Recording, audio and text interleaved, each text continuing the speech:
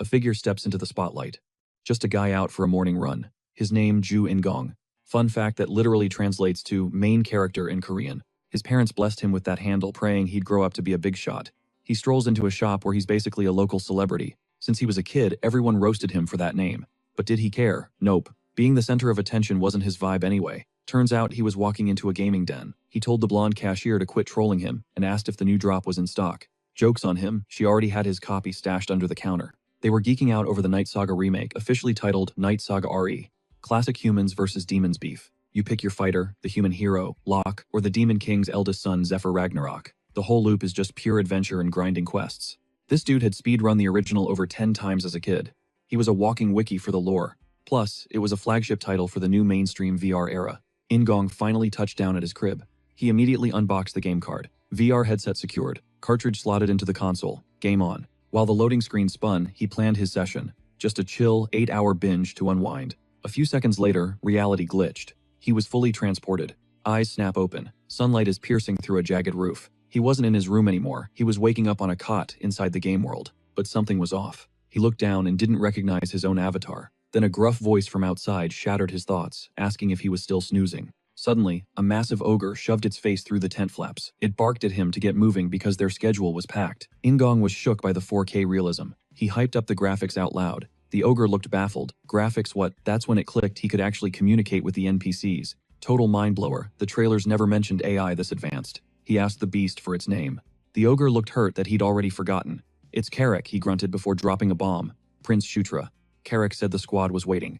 Then the memory unlocked. Shutra Ignas, the Demon King's 9th son. He couldn't wrap his head around playing as Shutra. That character was never an option. He swiped the air to summon the status menu. Ding, it actually popped up. He figured the devs forced him into this role for the prologue. He checked his stats and almost puked. Even trash mobs have 10 points per stat. He was sitting at a pitiful 5 across the board. Embarrassing for royalty. Time to check skills. Conquest, level 1. And protagonist setting adjustment, level 1. In-gong started sweating bullets. If protagonist setting adjustment meant what he thought it meant, Carrick popped his head back in, screaming for him to hustle. In-gong stepped out and his jaw hit the floor. A platoon of ogre warriors stood in formation. The vibe was heavy, felt like a war zone. He asked Carrick why everyone was so on edge. Carrick rolled his eyes. Quit stalling. We gotta exterminate those Scarlet Lightning scumbags. In-gong's face went ghost white. Wait, this was his first real battle, panic mode engaged. He hadn't even run a tutorial yet. Apparently the Scarlet Lightning orcs were staging a coup, and he was tagged to crush it alongside the 7th prince and 8th princess. But why was his squad only 10 deep for a literal war? Carrick sighed, reminding him he already explained this yesterday. It's just a patrol mission. The ogre eyed him suspiciously, asking if he ate some bad mushrooms because he was acting weird. Our MC toggled his HUD. Boom minimap active. That was a game changer, so he decided to keep that cheat sheet open 24/7. He spotted a hidden trail on the map. Secret event, probably. Carrick checked his own primitive map, but the ogre groaned, saying that route takes forever. In-gong smirked. Follow me, I know a shortcut. The squad fell in line. They hacked through bushes and scaled a rocky cliff. Classic shortcut labor. Our MC was already gasping for air, but they finally reached a hidden stone door buried in the forest. Massive double handles. Still wheezing, he heard Carrick ask, "How'd you even know this was here?" "You a wizard," now the ogre pressed. In-gong just replied, as if. Then Carrick noticed the prince looked like he was about to pass out. "You good?" Carrick asked. In-gong didn't expect a level 1 body to be this out of shape. He ordered them to check the door but froze. His body started glowing. Jaw drop, round 2. System notification level up. Are you kidding? He leveled up just by hiking. Plus, every stat jumped by 2 points. And he got 2 extra points to spend. Broken mechanics. He let out a weird noise that caught everyone's ear. Carrick yelled to hurry it up. In-gong jogged over to the now open doors. He honestly had zero clue what was lurking in the dark. But hey, he wasn't solo. And more importantly, he had that sweet protagonist plot armor. The tunnel was pitch black. Carrick guessed dwarves dug it. In-gong paused. Wait, since when did dwarves exist in this timeline? The ogre set the record straight. Nah, they're gone, but they used to run this place. Our MC pressed him, asking if they'd migrated out of the demon realm, or just vanished. Carrick shrugged, totally clueless. Suddenly the whole squad froze. A massive loot pile, treasure chest, and gear littered the path ahead. Gold fever hit the ogres instantly. Their eyes lit up and they mocked the dwarves for being stupid enough to abandon such high-tier weapons. They started hoarding everything, lugging the heavy steel like it was nothing. Meanwhile, our MC zoned out deep in strategy mode. The system UI flashed, a warning his level strength and mana were way too trash to equip any of this high-level gear. But In-gong didn't care. Loot is loot. He'd figure out the inventory mechanics later. He tapped an item, visualizing the concept of storage. And poof, it vanished. It materialized right inside his inventory window. New mechanic unlocked touch and manifest. Just think collect and it's yours. Suddenly, a red blip pinged on his minimap. Everyone back up, now, he screamed. The team spun around, confused completely, missing the dungeon wall fracturing behind them until boom, an ogre dropped instantly. Through the dust, an orc stepped out. But this wasn't a grunt. It was the Scarlet Lightning Tribe's general, Kai Chan. It was a setup. They'd been camping this spot. Charge. The orc horde swarmed in. It was a massacre. The ogres fought desperately, but they were getting shredded. Our MC, however, stood paralyzed, error 404 inches his brain. Fight or flight, he needed XP. He crept toward an orc locked in combat looking for a cheap kill steal. He swung his sword, snap. The blade shattered like glass on impact. Dead silence. The orc slowly turned, snarling in his face. Ingong scrambled, sprinting for his life with the beast hot on his heels. He tripped, eating dirt hard. HUD flashed red. Health, at 1 out of 15. Mana sat at 5 out of 5. Game over, no moves left. He let out a pathetic shriek as the orc raised its weapon. But clang. An ogre intercepted the blow. It was Karak. Kid, do you have a death wish? Move. Get out of here, Karak roared, locking blades with the enemy. Ingong stood there, hands trembling uncontrollably. It's just a game, he chanted, trying to stop the panic attack. I'm done. Logging out now. This was way too real. He frantically pulled up the system menu. Stats check. He scrolled down, looking for the escape button. Skills. Blank. Then the cold dread hit him. The logout button. It was missing. Reality sank in. He was trapped in the game. While the battle raged, Kai Chan locked eyes with him and started closing the distance. The general levitated jagged rocks, aiming straight for the weak link. Ingong panicked. I can't die here. But he wasn't fast enough. The stones slammed into him. Agony ripped through his body, followed by a massive explosion. Consciousness fading, lungs burning. Through the blur, he saw Kai Chan marching over to finish the job. The last image burned into his retina was the blade coming down. Health hit 0 out of 15. Darkness. Sutra's mind floated in a void. Limbo. He had no clue where he was. The memory of the orc execution replayed in his head. Terror seized him. Did I actually die? Suddenly, a blinding golden light pierced the darkness. A voice boomed, declaring him the fated existence. A spectral woman manifested with a ruthless command: conquer, enslave, rule. Ingong was bewildered, and just as quickly she vanished. Back in the physical world, the ogres were getting stomped. Kai Chan strutted back to his lines, arrogant and bored. He couldn't believe they tried to raid this spot. With such a pathetic squad. Are they brave or just brain dead? He waved to his army. Wipe them out. Don't waste my time. But then he paused. A surge of energy rippled through the air. He turned. It was Sutra. The boy was engulfed in a golden aura. System update: telekinesis level 1 acquired. He didn't even know when he learned it, but the notifications kept popping. New subclass unlocked. Knight of Conquest, level 1. Kai Chan snarled, kill that glowing brat. Karak saw the aura and bellowed, protect the prince, form a wall. Don't let them touch a hair on his head. Sutra watched the chaos, glancing at his status screen. Knight of Conquest. That wasn't in the wiki. It wasn't a standard knight class. Confusion mixed with raw power radiating from his core. It felt familiar, like he'd always possessed it. Ancient spells echoed in his skull. His expression shifted from fear to dominance. He recited the incantation like a ruler. The power of conquest is the power of a king. Under the king's banner, a massive golden shockwave washed over his allies.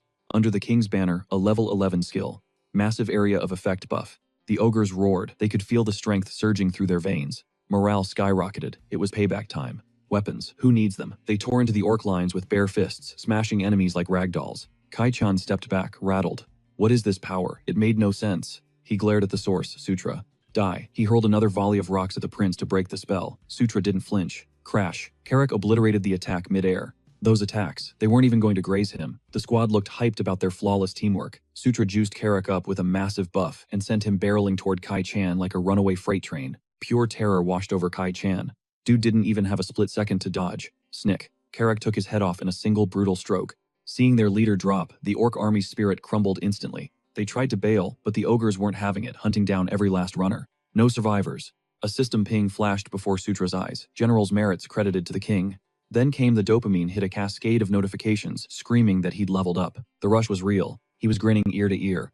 Karak clocked his mood shift and started wondering just what kind of power boost Sutra had actually snagged. That mystery strength had Karak buzzing too. He glanced over at the prince, convinced that this royal was the secret sauce behind his newfound juice. Back at base camp, the vibe shifted. Sutra sat in his tent, practically spiraling. He frantically scrolled the menu, but the logout button, gone. MIA. He forced a deep breath, trying to keep the panic attack at bay. His brain crunched the data and spat out 2 theories. Theory 1, he's stuck in the VR dive. Maybe the servers back in the real world crashed hard, or some catastrophic bug bricked the login system. If that's the case, a patch or server reset should boot him out eventually. But Theory 2, that one sounded straight up delusional. What if this isn't a game at all? What if this is actual reality, an isekai scenario straight out of those web novels and comics he used to binge? He mulled over the possibility of getting transported into the game's universe or a dimension that mirrors it perfectly.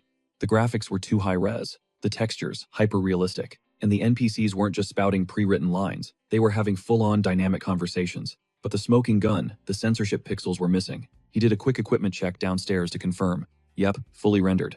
All the evidence pointed to one terrifying conclusion. He was definitely in another world. The thought of permadeath in this place sent a chill down his spine. No respawns here. But hey, silver lining's right. At least he didn't spawn as some ugly orc or a brain-dead ogre. He rolled a nat 20 on his background, born as a prince with a platinum spoon in his mouth. Suddenly, Carrick barged into the tent, catching Sutra off guard. Got a minute. The big guy didn't want to chat. He wanted a spar. Why the sudden interest? Sutra asked. Carrick kept it 100 since he's following Sutra now. He needs to know if his leader can actually swing a sword, or if he's dead weight. Is this really necessary? Sutra sighed. Carrick tossed a blade at his feet. Relax, your highness. I'll nerf myself. Won't even use half my strength. Sutra let out a dry laugh. Bold words to say to royalty. He gripped the hilt, eyes narrowing. Don't hold back, Sutra roared, lunging forward. Carrick braced for impact, expecting a heavy blow. Clang. When the sword connected. Awkward silence. Carrick just stood there like a statue, while Sutra wailed on him. It was getting embarrassing. The ogre was actually getting annoyed. He literally couldn't feel the hits. It was like being attacked by a mosquito. Fed up, Carrick swatted back, sending the prince stumbling backward until he hit the dirt. Panic flashed on the ogre's face. You good boss. Sutra groaned, dusting himself off. Dude warned me before you hit that hard. Suddenly ding, a system window popped up. Skill acquired basic swordsmanship. Wait, what? He racked his brain. Then it clicked. This was exactly how he unlocked telekinesis earlier. The mechanic was pain-based. He unlocked skills by literally getting his butt kicked. Carrick started walking away to grab some grub, thinking the session was done. Not so fast, Sutra called out. He wasn't done farming XP yet. He dropped into a combat stance, eyes burning with determination. Round 2, let's go. Sutra launched himself forward again. Carrick casually deflected the strike, but something was different. The prince's form was sharper, cleaner. Carrick frowned. If he could move like this, why was he flailing around like a noob just 5 minutes ago? Skills don't just jump tiers mid-fight. Right, Sutra hopped back after the exchange, a wild grin plastered on his face. The guy looked like he was having the time of his life. How was that one? Sutra panted before pivoting to the real question. By the way, what's your level sitting at? Last I checked, 21, Carrick grunted. Sutra glanced at his own stats. Oh yeah, he could work with this. He'd gap that level difference in no time. See, everyone in this world had levels, but unlike him, they were flying blind. The locals needed clunky evaluation spells to see stats. Sutra, he had the ultimate cheat code. A live HUD. Being able to see stats in real time and dump points into specific attributes was a broken advantage. Time to grind. Our MC dove back into the fray. Carrick actually flinched this time. Sutra could feel it. He wasn't just going to get stronger. He was going to become a speed demon, leaving everyone else in the dust. He recalled the lore of Night Saga, the demon arc. The whole plot revolved around Zephyr, the protagonist who ruthlessly outclasses his siblings. It's a long grind to the finale where Zephyr claims the Demon King throne, but one specific plot point stuck out like a sore thumb. The infamous Purge of 517. That's the year Zephyr snaps and slaughters every single one of his brothers and sisters to secure the crown. And the key word there is all. That includes Sutra. Right now the calendar reads year 512. That gave him a 5-year countdown before his scheduled execution. He needed a survival plan, and fast. The only way to survive, the protagonist, become stronger than the protagonist. Later, Carrick walked up, looking annoyed. There you are. I've been searching the whole camp. What's up? Sutra asked casually. Carrick stared at him. You totally forgot about the strategy meeting, didn't you? The entire command team is waiting in the main tent. Cut to Sutra, sipping tea with 2 other VIPs looking visibly awkward. You guys are early, Sutra bluffed. Across the table, the 7th Prince, Chris Moonlight, raised an eyebrow. Since when are you so polite? Chris was pushing for that fam-only vibe, telling him to drop the formalities. The 8th Princess, Caitlin Moonlight, wasn't exactly sold on it first meeting and all, but Chris wasn't hearing it. He insisted Sutra use their first names. These two were the offspring of Elaine Moonlight, the 4th queen and matriarch of the lycanthropes. Back in the game, they were absolute boss fight nightmares. But the lore was tragic. A year before the day of the massacre, they were scripted to die at the hands of Zephyr and the Demon King's other heirs. The catalyst for their death, the dark secret of Caitlin Moonlight's lineage. She's an illegitimate child. Right now, she was grilling Sutra on why he went rogue against the enemy, instead of sticking to the plan. She had given him strict orders to stick to stealth patrol. Sutra shrugged it off, explaining, he never expected an ambush from that angle. Caitlin scanned him, her eyes filled with genuine concern. She asked if he took any damage, reminding him that he had to watch his back since he was the squishy one of the group. Sutra blinked, confused by the sudden warmth. Since when were the Demon Kings spawn? This tight-knit Chris chimed in, warning him that he was in for a serious lecture. If he pulled a stunt like that again, Shutra couldn't process it. They were actually nice. Then a light bulb went off in his head. Lycanthropes are basically walking batteries of life force, oozing aura. If he used their biology as a shortcut, he could snag some skills and unlock aura mastery on easy mode. He looked them dead in the eye and said he needed a favor. I need you to blast me with your aura. The siblings froze, totally dumbfounded. Their collective reaction was a flat, say what? Meanwhile, as the sun dipped behind the mountains, orcs were getting slaughtered. The ogres were dominating the battlefield. Suddenly, a massive ogre tank bulldozed through the lines. The smaller ogres hyped him up, cheering wildly. With a single swing, he deleted several orcs from existence. One foolish enemy tried to rush the giant, managing to land a tiny scratch on his arm. The giant glared, freezing the attacker in pure terror before smashing him into oblivion. The enemy body disintegrated. The giant roared, ordering his army to wipe them all out. He promised a bounty for whoever racked up the highest kill count. The troops went feral, fueled by the promise of loot, fighting with zero restraint. While the battle raged, Shutra's mind snapped into a void. Floating there was a woman radiating goddess energy, surrounded by a mysterious entourage. He racked his brain. These NPCs weren't in the Night Saga lore or character files. The woman drifted toward him, and suddenly he was engulfed in a blinding golden light. He jolted awake in his bed, totally disoriented. Was it a fever dream? Bam! Carrick's ugly mug was inches from his face, asking if he was awake. Shutra nearly jumped out of his skin. He yelled at the orc for the jump scare, but Carrick just shrugged, noting he looked healthy. Then the orc got curious. Why did Shutra ask the princess to beat him up? Shutra had nagged them until they agreed. Carrick's eyes went wide as he pointed at Shutra's body. He was glowing. System alert, aura, level 1, obtained. Shutra could feel the power humming under his skin. Carrick asked if getting hit was the secret trigger to awakening aura, and Shutra gave him a cryptic non-answer. Then Carrick leaned in, asking if that power boost was why Shutra had infinite stamina during the brawl with the Lightning Tribe. Shutra just nodded. Yup. Carrick looked at him like he was a Legends tier warrior. Shutra asked for a sit-rep on what happened while he was out cold. Carrick nodded and dropped the news. The main force absolutely crushed. The Lightning Tribe. Shutra paused. He thought this was a 3-man raid with him, Chris, and Caitlin, taking down the Scarlet Lightning Tribe solo. Carrick laughed. No way, that tribe was massive. That prompted Shutra to ask the big question. Who was the commander? Carrick dropped the name General Vandal. Shutra was shook. General Vandal. An absolute tank and one of the strongest units in the game. In his past life as Zephyr, Vandal was his favorite subordinate. Shutra realized the timeline shift. Vandal doesn't join Zephyr's squad until the year 515. That meant right now he was a free agent. Shutra could snatch him up before the plot officially started. He had the wiki memorized. He knew Vandal's favorite loot, his cravings, and exactly how his talent tree worked. But the recruitment condition was hardcore. He had to beat Vandal in a duel. But with his meta-knowledge, stealing Vandal from Zephyr was totally doable. Shutra grinned. This was a side quest worth grinding for, and the clock was on his side. Target acquired. General Vandal. Back at Caitlin's base, the siblings were losing their minds. Shutra hit aura level 1 in 24 hours. Impossible. Shutra fought back, a smirk, thinking, well, yeah, I just stat dumped all my points into aura. It wasn't just a reckless gamble either. Aura is the ultimate buff for physical stats, way better than a niche trick like telekinesis. Chris was still reeling. He wondered if it was some Gandharva racial trait. Then he pivoted, asking if Shutra could map out the underground tunnels. Shutra couldn't scout, but he had the ultimate cheat, the in-game mini-map. He grabbed a pen and paper. A few minutes later, the map was done. Chris looked at the sketch, eyes wide. It was way more high-def than their own intel. Kid, you're a genius, Chris muttered. Since the Scarlet Lightning scouts they killed were dead, the enemy had no clue their tunnels were compromised. Chris realized they could stage a perfect ambush using this intel. But before that, there was one more mission they needed Shutra to handle. With the conversation wrapped up, Shutra rolled out with Carrick and the squad. Back to the grind, another patrol shift. Being the youngest prince meant getting stuck with the grunt work. Carrick tried to look on the bright side. At least they had reinforcements this time. Shutra kept it real, admitting they only made it this far because they hustled for it. Out of nowhere, 2 cloaked figures blocked their path. It was Caitlin and her handler. Shutra asked what was up with the disguise. She put a finger to her lips. She had been tailing him shadow style, ready to jump in only if things went totally south. She wanted this win to be his alone. Honestly, he was shocked she was riding for him like that. Part of him wondered if she was just naive. That was when Sarah, the agent, stepped up to introduce herself. He gave a polite nod. Caitlin insisted they would hang back and trail the group on their own terms. Just pretend they are not there and focus on the scout. They pushed into the cave, swallowing the darkness as they went deeper. The chambers were stripped bare. A total ghost town. Whoever moved out took everything not nailed down, probably the dwarves. Shutra questioned the loot haul from their last run. Carrick shrugged, figuring the dwarves just left behind what they considered trash. Deeper they went. Carrick stiffened. Something was incoming. Shutra heard the skittering too and checked his minimap. He knew exactly what was on the menu. Opening his inventory, he grabbed a flash spell item. Better safe than sorry. Eyes shut on my signal, he barked. The squad tensed up, bracing for the impact. Hundreds of glowing eyes pierced the gloom.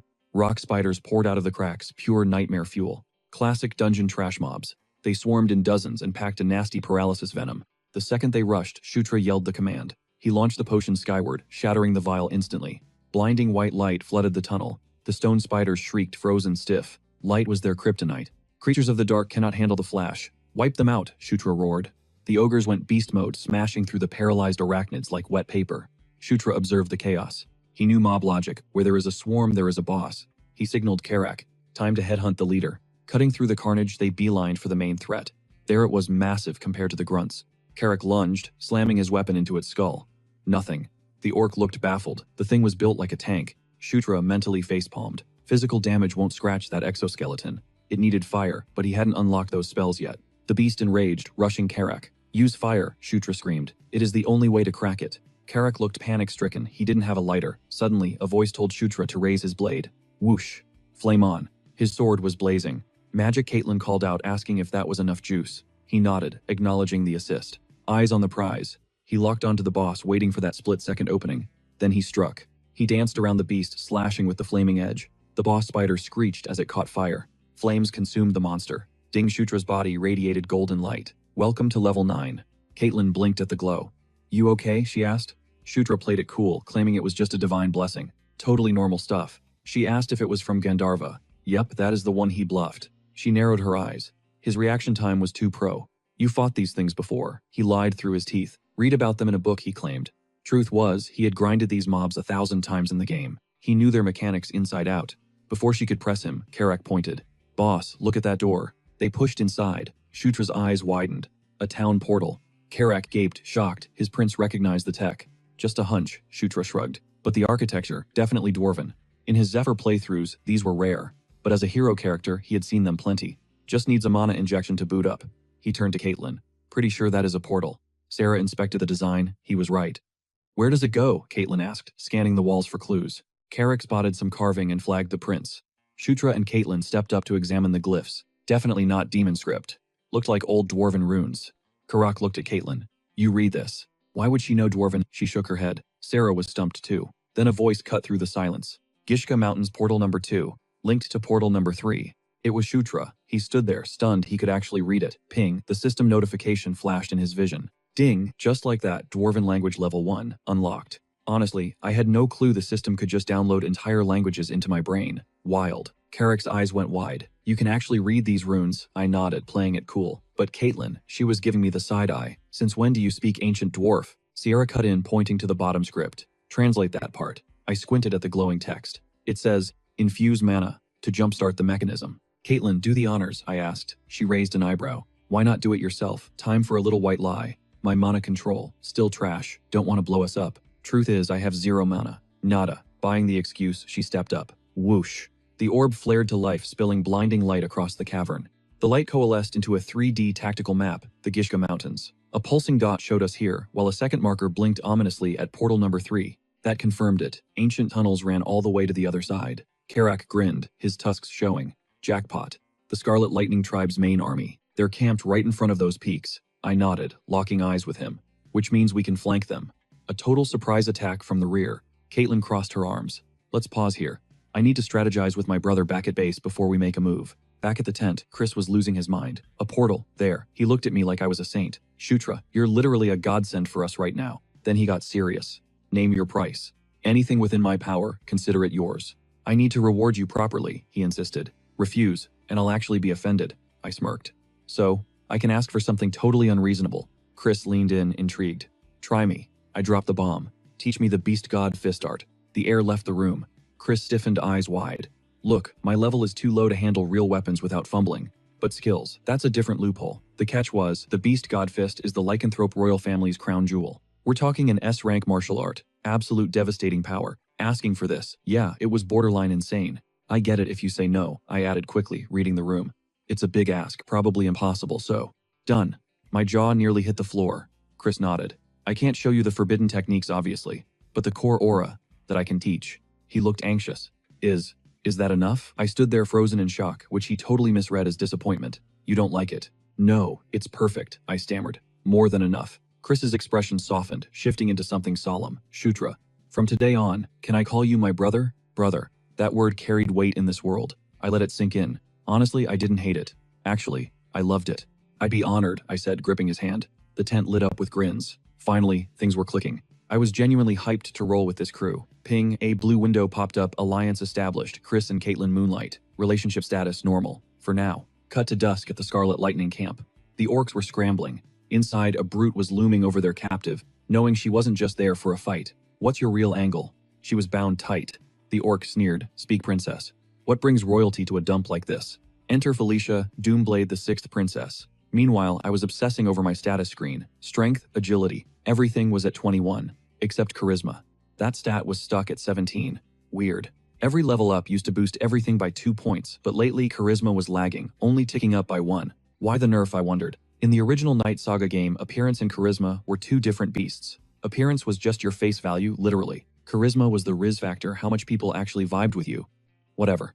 My growth rate was already broken, so I couldn't complain too much. Bigger news, I was grinding close to level 10. In the lore, when main characters like Zephyr hit that milestone, their ultimate skills, Descendant of Darkness, the Chosen One, leveled up. My gut told me I was due for a major power boost. Just then, Karak's voice snapped me out of it. Hey, we're locked and loaded. Let's move, I ordered. Karak squinted at me. You're in a scary good mood today. Win the lottery, I kept my face blank. Nope, just focused. Karak marched to the center, rallying the troops. Move out, we hit the forest, dove into the cave system, and immediately got jumped by a wolf pack. We cut a bloody path straight to the objective, the door. Squad assembled me, Karak, Chris, Caitlin, Sierra. We found the robed scouts waiting. Report. Is the analysis done? A Lycan scout pulled back his hood. Confirmed, sir. The portal link is stable. Exit point is the Eska River deep in the Gishka Mountains. Chris eyed the ancient stone. Is it safe? The scout nodded. Solid as a rock. 0 fluctuations. That's dwarven engineering for you. Fire it up, Chris commanded. The mages channeled energy, and the orb exploded with light, projecting a live feed from the other side. Karak and I stood there slack-jawed. Seeing a warp gate on a screen is one thing. Seeing it in real life is mind-blowing. While I was geeking out, Chris and Sierra were already stepping up. Caitlin paused, glancing back at me with a smirk. You coming, or are you going to stare at it all day? I blinked, shaking off the trance. Right behind you. The robed Lycan double-checked the coordinates, target locked on the Eska River. Deep in the Gishka Mountains, Chris demanded a status check. The verdict, systems green, 0 glitches. Typical dwarven engineering, this thing was built like a tank. Satisfied, Chris gave the signal to move out. The wolfkin flipped the switch. The orb exploded with blinding light, tearing open a window to the destination. Shutra and Karak were absolutely shook. Shutra was low-key freaking out, staring at a legendary gate in the flesh. Meanwhile, Chris and Sierra were already marching into the vortex, forcing Caitlin to whip around. Yo, you waiting for an invitation? That finally snapped him back to reality. Stepping through the dimensional gate, the squad vanished, reappearing instantly on the other side. But the view below the cliff caught Chris off guard. A massive military encampment sprawled out beneath them. He scanned the perimeter, running the numbers roughly 5,000 troops. If they wanted to cripple this beast, hitting the supply lines was the only play. Chris mapped the battlefield if General Vandal brings the thunder at the front gate. Their stealth unit could slip in the back and torch the food reserves. But Shutra sensed the vibe was off. The camp felt like a ghost town, way too few soldiers for a base this size. Once he pointed it out, the realization hit the squad. The main force was missing. Had the invasion already kicked off? Suddenly, Shutra's gaze locked onto movement on the horizon. A skirmish was breaking out. Channel aura into your eyes, Chris commanded. Shutra focused his energy, and the blurry distance snapped into high-definition clarity. A lone woman was tearing through a pack of orcs. Caitlin instantly recognized the attackers as the Lightning Tribe, but the victims, a mystery. Chris shook his head. Those weren't Vandal's men. No scheduled raids today, and the scale was way too small. Shutra zoomed in, analyzing the details: brown skin, silver hair, and distinct long ears. Dark elves, he realized.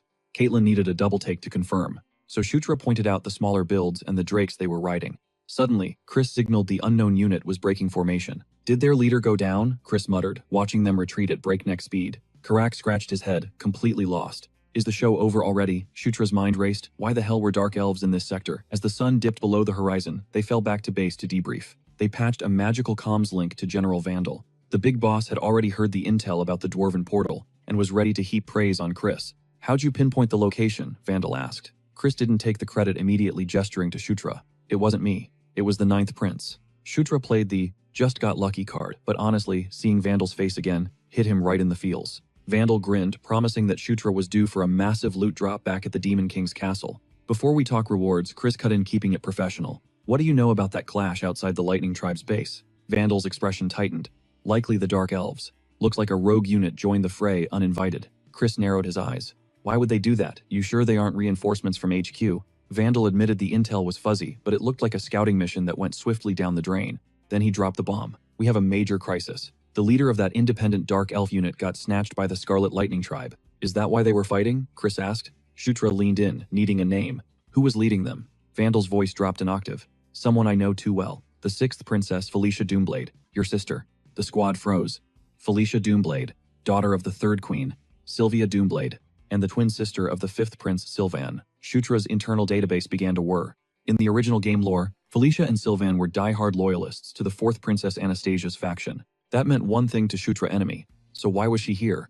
His gut told him she was clout-chasing, trying to steal glory on the battlefield. Do those Scarlet Lightning scumbags even know who they caught? Chris demanded. Do they know? It's Felicia. Vandal shook his head.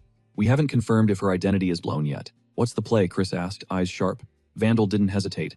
If she's breathing, we get her out. No negotiation, Chris pressed.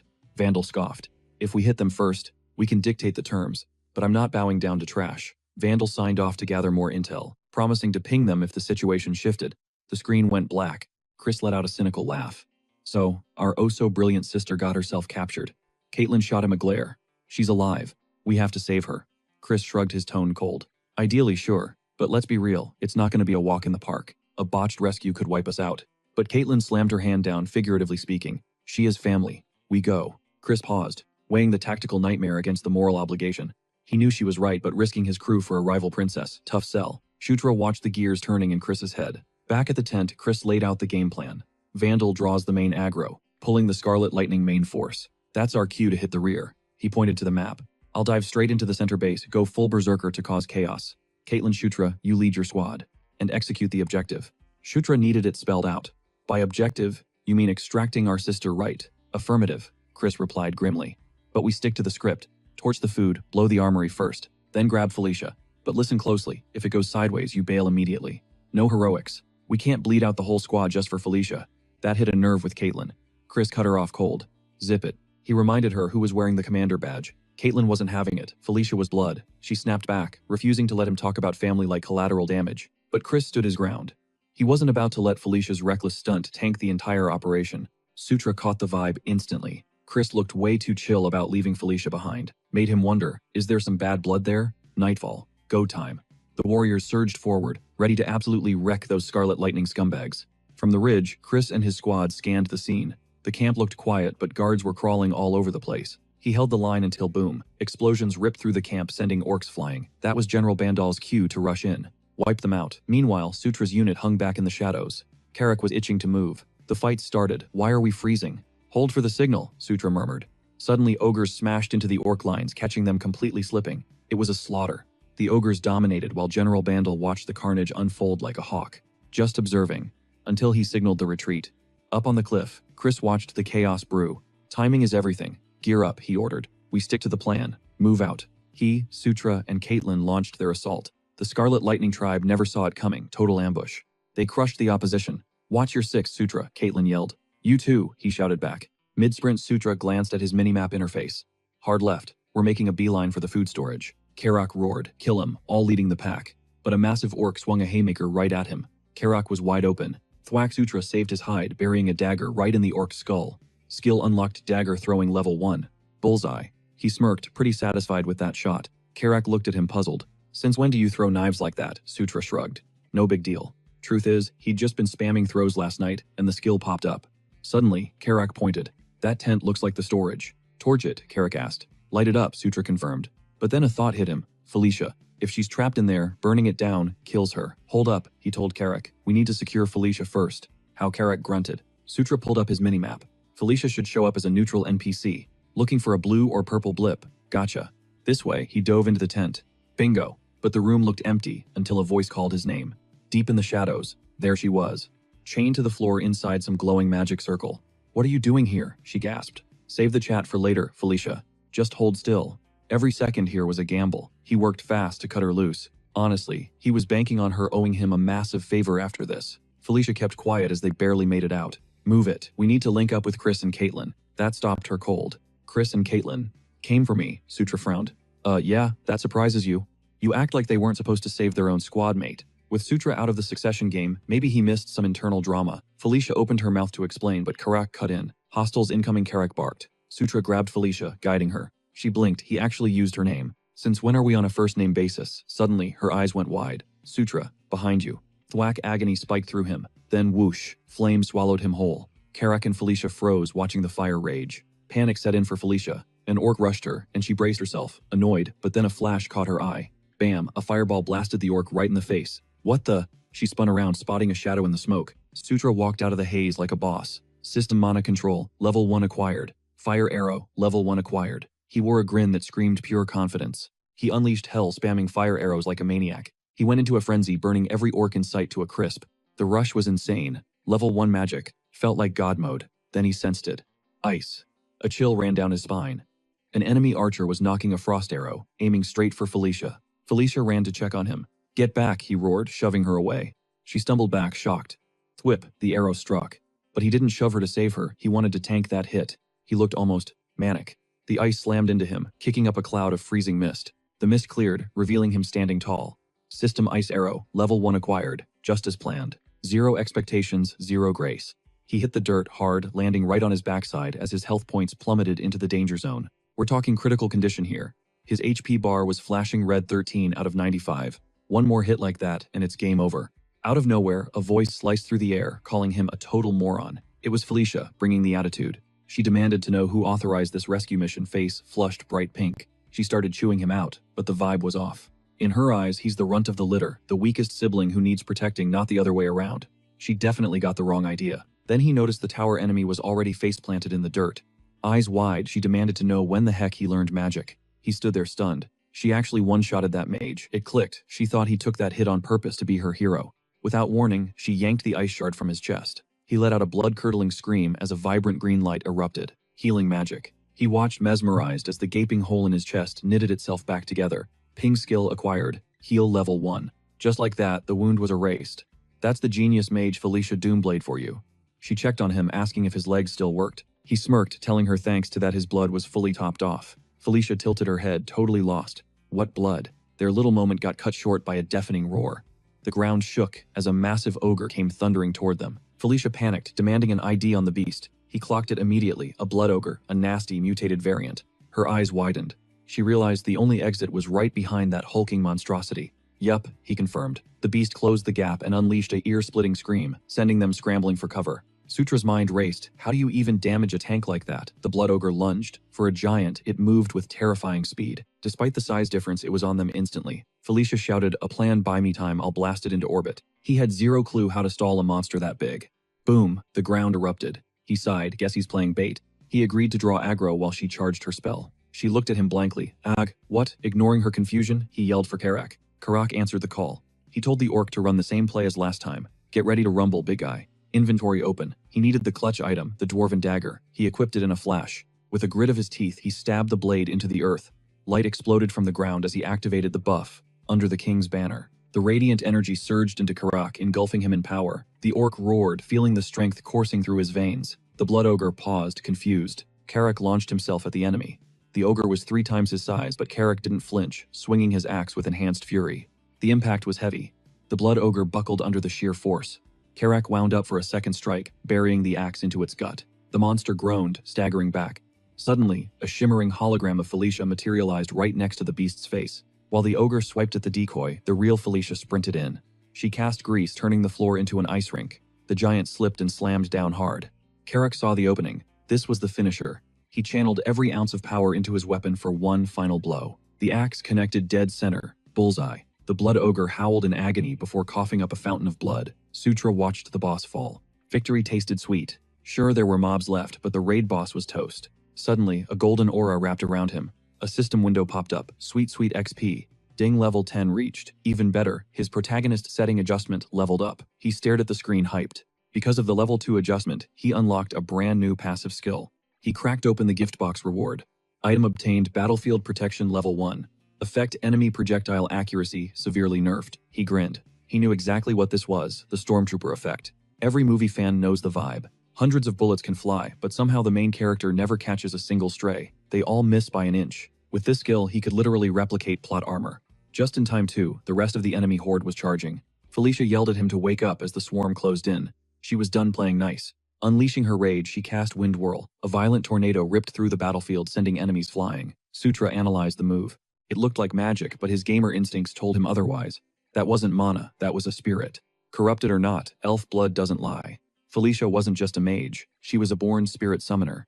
A weird thought crossed his mind, could he tank a hit from that? He had a reckless, excited grin on his face. Suddenly, the dark sky lit up yellow. Everyone froze. Karak asked what the flare meant. Sutra knew the code. Retreat. Karak was confused, but Sutra's brain was working overtime. A retreat flare. Someone important must be in trouble. Karak looked to him for orders. He made the call. Take the troops and fall back. I've got to save Caitlin. Karak didn't hesitate. He was coming too. But the prince shut him down. Orders were absolute, and there might be a 4D chess move behind the retreat. Karak tried to push back, but Felicia stepped up to the plate, volunteering to escort Shutra instead. She wasn't about to owe anyone a favor, seeing this as the perfect chance to clear her debt. Plus, she had unfinished business with those pig-faced freaks. Defeated, Karak decided to trust the plan and wait for the prince topside. Catch you in a bit, Shutra said. As he and Felicia blitzed toward Caitlin's location, she grilled him on why the sudden detour was necessary. He played it cool, better safe than sorry, given that sketchy retreat command. Felicia's stomach dropped. She realized Caitlin might have been nabbed just like she was. Shutra hoped that wasn't the case. The plan required the whole squad making it out alive. She noticed his genuine concern for Caitlin. He shrugged, saying it was only natural, seeing as they were siblings. But reality check, it was purely about preserving their political alliance. Felicia narrowed her eyes. That natural comment felt sus. Meanwhile, the orcs launched an ambush. Caitlin went full beast mode, liquefying the first wave with a single punch before unleashing a hellfire barrage from her rear. Another squad tried to flank her. Big mistake. She danced back, dodging their clumsy strikes, and unsheathed her weapon. With one clean swing, she decimated the entire group. Total wipeout. Shutra and Felicia arrived just in time to witness the carnage. Shutra relaxed. Looks like the damsel didn't need saving after all. Caitlin spotted Shutra, confused why he hadn't bounced yet. Came to rescue you, he admitted, but looks like you handled business. Caitlin tilted her head, trying to process his logic. Then she locked eyes with Felicia. Caitlin literally launched herself at the dark elf, tackling her in a massive bear hug. She was visibly relieved. Felicia turned beet red, mumbling about how Caitlin worries too much. Shutra noted the wholesome vibe, but then his minimap pinged. Red dots everywhere. The enemy was circling back for round 2. We gotta move now. Shutra took point, leading the charge, while the girls watched their six. They sprinted for the portal, where the army waited, barely slipping through the exit in time. The golden trio, Shutra, Felicia, and Caitlin, were finally safe. Felicia turned to Caitlin, needing to verify the rumor. Did Shutra really find the portal? Caitlin nodded enthusiastically, hyping him up as the absolute MVP of the operation. Felicia stared at the prince, stunned. When did this guy level up so hard? While the girls gossiped about his glow-up, Shutra went to debrief Karak. Chris scanned the survivor's relief, washing over him until Caitlin proudly showed off her souvenir, Felicia. Caitlin presented the dark elf like a trophy. Been a minute, Felicia said to Chris. Chris paused the silence, stretching painfully long. Yeah, it has. The air between them was so thick you could cut it with a knife. Pure, awkward tension. Later, in a secluded part of the cave, the core four, Chris, Felicia, Caitlin, and Shutra, held a war council. Chris dropped the intel. General Vandal secured the dub. Apparently, the enemy commander Yakazan rage quit after seeing his camp burn. Yakazan, Shutra asked. Caitlin jumped in with the lore drop, explaining that he was the chief of the Scarlet Lightning tribe. She looked at Shutra like, did you hit your head? Felicia cut to the chase. Did he surrender? Nope, Chris clarified. Looks like he tactically retreated. If he links up with the scattered mobs, he could still trigger a boss fight. That's why I'm planning to strike Kairam's forces next. If Yakazan joins them, it's going to be a massive headache. Strategy talk over Chris turned his glare on Felicia. So, what brings you to my neck of the woods? She claimed she was just exploring nearby ruins and got captured trying to play hero when the battle started.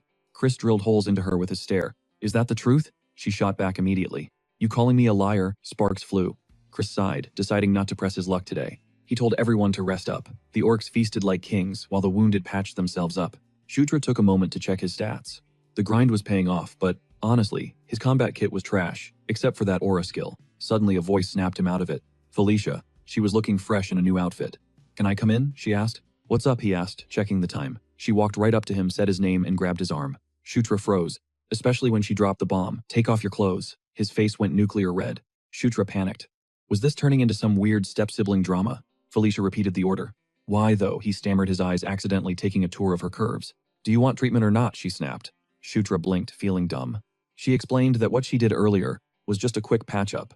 He needed deep healing for internal damage. She started casting her magic. Shutra mentally slapped himself for being a perv. Suddenly she paused. Is there something wrong with your body? It was glowing earlier. Shutra played dumb. Nah, just a glitch. Happens sometimes. Changing the subject, he asked for a favor, something only she could do. A few moments later, the system pinged. Acquired Cure Level 1, which fixes status effects.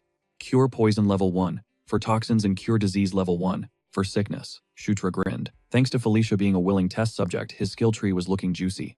3 healing spells down. Check. But today is the main event he's been waiting for. Caitlyn drops the lore.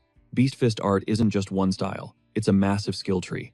And finally, Sutra gets to unlock the Werewolf branch. This is the raw feral combat style that defines the lycanthropes. It's basically the OG foundation for the legendary Beast God Fist. That has to be why Caitlyn's drilling this specific set into him. Beast Fist harnesses both external power and internal flow. The mission today, master the basics of that internal energy. Close your eyes, she commands. Zone in. He feels it instantly. Aura, the pulse of life itself. It's the soul's jagged edge.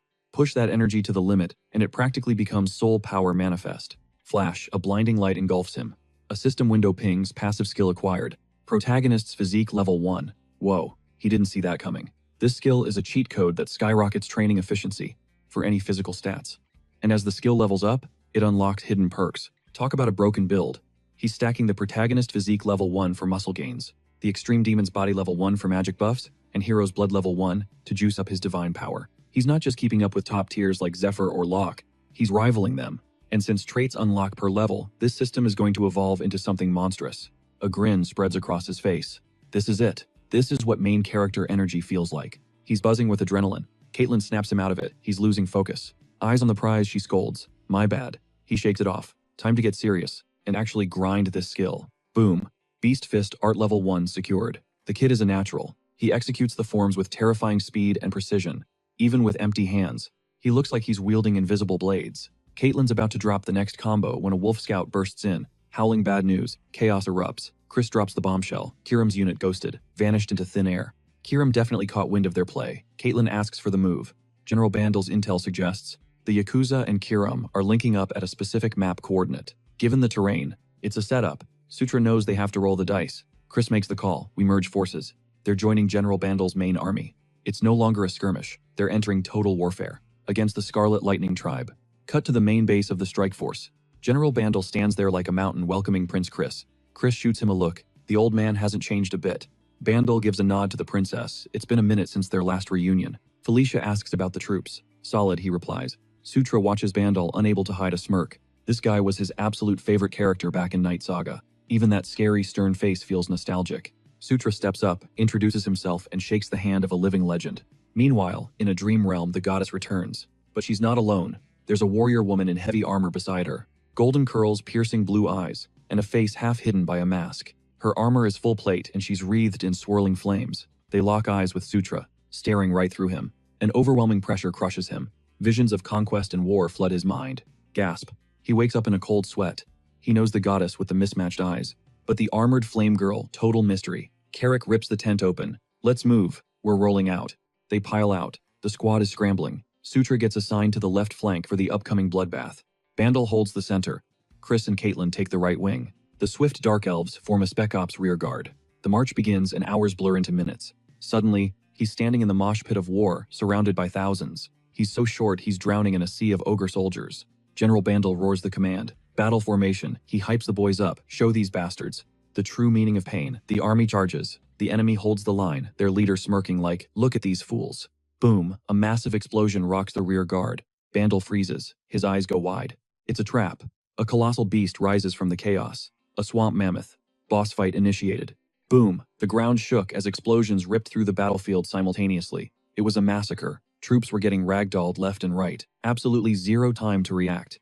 Even seasoned fighters like Carrick and Shutra were rattled. Shutra's gut dropped. He realized they'd walked straight into a death trap. Those scumbags had the whole thing rigged from the start. Then came the heavy hitter, the swamp mammoth. But don't let the name fool you. This wasn't some museum exhibit. It was a hulking kaiju. A true monstrosity. Suddenly, a massive, scaly crocodile claw stomped into view. Enemy reinforcements swarmed in from nowhere.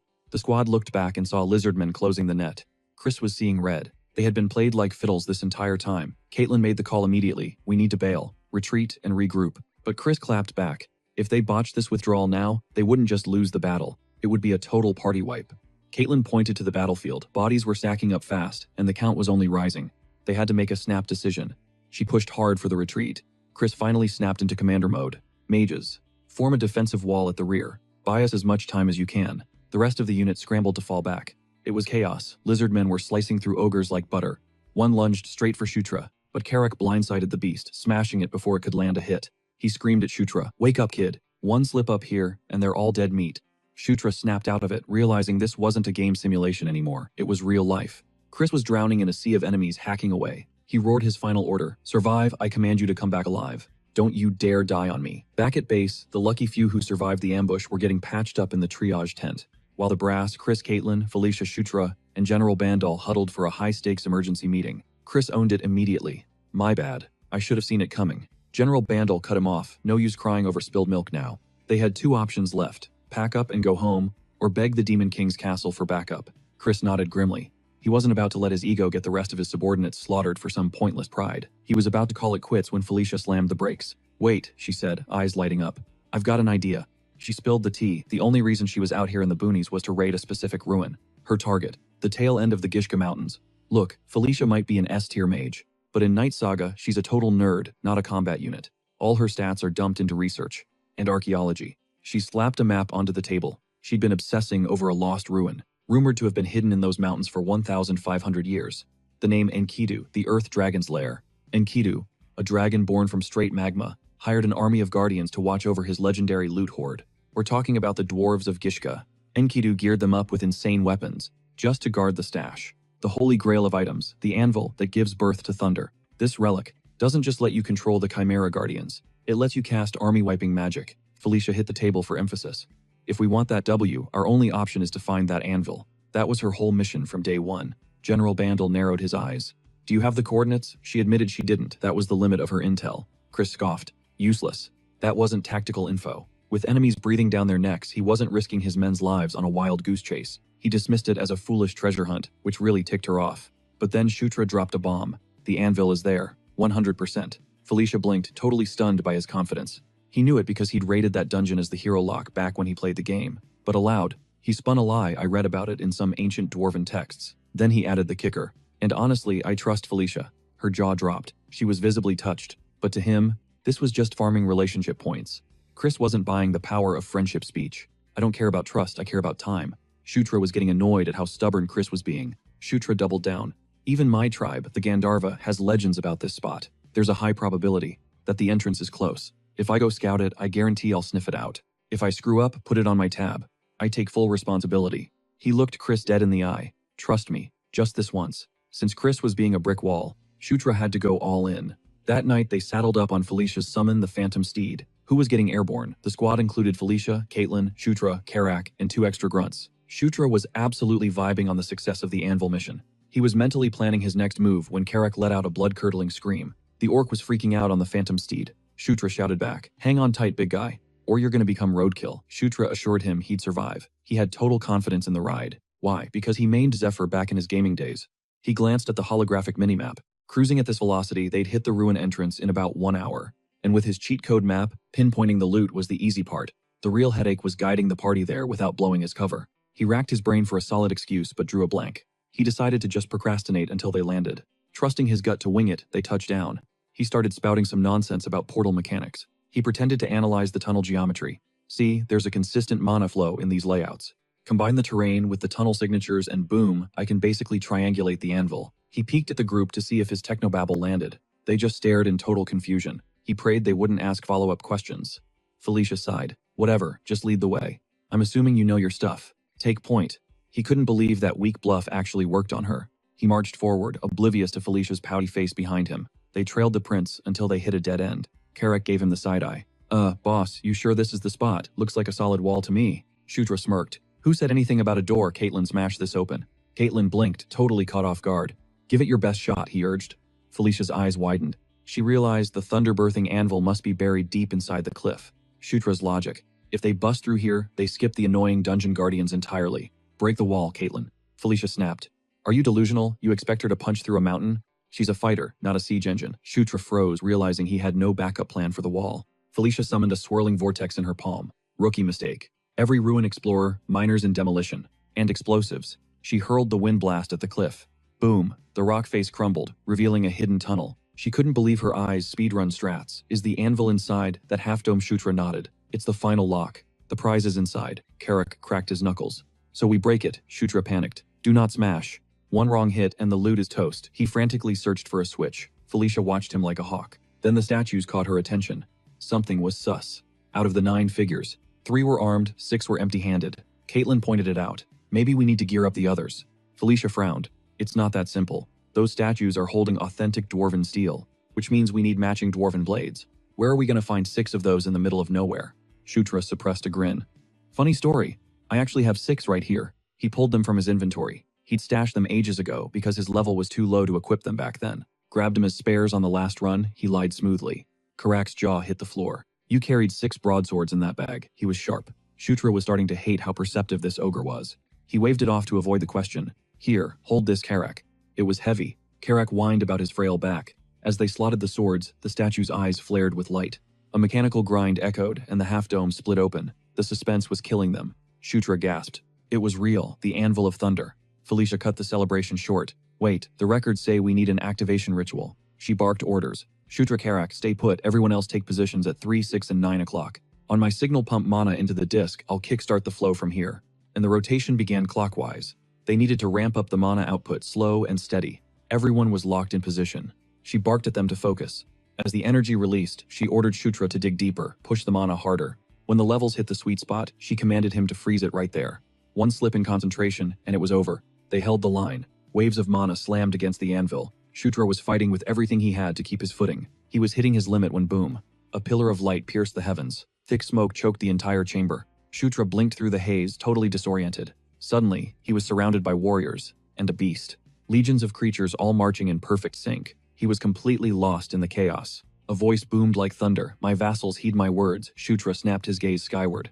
A massive shadow blotted out the light. A winged titan. It commanded them to defend the sacred nest of the great Enkidu. Their mission stand as the ultimate gatekeepers between the demon realm and the human world.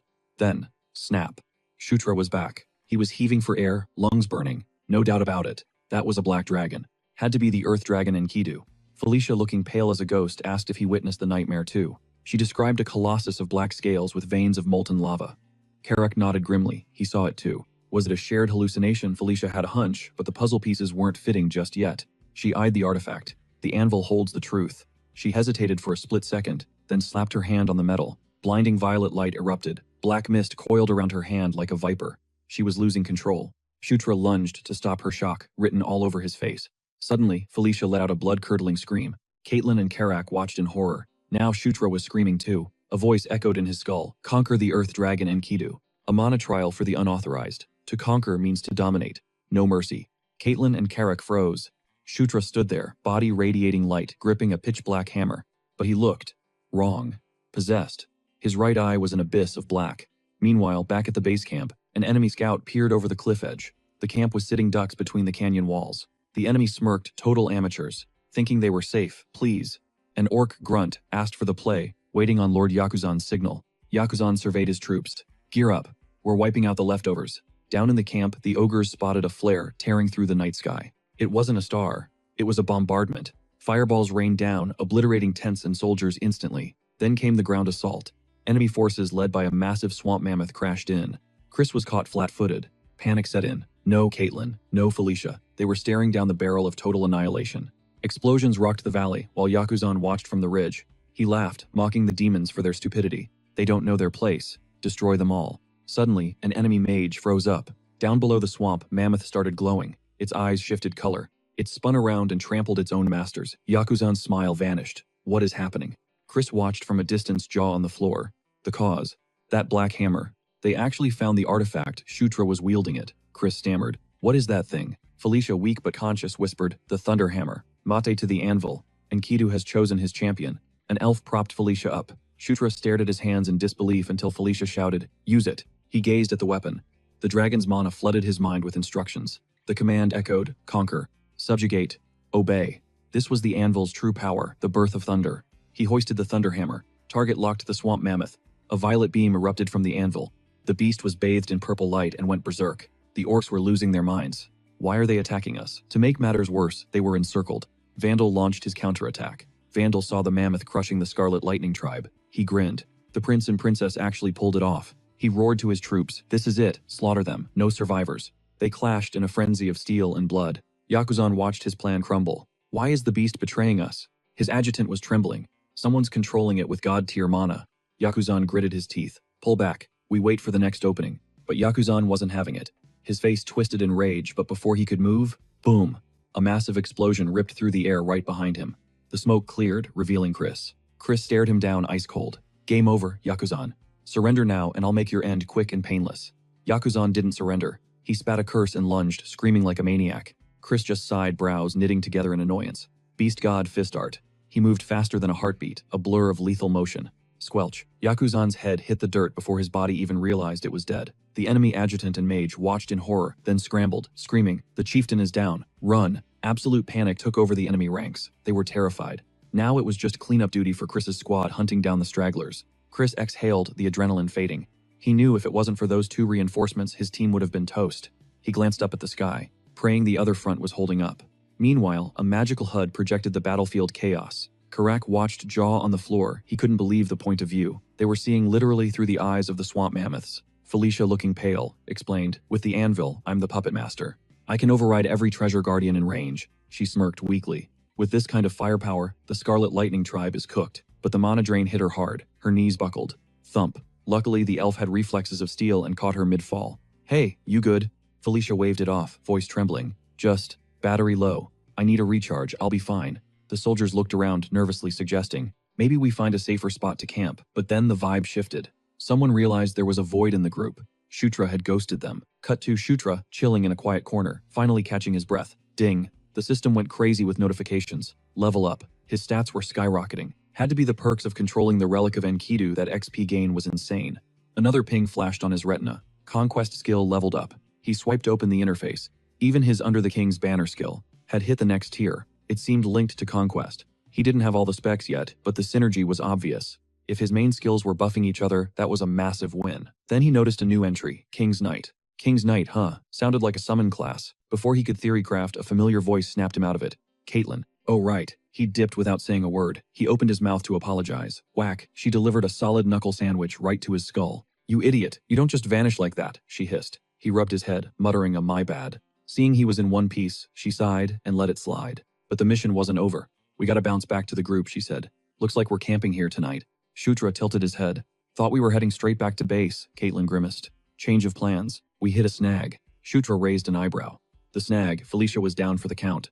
Turns out she just got out of prison. After being held by the Scarlet Lightning tribe, the magic overuse fried her circuits. She pushed past her red line. Caitlin looked worried. She claims she just needs sleep, but she's comatose right now. And no Felicia means no Phantom Steed taxi service. They were grounded. For now, all they could do was monitor her vitals. Shutra felt a knot of worry tighten in his chest. That night, the whole camp was snoozing, but Shutra was wired. Maybe the level up refreshed his stamina pool, because strangely, he felt zero fatigue. He considered staring at the wall until sunrise, but then he remembered he was sitting inside an unexplored ruin. And ruins equals loot. Dungeons meant hidden caches and elite gear. Sure, usually there are traps, but he gripped the Thunderhammer. This bad boy was the admin key. He was basically the landlord of this dungeon now. The anvil's power was absolute inside these walls. In other words, he had a VIP all-access pass. He glanced at Karak, who was snoring peacefully on the stone floor. Shutra nudged him awake. "Get up, we're going looting." They crept down a torch-lit corridor. Karak was sweating bullets. Boss. Are we sure we should just walk in?" He looked ready to bolt. Shutra smirked, exuding main character energy. "I own this place. Nothing to worry about." He explained that since this was a ruin, there had to be legendary weapons stashed somewhere.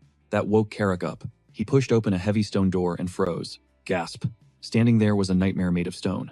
Shutra waved a hand casually. "Chill. It's just an archgolem. Griffin model." Karak didn't chill. To him, it looked like a one-way ticket to the afterlife. If they had stumbled in here blind without the admin key, they would have been splattered on the walls. "Don't say stuff like that," Karak squeaked. "Let's get out of here." He was terrified of the dormant giant. He wasn't about that boss fight life. Shutra rolled his eyes. "Don't be a chicken." "I'm not a chicken, I'm strategic," Karak argued. They pushed into the next chamber. Jackpot. The room glittered with treasure. Karak's eyes bugged out as he lifted a massive chest plate. "Look at this beauty." Shutra nodded. "Looks sick on you." "I can feel the mana humming from here. That's high-tier magic armor." He looked at the orc. "You want it?" Karak stopped breathing. "For real, mine. Yeah, it's sized for a tank, not me. Take it." Karak looked like he might cry with joy. Then something else caught the prince's eye. ancient gold coins glinting in the torchlight. Sutra went full loot goblin mode, sweeping every useful item straight into his inventory. He barked at Karak to grab everything that wasn't nailed down. Then, a lone treasure chest caught his eye. Curiosity piqued, he cracked the lid click. Instead of gold, a hidden mechanism triggered. A secret door groaned open. A secret instance. His adrenaline spiked. Heart pounding with anticipation, he stepped into the gloom. The narrow passage gave way to a massive, sprawling chamber. Suddenly, a voice echoed in his mind. A dense, familiar mana pulsed from the center of the room, beckoning him closer. He'd never laid eyes on it before, yet the name crashed into his consciousness, Enkidu. That was the legendary gauntlet Earthquake. Sutra locked eyes with the artifact. It spoke directly to his soul, hailing him as the valiant knight of conquest. Drawn in by its call, he stepped forward. He reached out and grabbed it. BZZT system. Red flags popped up immediately. Insufficient level mana and mental strength. He was way under-leveled for this gear. He realized he wasn't worthy yet, but the gauntlet had other ideas. It flared with light, overriding the restrictions. Ping. The system confirmed Earthquake had chosen him as its master. Ownership transferred to Sutra instantly. As he slipped it on, his hand erupted in light, and searing pain tore through his nerves. He gritted his teeth, forcing himself to endure the burn. It was worth it. The stats were insane. Strength, mana, and endurance, all boosted by a solid 10 points. A 10-point jump just from equipping an item that was broken. He hadn't expected a buff that massive. Just imagine the power scaling once he actually leveled up. A satisfied smirk tugged at his lips. This loot was definitely S tier. What just happened? Karak's voice boomed from behind, nearly making Sutra jump out of his skin. How long have you been standing there? Sutra demanded. The ogre shrugged, admitting he'd seen the whole light show, including the gauntlet materializing out of thin air. Crap. He hadn't accounted for an audience. If word got out about his spatial inventory ability, it would be a massive headache. But Karak wasn't stupid.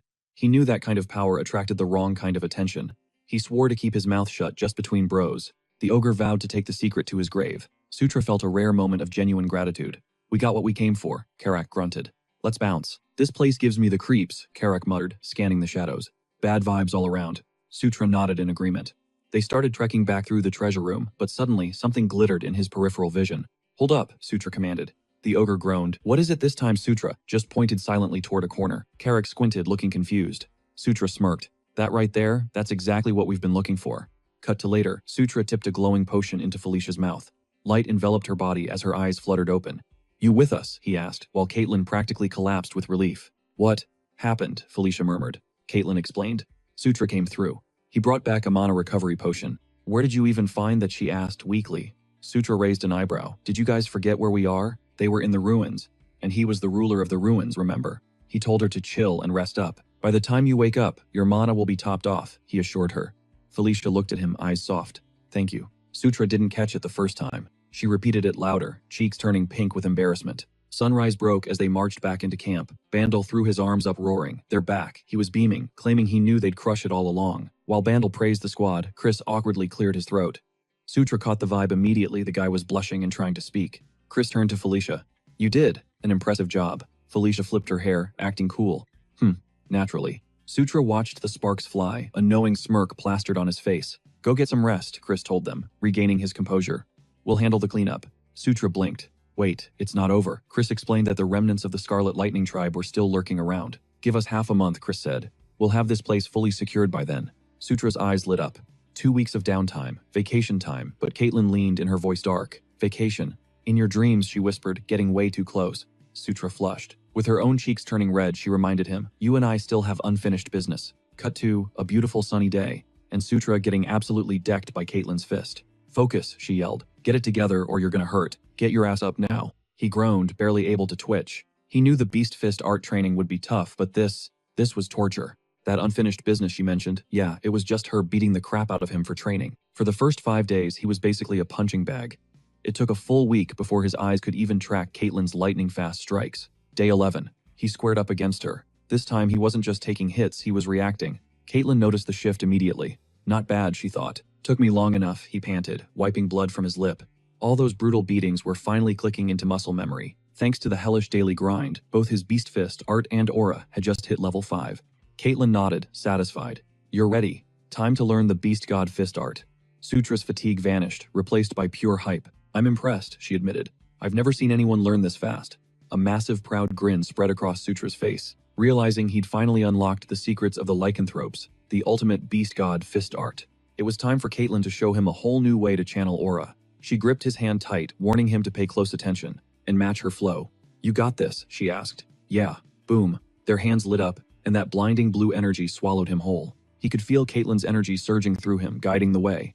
It felt familiar, like the Beast Fist, but evolved, different. He sensed the sheer depth of it. Waves of aura, the raw pulse of life itself. But when you push that power to the absolute limit, it transforms into something spiritual. Soul power. As his mind started to drift, his thoughts locked onto the concept of conquest, which meant total domination, forcing the world to kneel. A ferocious, overwhelming pressure. It felt like sinking into the deep ocean. Was this the true nature of aura? The light around them flared brighter, blinding white. Then that familiar system ping chimed in. His Beast Fist proficiency and aura stats just spiked. Caitlyn stared at him, totally shook, that he actually pulled it off. Blue energy wreathed his hands, and the system dropped the big news. Beast God Fist, Art Level 1, acquired. With the Earthshaker in mind, he let the power rip. He dissipated the aura, and wham, a massive shockwave blasted out, gouging a crater right into the earth. Level 14 unlocked. He smirked. This wasn't just training anymore. The real game had just begun. But he missed one detail. Someone was watching from the shadows. Vandal. And that dude had a very satisfied look on his face. Next morning, Shutra and Caitlyn grabbed some breakfast. But Shutra had business on his mind, specifically about Felicia. He had to know what's the deal with her, and Chris Shutra needed Felicia on his squad, just like Chris. But if those two had beef, it was going to be a major headache for his master plan. He noticed they weren't enemies, but the vibe was definitely icy. Caitlyn admitted it wasn't due to some specific drama, at least not directly. She wasn't 100% sure, but her gut said it had something to do with Chris and Sylvan. The second Shutra dropped that name, Caitlyn snapped. Even if Sylvan wasn't there, you don't just toss that name around casually. Shutra apologized, explaining he was just caught off guard. Felicia's twin, Sylvan Doomblade. Back when Shutra played as Zephyr, that guy was an absolute nightmare to deal with. Just as he pressed for details on the Chris-Sylvan drama, Chris burst into the tent out of nowhere. They jumped. Caitlyn asked why he was back so soon. Chris didn't waste time. Pack it up. We're done here early. We move out this afternoon. Shutra asked where they were headed, and Chris gave him a look like, are you for real? Job's done, so we report back. Before they left, Vandal stepped up to shake Shutra's hand, giving props to the prince and princess for their grind. He looked the ninth prince in the eye, and said he hoped their paths would cross again. I'll be waiting, Shutra shot back. Chris yelled, we ready? Yeah. Next stop, the Demon King's castle. Meanwhile, back at the fortress, the vibes were straight up sinister. A massive figure sat on the throne, decked out in full plate armor. The big boss. The trip back was pretty straightforward. Step 1, hit the long-range teleportation circle. Step 2, use transfer magic to warp directly into the Demon King's castle. Easy. But getting to that first circle was a 3-day trek. And this wasn't a luxury cruise, no ins, no breaks. Just non-stop movement, meaning another night of sleeping under the stars was locked in. They'd hit the castle by tomorrow, and Shutra was feeling the pressure. Right now, that place was a shark tank split into 3 factions. You had the second prince Zephyr Ragnaros, Shutra's ultimate nemesis. Then the first prince Baikal Ragnaros, and the fourth princess Anastasia Necron. In this battle royale for the throne, birth order meant 0. It was pure meritocracy. Stack up achievements, show superior power, and you take the top spot. That was the law. Baikal and Zephyr, full brothers, and dead even in skill. They both carried the draconian bloodline from their mother's side, giving them insane physical strength. If you had to pick an heir right now, the chill, moderate eldest son, Baikal would be the smart bet. But Shutra knew none of that mattered. A specific day was coming that would flip the whole script. That's why he had to prep for every scenario. Priority 1, power leveling. He needed to master the Earthshaker and maximize his new cheat skill, the King's Knight. He triggered the skill. Boom. Knight Order created. Shutra thought it was just another summon gimmick. But the system UI showed way more. Rank Knight Commander. Current roster, 0 out of 2. Trainees, none. Time to recruit. He checked his stats and realized he was sitting on a gold mine. Knight Order was at level 1, unlocking the Knight's Blessing, a massive passive buff to his health pool. But the real game changer was the special ability Summon. Even at level 1, it allowed him to call forth a Knight Commander once every 3 days. It was basically a full-blown guild system packed into a single skill. He couldn't believe how broken this was. It was already OP at level 1. Just imagining how god tier this would become in the late game got him hyped. Suddenly, Karak stormed in, busting him for being awake. The ogre started nagging him again, telling him to hit the sack if he wanted to survive the early morning departure. Karak was impatient to get moving. Shutra just smirked at him. Actually, you're right on time. He invited the big guy to be a guinea pig for a little experiment. Karak actually flinched.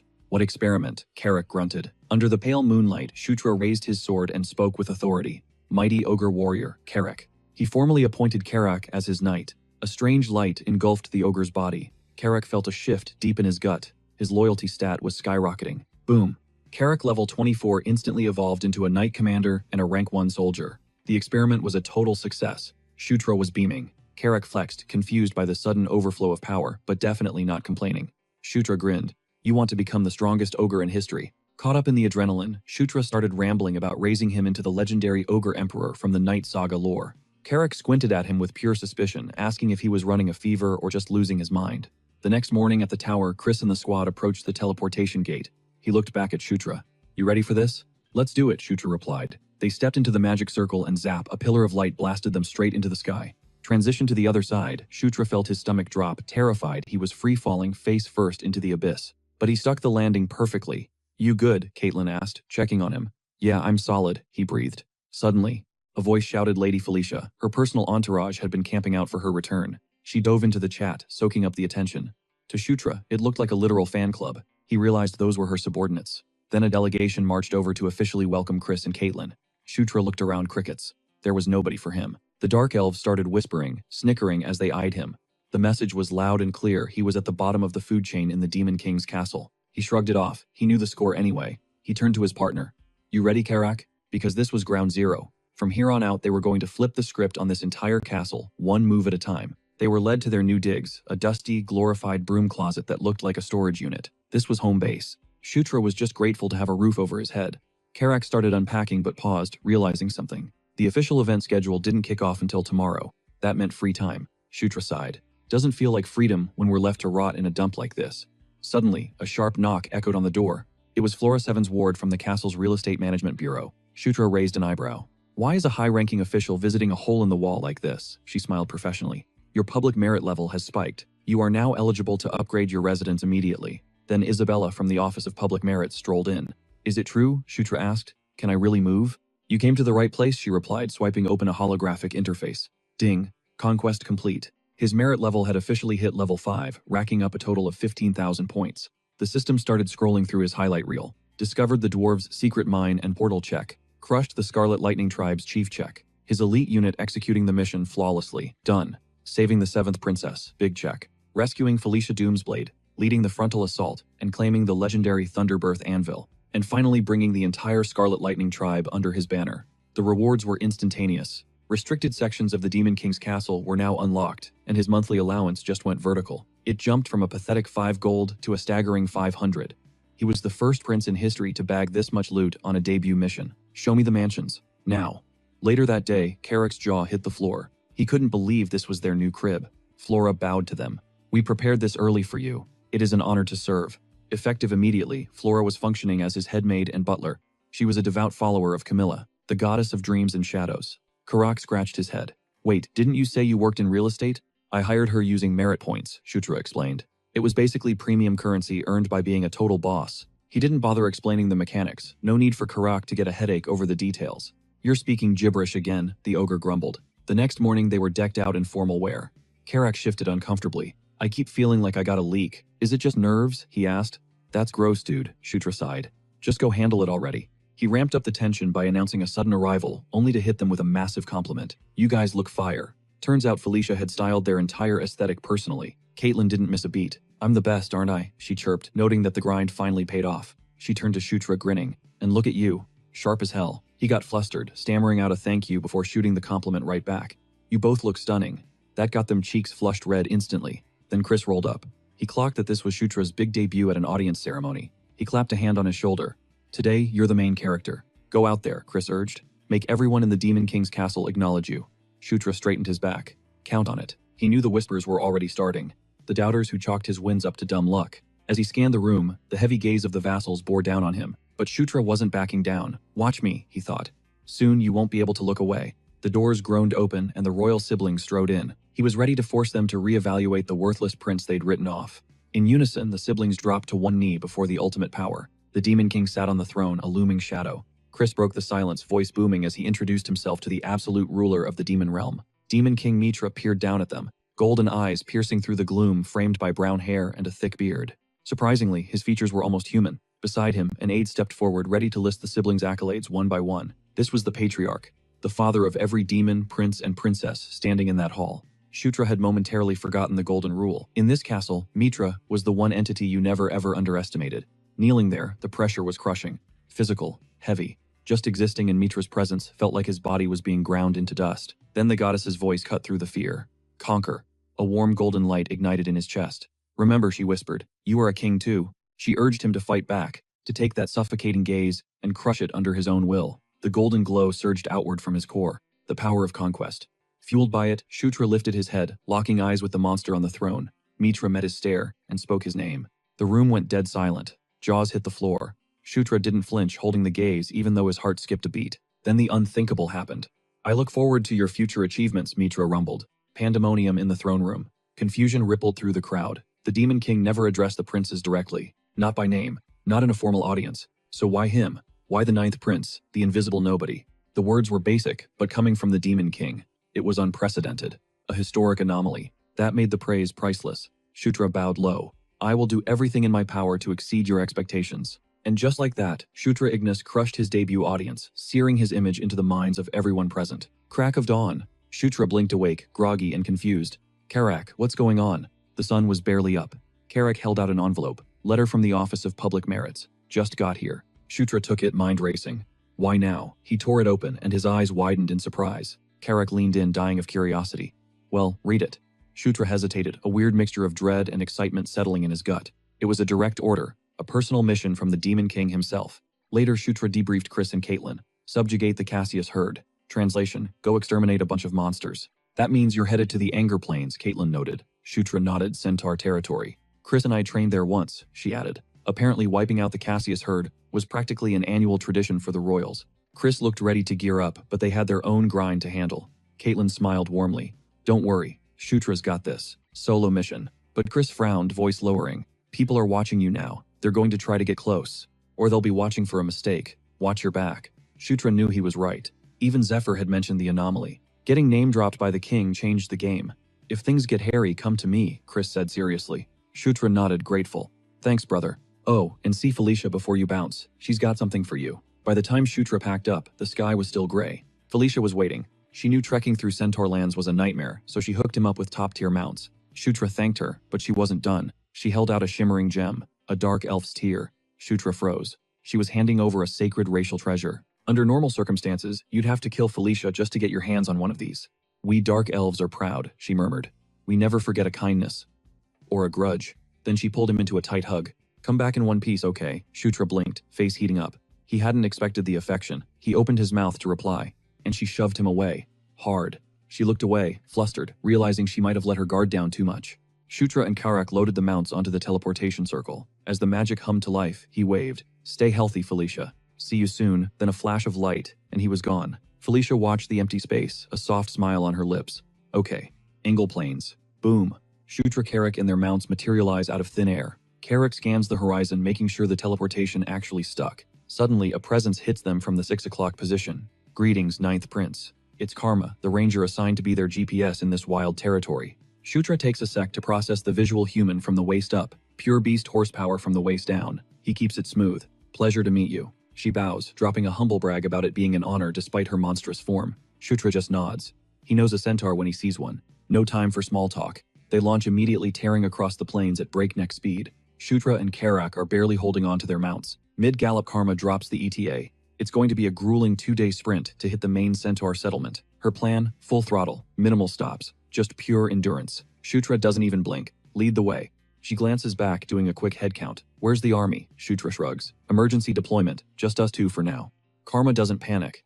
We've got the centaur tribes. We won't be outnumbered. Kshutra's tactical brain starts spinning. This is going to be a massive group brawl. And in a chaotic melee like that, weapon choice is everything. Mounted combat means range is king. He needs a spear stat. Snap. A noise cuts through the wind. Kshutra signals. What was that? Karma holds a hand up. Hold position. I'm on it. She blurs forward, skidding to a halt at the edge of a cliff. Her eyes go wide. What she sees down there makes her blood run cold. The Cassius herd. They shouldn't be here. These wolf monsters are ferocious, and right now they're hunting a lone centaur. Teeth bared, growling like chainsaws. The prey is paralyzed with fear, but Kshutra. He doesn't hesitate. He slams his mount into the leaping wolf, knocking the beast out of the air like a wrecking ball. His ride stumbles but finds its footing. The rescued centaur stares at Kshutra like he's a ghost. But the wolf pack, they aren't running. They're swarming. Looks like the welcome party arrived early. Perfect. Shutra's been itching to throw hands anyway. Womb. His gauntlet lights up with neon energy. Come get some mutts, the centaur gasps. Wait, are you the prince? The alpha steps up, a massive scarred creature. It roars, shaking the ground, and charges straight for Shutra. No minions. Boss fight. Now. Karma and Carrick scream from the backline. Prince pull back. Carrick is losing his mind over the reckless charge. Too dangerous, but Shutra ignores the warning. I'm good, just watch. He bails off his mount mid-stride, launching himself directly at the alpha. Mid-air, he winds up. He's betting everything on the Beast God Fist, the ultimate technique he's been grinding to perfect. The energy output is insane. The alpha roars, Shutra roars louder. Fist of explosion impact. The shockwave nearly knocks Carrick and Karma off their feet. Silence. The dust clears. The alpha's body is there, but its head, gone, cleanly decapitated. One hit. The rest of the pack freezes in pure terror. They scramble tails between their legs, running for their lives. Even Shutra stares at his hand, stunned. Did I just do that? The gauntlet didn't just hit. It amplified his aura like a natural disaster. The destruction was way above his pay grade. That felt like Caitlyn-level power. Carrick runs up, hyping him up. Boss, you blew its head off in one strike. That was legendary. Shutra smirks, feeling the adrenaline. The rescued centaur bows low. I am Swift Wind. You saved my life. Turns out he's a scout. I'll take it from here, Prince. Swift Wind takes point, guiding them toward the settlement. They ride off into the Angle Plains sunset. But the camera pans back to the dead alpha. The corpse starts glowing with an ominous light. Not good. Destination reached, the Centaur settlement. Home to the Big Four tribes, Fierce Wind, Heavy Rain, Rough Night, and Raging Flame. Raging Flame runs the show, and their leader holds the title of High Chieftain. He's the one calling the shots for everyone. Shutra walks in to meet the legend himself, Savage Eyes. The atmosphere is heavy. If you played Night Saga Demon Realm chapter, you know this guy. He's a hardcore boss encounter, never an ally, always a nightmare. Carrick whispers, voice trembling, look at that glare. The rumors are true. He looks like he eats people for breakfast, but Shutra stands tall. He's the 9th prince, and he knows the script. Savage Eyes tries to intimidate him, but Shutra locks eyes, fierce and unblinking. Report, the chieftain barks. No pleasantries. They step into the war tent, and Savage Eyes drops the bomb. Situation is critical. The Cassius herd shouldn't be this far south. It's an anomaly. They migrated months ahead of schedule. The scouts are confused. Is this a migration or an invasion? Some think the beasts are just lost. But Savage Eyes doesn't deal in maybe. In the original game, Savage Eyes is an unrecruitable NPC, a scripted obstacle. He tells Shutra the plan. 3 days. We gather all 4 tribes. Once we unite, we crush them. Simple. It's a brute force strategy for a warrior race. But Shutra is hoping to rewrite the code. I'll wait, he says calmly. Is that all? Savage Eyes narrows his gaze. 9th Prince. My scouts say you smashed a Cassius Alpha's skull with a single punch. Verify. Shutra flashes a confident, dangerous grin. Every word is true. He's thinking big. He flipped Chris and Caitlyn. He can flip this guy too. If you don't believe me, Shutra says, casually checking his gauntlet, stick around. I'll give you a live demo later. Savage Eyes sized him up, a grin spreading across his face. He was definitely down for whatever chaos was coming next. Stepping out of the tent, the vibe shifted instantly. Every centaur head turned. The camp was buzzing with gossip about Shutra crushing a Cashew warrior's skull with a single brutal hit. Carrick clocked the atmosphere immediately. It was giving Major General Vandal energy. Shutra was trending again. Soaking in the clout, Shutra boasted that it was just his natural charisma doing the heavy lifting. Carrick rolled his eyes instantly, regretting he even brought it up. With a heavy sigh, he told the prince to go crash. Later that night, Shutra was out cold, lost in the dream world. Suddenly, a neon glow pulsed over him, snapping him awake. He checked his arm, expecting the earthquake gauntlet acting up. But then a voice echoed through the tent, calling his name. He whipped his head around. The green light wasn't an item, it was her. She dropped the bomb immediately. She needed backup. Who are you? He demanded. She revealed herself as a fragment of the Watcher ankle, the entity known as the Green Wind. Shutra's gamer brain clicked instantly. Green Wind wasn't just some NPC. She was a top-tier nature spirit, worshipped by the centaurs and satyrs in the deep lore of Night Saga. The only reason the Ankle Plains stayed lush and vibrant was because she was constantly buffing the land. Before he could process, the scenery glitch shifted. He'd been teleported straight to her sanctuary, the hidden realm where the fragment of the creator Watcher Ankle lived. The name Ankle triggered a core memory. From his gaming days, Watcher Ankle was one of the 6 Elder Dragon's literal god-tier beings that players could dream of seeing but never touch in Night Saga. He had just unlocked Enkidu's earthquake, and now he's face-to-face with Watcher Ankle's legacy. The RNG felt rigged. It was too much of a coincidence. But Green Wind cut through his suspicion. Time was running out. A horde of monsters from the north was blitzing toward her home, hungry to steal the plane's life force. If they breached the sanctuary, they'd devour her spirit and leave a wasteland. She looked him dead in the eye. He was the only tank who could hold the line. Shutra hesitated, knowing his level was way too low for this kind of raid boss. She shut that down fast, pointing at the power of Enkidu on his arm. She promised the fragment of ankle would buff his stats to match the threat. But first he had to flash the token to her children to get them on board. Blink and he was back in his room. But the proof was there. His fist was glowing with the radiant energy of the fragment he was clutching. She had promised her children would lend him their strength. Wasting zero time, he sprinted straight to Savage Eyes' quarters. When the chieftain heard the news, he exploded. The idea that Green Wind was in danger sounded insane. Shutra countered fast, explaining, "There's a hidden shrine to the northeast, and if the intel was right, the Kashus were about to raid it." "We don't have time to debate," Shutra snapped. They needed to mobilize the warband right now. Savage Eyes scoffed, clearing his throat. "You want me to march my army into the dark based on a bedtime story?" He was about to shut it down when the green light caught his eye. The words died in his throat. He recognized the artifact in Shutra's hand instantly, the divine relic of the Green Wind. His whole demeanor flipped. "What are your orders?" he asked, deadly serious. By daybreak, the Centaur Legion was locked and loaded spears sharpened and bows strung. Shutra mounted up, rode through the ranks. His internal minimap was pinging like crazy, guiding him straight to the hidden objective, the Temple of the Green Wind. Without that system assist, they would have been wandering the wilderness aimlessly. The place was perfectly concealed. But the enemy was already closing in. Shutra gritted his teeth, wondering how the hell the Kashus doxed a spirit's secret location. There was a mole or a mechanic he was missing. Savage Eyes scanned the horizon, noting the massive enemy numbers. "That's a heavy mob," the chieftain grunted. "What's the play?" Prince Green Wind's voice echoed in Shutra's mind, telling him to sync with Enkel's fragments. He could feel the power surging from the temple. He turned to Savage Eyes. "I'm rushing the objective. You guys draw aggro and keep them off my back." He signaled Karak and Karma to squad up with him. Savage Eyes roared to the army, commanding them to hold the line at all costs. Battle stations. The charge began. Archers rained death from the backline, dropping Kashus by the dozen. The swordsmen smashed into the enemy front, carving a bloody path. While Shutra's strike team blitzed toward the temple entrance, Karak shouted over the noise to confirm the mission. "Get the prince inside, no matter what." "Exactly," Shutra yelled back. That was all the motivation Karak needed to go full berserker mode. He took point his axe, becoming a blur of steel as he hacked through the Kashu blockade. Karma was right there with him, her daggers flashing in deadly arcs. Shutra hyped them up, pushing forward. They were feet away from the entrance, when a massive shadow swooped down. A giant bat creature slammed into them, sending Shutra and his mount flying. They crashed hard into the dirt. The beast-like centaur mutant let out a bone-chilling roar and charged for the kill. Shutra cursed his lack of awareness. But before the claws could connect, Karak drifted in and parried the blow. A wave of relief washed over Shutra. "You alive?" Karak grunted, muscles straining against the monster's weight. He flashed a grin, telling the prince to get up. "Nap time is over, boss." The creature screeched again, launching a frenzy of attacks, but Karak stood like a wall, deflecting every strike. "It's happening again. The struggle is real. The guy is barely holding on, and Shutra can't help but throw some shade about him acting tough earlier. But it looks like he's tapped out." Bam! Shutra activates the Under the King's Banner skill, flooding Karak with a massive strength buff. Time to flip the script. Karak goes on the offensive, blitzing the creature before it can react. The beast stumbles back, completely rattled. Karak doesn't let up.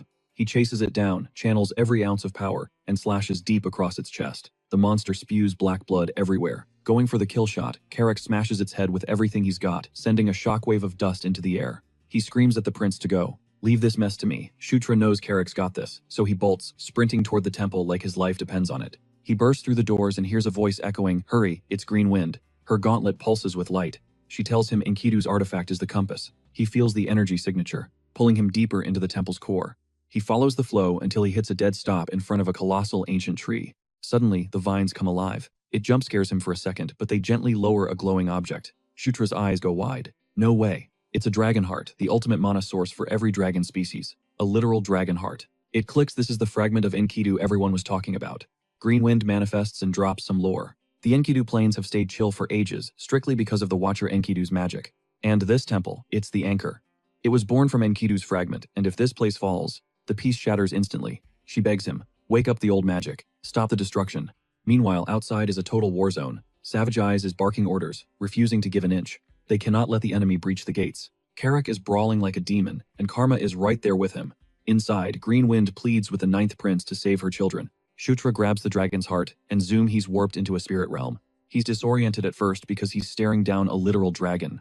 It's the Watcher Enkidu. Her eyes flare, and she gifts him her power. The temple erupts with light, shooting a massive beam straight into the heavens. Even the centaurs stop mid-fight to gawk. Their jaws hit the floor. Karak looks up and thinks, "That's my prince." Massive vines burst from the ground, growing taller and thicker by the second. They're twisting into shape. Boom! Giant bipedal wood golems. They lock onto the Cassius and attack with zero hesitation. The Cassius never saw it coming. No time to dodge, no time to run. The wood golems start mowing them down, thinning the herd, until Green Wind senses Enkidu's magic is fully online. She breathes a sigh of relief, thanking the prince. But wait, Shutra is still clutching the dragon's heart. Green Wind steps back, confused. The vibe just shifted. She panics. Why is Enkidu's mana flooding into you? She asks if he's crazy enough to try absorbing it all. Shutra looks different. She screams at him to stop. If he keeps going, his body is going to self-destruct. Ding system notification level up. A cut on his cheek heals instantly. Green Wind watches in horror. The system spams level up alerts, and a dark voice echoes in Shutra's mind. Conquer. Subdue them. Make them kneel. Even the ghost of an elder dragon will bow before him. The dragon heart fuses right into his chest, unleashing a blinding flashbang of light. Finally, the glare fades. Shutra is panting, hands on his knees.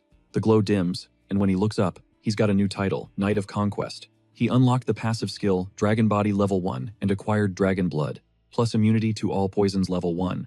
And the kicker, he unlocked a new subclass, Dragonborn. He's a being who awakened the dragon gene wielding dragon magic despite being a draconian Asura hybrid. Zephyr's recessive genes let him hotwire that dormant power. Green Wind looks at him stunned. He's got the body and the spirit of a dragon now. She can feel Enkidu's power radiating off him.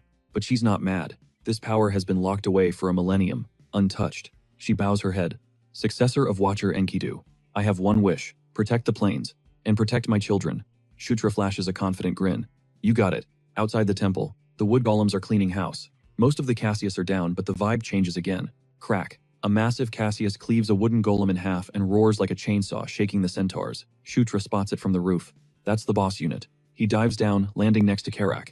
It's go time. The commander of the Cassius is wrecking the golems, growling at the squad. It knows a real fight just showed up. Shutra throws a punch out of nowhere. The beast counters instantly, but Shutra backpedals, barely dodging the swipe. For a hulking monstrosity, this thing moves scary fast. The creature charges, closing the gap. Shutra plants his feet, winding up for the haymaker. He unleashes the fist of explosion. Thwack! The recoil sends a tremor straight up his arm. Is this guy made of iron? Shutra grits his teeth just as another claw comes swinging. He realizes he underestimated this tank. If the fist of explosion bounces off like a pebble, he needs to level up his game. Time to bust out the new skill. He triggers the Dragonborn exclusive Dragon Blood. The weapon Earthquake starts humming, unlocking a fraction of its true potential. He's betting the house on this one strike. The commander winds up for a kill shot, but Shutra shouts, Karak, you're up. Skill activated King's Knight. Karak materializes right behind the beast's blind spot, and wham, smashes it right in the temple. That just made it matter, but the distraction buys a split second. Shutra rushes in. The beast locks eyes with him, but it's too late. Shutra's aura has completely shifted. He unleashes Earthquake's secret art. Pure, unadulterated power. He calls it the Gigantic Piston. Boom! The punch blasts a massive hole straight through the commander's chest. Savage Eyes is floored. Karak just smirks with pride. The giant falls, and that sweet level-up notification hits. System alert. Boss Drake Ogre Mustafa defeated. New title acquired, Drake Ogre Slayer. Nice. He checks his stats. His aura is tanked. If that level up hadn't refilled his bar, he would have face-planted right there. To actually use the weapon's embedded ult, he needs a specific control skill. A skill he definitely doesn't have yet. Meaning the Gigantic Piston was just a warm-up. He realizes Earthquake is hiding a technique way more broken than that. Karak heads up, stragglers are fleeing. Savage Eyes is already on it, slicing through the panicked mob. Shutra gives the order, hunt them down. Leaving survivors just means dealing with revenge squads later. No loose ends. The hunt is on zero mercy, zero escapees. By nightfall, the battlefield goes silent. It's over. Back at camp, the centaurs finally chill. Booze flows, and Karak and Karma clink glasses in victory. While everyone's partying, Green Wind floats over to Shutra. Why come to me when the party's popping off? He's got business to handle. He granted her request. Now he's got a few burning questions of his own. She's down to talk, but she drops a condition first. Release me from your control, then we'll chat. Shutra's blank. Control. She breaks it down since he absorbed Enkel's mana, and she's basically made of that magic she's accidentally soulbound to him. Oh, that control. Right, give me a sec, he says. She waits expectantly. A few awkward seconds tick by. They just stare at each other. Nothing happens. Shutra realizes he has zero clue how to undo this. When he asks how she turns ghost white, she stammers, needing to verify she heard that right. Panic sets in. Wait, you seriously don't know how to release me? Nope. Skip that class, he admits. She's annoyed he acted so confident earlier, but he tells her to chill out. He puts his thinking cap on. Okay, what's your status right now? Her answer is simple. I am yours. Meaning absolute obedience. Shutra waves that off. No, I mean, do you feel weird? Any glitches? Pain? She shakes her head. Abilities are fine, stats are normal. But she adds, if I leave, the ankle planes die. She's the living battery keeping the life magic in this zone running. Shutra shrugs. Okay, easy fix. You just stay here in the plains. Don't follow me. She looks at him like he's crazy. He doubles down, saying she doesn't need to tag along. Suddenly her face drops. She looks crushed. To a spirit bound to a master, that sounds like abandonment. Shutra backpedals fast. Whoa, not like that. Wait, do you want to come with me? She snaps at him. You're the master. Of course I go where you go. Shutra's internally screaming. He didn't expect her to be this intense about it. He really just stumbled into a spirit contract by accident. Amazing. He pivots back to the symbol of the plane's problem. Since she's the anchor for the grand spell, he asks, can you make a proxy? Something to stand in for her. She nods. It'll take time, but yeah, it's doable. Shutra gives the green light. Build a replacement, then join me. She pouts, warning him that splitting her power means she'll be pretty useless in a fight for a while, because she has to leave the bulk of her mana here to keep the planes alive. Not a problem, Shutra says coolly. Inside, he's doing a victory dance. Total jackpot. A contract with a high-tier nature spirit, that's S-tier loot. Her eyes light up at his acceptance. Deal sealed. Now for the real talk. He drops the bomb. How and when did Ankle die? The question hits her like a truck. She hesitates. She's just a fragment, a spirit rebooted from nature. She doesn't have the full hard drive of Ankle's memories. But one file is clear. 1,000 years ago, Ankle was murdered. No ID on the killer, but she's 100% sure it wasn't another Elder Dragon. Shutra's mind races. Who has the DPS to take down a god-tier Elder Dragon? Before he can spiral, Green Wind interrupts. Hey, you can drop the formalities now. She was getting weirded out by the formality. It felt stiff now that he was officially the heir to Ankiel's legacy. He cut to the chase and asked the big question, could his body handle the raw energy of another Elder Dragon? Typically, that's a suicide mission. But for him, she hesitated. If anyone could break the rules, it was him. He's already dual-wielding the essence of Ankiel the Watcher and the great Enkidu, the beast who stood against her. If he can juggle those two clashing titans without exploding, stacking another dragon's power isn't just a fantasy, it's a possibility. Shutra was impressed. He literally called it main character plot armor. But he had one final query regarding the dormant power he felt inside. She shrugged. She was just a glitched memory fragment, lacking the full database of Ankiel's mind, so her intel was corrupted. Then out of nowhere, she went supernova with a blinding flash. Shutra shielded his eyes against the glare. What? Suddenly, the vibe shifted. Something ancient hijacked Green Wind's voice. The entity proclaimed him the Knight of Conquest, a soul carved from the destiny of kings. The command was absolute, he shall conquer, and dominate all of creation. That is the king's authority, and it belongs to him. A direct message from Ankiel himself. Cut to sunrise at the temple.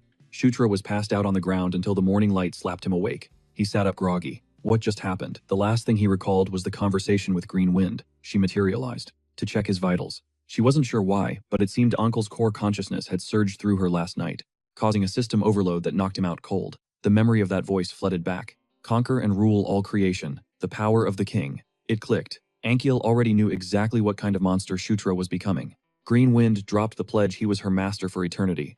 Formalities done, she dropped some alpha intel. A holographic screen popped up, pinging a location at the frozen edge of the Ankiel Plains.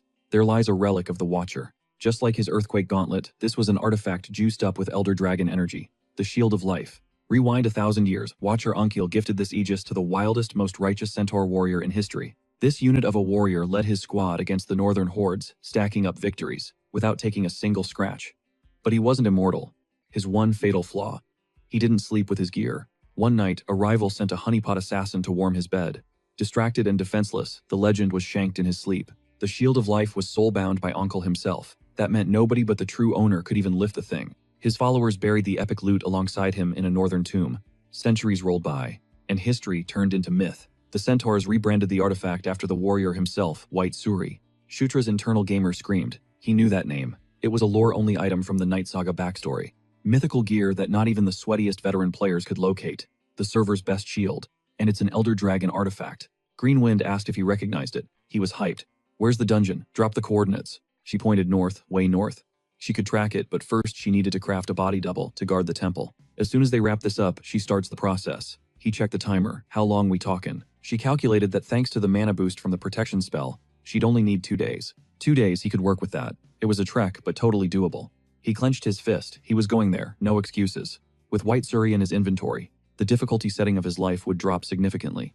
Shutra stepped out to clear his head. He crafted a cover story traveling north to hunt down the remaining Cashews. But there was a glitch in the plan. That massive protection spell likely lit up the Demon King's radar like a Christmas tree. They would definitely dispatch a specialist to inspect the ruins. If the intel leaked today, the inspector would spawn in about a week. The play was to ghost the area before the feds arrived. But just as he finalized the strategy, Savage Eyes dropped a bomb. The Demon King's envoy was already here. Shutra froze. You're kidding. They ducked into the tent. Felicia caught his panic instantly and teased him. Why the long face? You look like you've seen a phantom. Shutra stammered. Why are you here? She shut him down, manners first, business later. Shutra was reeling, totally thrown off his game. Then a new challenger approached. The woman bowed with elegant precision. Daphne, daughter of Echo, the fifth concubine. Shutra's eyes widened. A dryad-born druid. This was it. He had to recruit one of the 3 half-siblings to his party, no matter the cost. Felicia dropped the intel that she's a top-tier druid, basically a cheat code for this mission since the Anger Plane's guardian spirit was in the mix. She hit him with the pleasure working with you line. Honestly, he never expected to run into her. Out here, he tried to keep his cool and look capable, but then it clicked. Wasn't Felicia supposed to be trekking to the Gishka Mountains to study the anvil that gives birth to thunder? That was the plan. But Shutra speedran his mission. She leaned in, whispering that his crazy clear time is turning heads. She spilled that the Kashu subjugation wasn't exactly god-tier difficulty, but wrapping it up in 2 days. That changes the whole narrative. Usually that's a 2-week grind. And with all the irregular events popping off, everyone is losing their minds. If any other royal showed up, they would have been interrogating him or spying from the shadows by now. He asked if she came just to play defense for him. She blushed, caught off guard, and admitted it wasn't just that. She was genuinely geeking out over the temple's magic and the Kashu's glitchy behavior. Shutra smirked. Beneath that Ice Queen exterior, she's actually got a soft spot. He thanked her for having his back. She pivoted, asking for the next move. He told her, he's scouting the northern region to hunt down stragglers and track the legendary White Suri. Savage Eyes stepped up to join the squad, chieftain duty non-negotiable. It wouldn't make sense for him to sit on the sidelines. Shutra nodded logical enough, but then Felicia threw a curveball. She's tagging along too. Her logic, studying a living, breathing Kashu beats dissecting a corpse any day. He agreed on the surface, but internally, he was stressing. The Remnant Hunt was supposed to be a solo cover story. Carrick grumbled. He had a gut feeling this was about to get messy. A few days later, contact. Total chaos. Carrick and the centaurs clashed with the beastmen. In the heat of battle, Shutra spotted something that proved his instincts dead right. While the centaurs engaged, Kashus tried to flank Shutra from the blind spot. Where on earth did they spawn from? He was getting irritated. He thought they cleared this level last time. Suddenly, ear-piercing shrieks from above. Geists, talk about a headache. But they weren't the only ones with aerial superiority. He triggered Blessing of the Wind level 1, making his body feather light, blasting forward at gale speeds. Green Wind gasped, asking how he hijacked her magic. He didn't answer, just blitzed the Geists. The monsters never saw it coming. He unleashed Fist of Explosion, blasting them out of the sky. He told them to quit blocking his view and just vanish. Watching him dominate, Green Wind spiraled into an existential crisis about her own usefulness. Cut to Daphne, trapped in a circle of Kashu bodies paralyzed by terror. A beast lunged for the kill. Luckily, a massive hand grabbed her, and a blade severed the monster's head. Carrick to the rescue. Nearby, Felicia was dancing through her own duel. The ambush actually worked in her favor. She needed test subjects anyway. By dusk, the fighting stopped. Bodies littered the plains. Felicia told Shutra to focus on the faint violet haze clinging to the corpses. Now that she pointed it out, he could barely make it out. Her theory. It's a nasty type of curse magic. It buffs their strength, but the cost is their life force. It burns them out. Plus, their emotions look deleted. Like they were severed entirely. Definitely a curse, and someone is pulling the strings. Shutra frowned. They already fragged the commander, who controlled them before. So who's the new boss? Karak signaled him to hold up, and pointed out Daphne. She had been stiff as a board the whole fight. He thinks this was her first real taste of blood. Seeing her like that, Shutra realized this wasn't the veteran Daphne he remembered. She was a rookie, trembling, as she whispered that she could feel the spirits screaming in fear. There was a dark, heavy power, pulsing stronger the further north they went. Green Wind, floating as a tiny firefly, warned Shutra of a sinister vibe, radiating from the north. She suspects a powerful entity is acting as a beacon for that purple aura. Felicia suggested they'd find answers at the northernmost point. Savage Eyes proposed checking the view from the northern border observation tower. Shutra's original plan was just to grab the White Suri, but the plot had officially thickened. He agreed to the detour. Night had fallen by the time they arrived. Felicia pointed into the darkness, aiming at the source of the bad vibes. They peered out and saw a massive horde. Even at a glance, that's easily 200 or 300 units. The only thing capable of rallying an army that size is an undead, and these weren't grunts, she sensed. High-ranking energy, at least Lich tier. Daphne's legs gave out, and she collapsed to the ground. Karak asked what was wrong. She stammered that she's fine. Felicia shuddered. This wasn't just a creepy vibe, it was personal. And Daphne, being half-spirit, meant she was taking that chilling aura straight to the heart.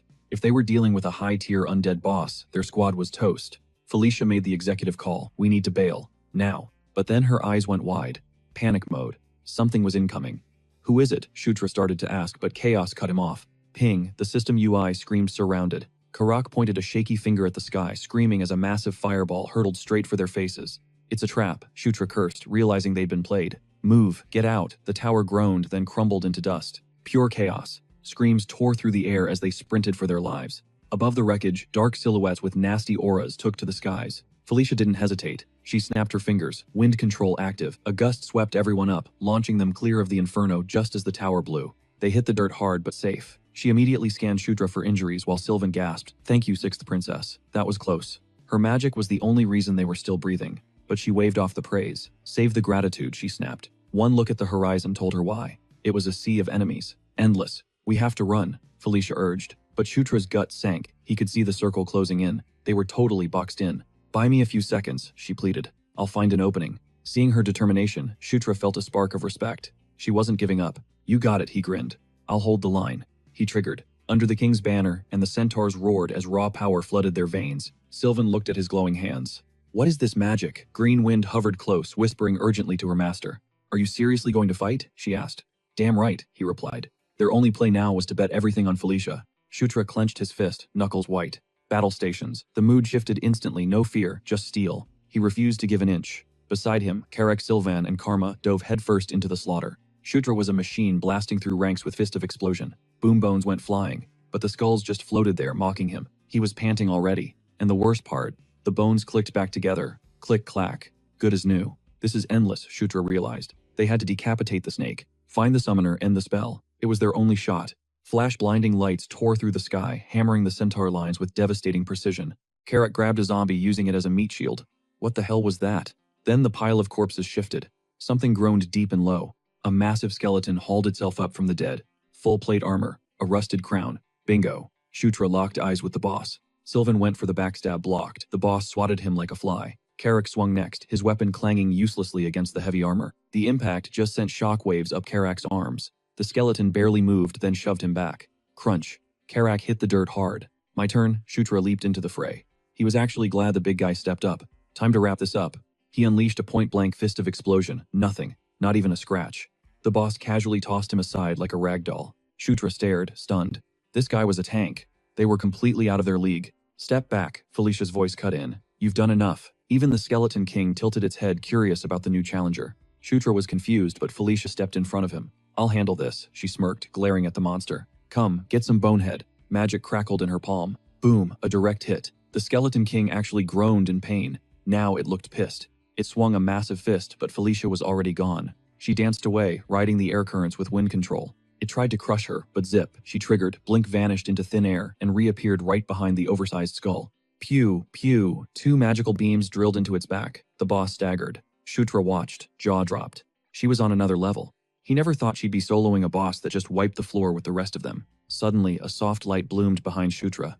"Daphne, are you okay?" she whispered, weaving her own wind control to buff the centaur army. Sylvan gasped as energy returned. Karek shook off the dizziness, standing tall. Shutra grinned. The Dryad's domain buff. Finally, Daphne was pulling her weight, and the tide was about to turn. A system alert pops up. Boost level 1 is live. Suddenly, raw energy starts spiraling around him like a hurricane. Boom, pure power explodes outwards. He's totally confused. Why is he unlocking skills mid-fight? The screen flashes Spirit Bloom acquired. Level 1. It allows a spirit to inhabit the user's body, jacking up every single stat. Adrenaline courses through his veins. Now, according to Night Saga rules, a vessel can usually handle only one spirit at a time. But screw the rules. He's currently hosting the Spirit of Life and the Spirit of Wind at the exact same time.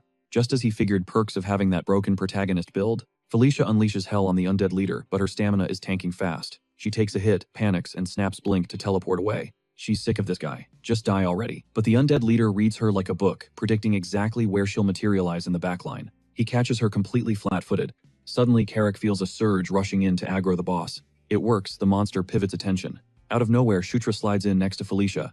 "Nice work, I'll take it from here." She's stunned to see him. He tells her to chill while he handles the finale, unleashing a devastating fist of explosion.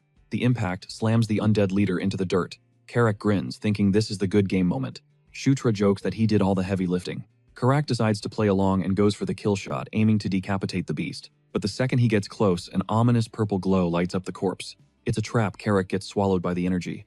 Shutra screams his name as that cursed light starts raining down on him too. A single drop hits his cheek. Instantly, a purple corruption spreads across his skin. The pain is blinding, dropping him to his knees. Felicia watches in horror. The undead leader rises and starts stalking toward a helpless Shutra. Meanwhile, deep in the woods, Green Wind is drifting around until something catches her eye. It's a grave. The tomb of the warrior she's been hunting for. Back at the fight, the undead leader raises its weapon to end Shutra. It's locked onto him. Felicia takes it personally. How dare this thing ignore her? She fires a triple blast to grab its attention. The boss turns, vanishes into thin air, and instantly teleports behind her. It copied her blink. A massive blade comes swinging down. She barely manages to throw up a defensive barrier. She's gritting her teeth at this persistent monster, but the force is too much. It smashes through, pinning her to the ground. The beast lets out a victory roar. Undead hordes swarm Felicia, while Shutra lies there blacked out.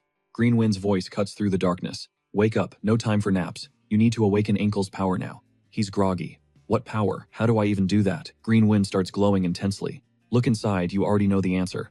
His eyes snap open. He whispers 2 words, dragon blood. A massive beam of green light tears across the sky. Felicia, fighting for her life, freezes as the horizon lights up.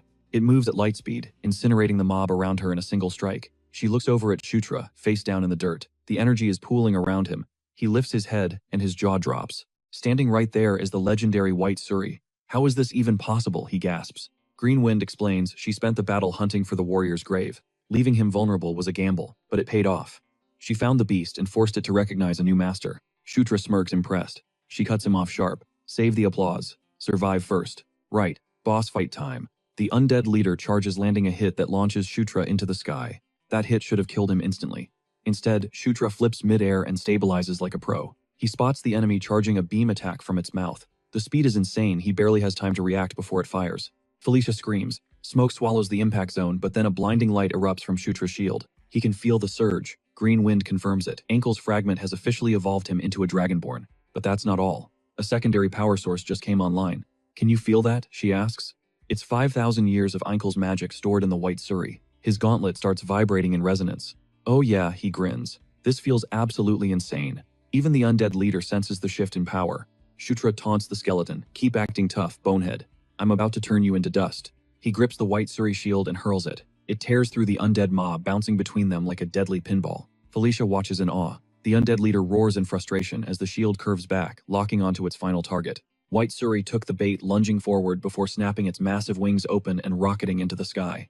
The undead leader was completely fixated on the aerial distraction. Perfect opening. Shutra blindsided the beast, detonating a fist of explosion right into its spine. The monster roared, shaking the very ground. In retaliation, it summoned a hellstorm of fireballs. Shutra danced through the inferno, dodging the flames before hurling his shield like a ballistic missile. Crack. The shield smashed the creature's jaw. White Suri swooped back in, unleashing a flurry of rapid-fire strikes on the staggered boss. Fury exploded from the monster, but Shutra didn't flinch. He charged in, channeling every ounce of mana into his arm, gigantic fist. The blow connected with the stomach, folding the undead leader like a lawn chair. Time to wrap this up. Shutra snapped his finger downward. Gravity answered, slamming the airborne shield straight onto the boss's skull. Splat. The head disintegrated into pure purple haze. Instantly, the surrounding undead froze, leaking that same violet energy. Boom. A chain reaction of explosions wiped the mob. A holographic notification popped up. Boss defeated skeleton King Valkaroba. The sweet sound of a level up chimed. Shutra scoffed at the dust piles. All that arrogance for such a mediocre fight. Please. Achievement unlocked, Kingslayer level 1. Felicia sprinted over, breathless with good news. The curse was officially cleansed. Let the trash mobs take each other out, she urged. Shutra didn't need telling twice, they bailed, while the chaos unfolded. Cut to camp a few hours later. While Shutra polished his shield, Felicia finally addressed the elephant in the room, or rather, the White Suri. Savage Eyes was shook. He thought the legends were just campfire stories, not reality. Then Daphne piped up with some sensory intel. The energy radiating off it is insane, she whispered. And honestly, I think it's still holding back. It clicked for Shutra. The White Suri was self-nerfing to match his current stats, just like with the Earthquake skill. The potential for growth was hype. Felicia gave him a conspiratorial wink. This mount was his loot, and she'd keep it off the official report to the Demon King. Just treat it right, she said softly. Shutra gave her a genuine thanks before Savage Eyes stepped into the frame. The warrior bowed. From this moment forward, the tribe recognized Shutra as the true successor to the great warrior. The White Suri's legacy was his. Say the word and we ride with you, Savage Eyes vowed. Shutra smirked. I'm counting on it. It felt like a perfect season finale, but reality hit the grind, never stops. He still had farming to do. Raiding the great warrior's tomb was a blast, and the loot was god tier. He turned to leave, thinking the quest was complete. Not so fast, Green Wind interjected, clearly salty. He had forgotten the most crucial step, praising her. She was fuming that he ignored her contribution. Karak nearly jumped out of his skin, thinking he saw a specter, while Shutra hastily apologized. He gave her the requested head pats. Good job, he soothed. We literally couldn't have won without you. MVP status. Blushing hard, she muttered, I'll let it slide this time. But keep the compliments coming. She was basically a puppy, in spirit form. He ruffled her hair vigorously, giving her the who's a good girl treatment. And that was a wrap on the Northern Region arc. But of course there was a catch. A nagging feeling clawed at Shutra. Was Valkaroba really the source of the purple death energy? It felt too easy. If he was the mastermind, why attack the north? And how did a skeleton king stumble upon the temple's secrets? The math wasn't mathing. Answers were scarce, but Shutra vowed to uncover the true origin of that corrupted energy. Eventually, back from the boundary line, life hit fast forward. Weeks blurred into a montage of busy prep work. Savage Eyes was mobilizing his tribe's elite for a northern expedition. It was weirdly late in the game, but finally, the operation to purge the Cassius herd was a go. Shutra geared up and tagged along with Savage Eyes' crew. It took a solid 2-week grind to clear the Cassius infestation from the teleportation site. Felicia side-eyed him. Are you getting buffed again? Shutra shrugged, grinning. What can I say? I'm hitting a growth spurt. Changing the subject, he asked about the temple investigation. Felicia's eyes lit up. She hadn't just checked it. She found a massive bombshell. The magic signature, she geeked out. It belongs to Einkel. She was practically vibrating with excitement. And we're not talking about some random scrub. This was Einkel, one of the 6 elder dragons. The Watcher. Shutra plastered on a fake smile. Wow, that's crazy. Felicia narrowed her eyes. Wait, why do you look like you already knew that? News to me, he lied through his teeth. Green wind floated by whispering, you are a terrible actor. He pretended not to hear her. We should probably report to the Demon King's castle, now, he deflected. Upon arrival, Felicia got the red carpet treatment. Everyone swarmed her for gossip. Meanwhile, Shutra stood there completely invisible. Standard procedure. Some things never change, huh? Carrick grunted. Shutra nodded. Suddenly, green wind clutched her chest. My heart, it is racing. Are we sure about leaving the Enger Plains behind? She asked nervously. Shutra tuned her out, already focused on his next move. The vibe shifted instantly. The moment those figures approached, the air grew heavy, prompting Carrick to ask if Shutra had beef with them. It wasn't just paranoia. They were getting death stares. Shutra clocked them immediately. Succubi. And not just any randoms. Probably Anastasia's crew. These weren't low-level mobs. They belonged to a major faction led by none other than the 4th Princess Anastasia Necreon. Back during the day of the massacre, her faction held the most terrifying power base. Even heavy hitters like Felicia and her twin Sylvan were under her banner. Shutra kept it cool, noting that if they were eyeing him down, it meant the chaos at Engel Plains had already hit Anastasia's radar. He warned Carrick to stay sharp, because from here on out all eyes were on them. Later at the Office of Public Merits, Isabella dropped some insane news. His merit rank just hit level 10. His monthly stipend skyrocketed from 500 to 900 gold, and his access privileges within the Demon King Castle just got a massive upgrade. Best of all, he unlocked access to the treasure vault. Shutra was grinning ear to ear. Time to blow some cash. He marched straight to the armory. Since he was now a level 10 VIP, he was granted entry to the first treasure vault. Usually, you need merit points for this gear, but his rank allowed him to pay straight gold. Igor, the armory supervisor, gave them the red carpet treatment, ushering them inside and telling them to go wild. Shutra turned to Carrick and told him to pick whatever he wanted. The orc looked shook. Shutra explained the logic. Better gear on Carrick meant a better meat shield for him. That was all the motivation Carrick needed. Shutra, meanwhile, knew exactly what to look for. He snagged a top-tier piece armor with resistance to every elemental attack. Crucially, it was ultra-lightweight, perfect for flowing with the Beast God Fistard. With his base layer sorted, he needed one final piece to complete the build. He hit up Cater, the head blacksmith, asking for custom greaves. Since his fighting style relied on rapid footwork, standard heavy greaves were trash. He asked Cater for a lead time. The design was basic, so the smith promised it in 2 days. But when Shutra asked for material recommendations, Cater suggested crafting them from literal dragon leather and scales. Shutra thought the guy was trolling him, because there was no way he could source S-rank materials like that. But Cater revealed a shipment had just arrived with Shutra's name on it, and he planned to use that stash. Shutra was totally lost. He demanded an explanation, and Cater realized the prince was out of the loop, dropping the bomb that Lord Ishgard himself had ordered the dragon parts delivered personally to Shutra. Shutra froze. He knew that name. Ishgard was the Sword Lord, the deadliest swordsman in the demon realm, an elder of the Asura race, the apex predators. This was the legendary warrior who trained Demon King Mitra in the art of the blade. Outside, Carrick asked the million-dollar question. Why is a living legend helping a nobody? Shutra had 0 answers. Carrick was stunned by his silence, but noted that having the Sword Lord in their corner was a massive safety net. Shutra agreed it was a sweet perk, but the logic didn't track. In the original Night Saga game, the Asura clan stayed neutral. Was this a ripple effect, caused by the Demon King's sudden interest in him? Suddenly, a runner sprinted toward them, looking frantic. Shutra braced for bad news. The messenger, gasping for air, dropped the update. A mandatory audience ceremony was scheduled for tomorrow morning. Shutra was blindsided, another one so soon. The messenger explained that Shutra's performance at Engel Plains was viral-worthy, and the king wanted to commend the top 3 contributors personally. Hearing there were 3 honorees, Shutra asked who was joining him and Felicia. The answer sent a chill down his spine. Second Prince Zephyr. Zephyr Ragnarok was back. In the game's lore, this guy was the absolute strongest entity in the demon race. the destined successor to the throne. Karak watched Shutra's face twist into pure terror. Zephyr wasn't just a rival, he was the monster who would slaughter everyone, Shutra included. The mere thought of seeing him made Shutra look like he was going to be sick. The next morning in the waiting room, Karak checked on his boss. Shutra had been a wreck since the news dropped. He let out a shaky sigh, hands trembling. He knew this meeting was inevitable, but the reality was hitting harder than he expected. Karak tried to distract him by mentioning the arrival of the other prince. An attendant cut in, announcing that the second prince had VIP clearance to bypass the waiting room entirely. Felicia swept in, confirming that Zephyr played by his own rules, but she locked eyes with Shutra, reminding him that his feats were nothing to sneeze at either. She looked lethal in a sparkling black halter dress. Shutra nodded, grounding himself. She told him to lock it in, they just needed to go out there and own the stage.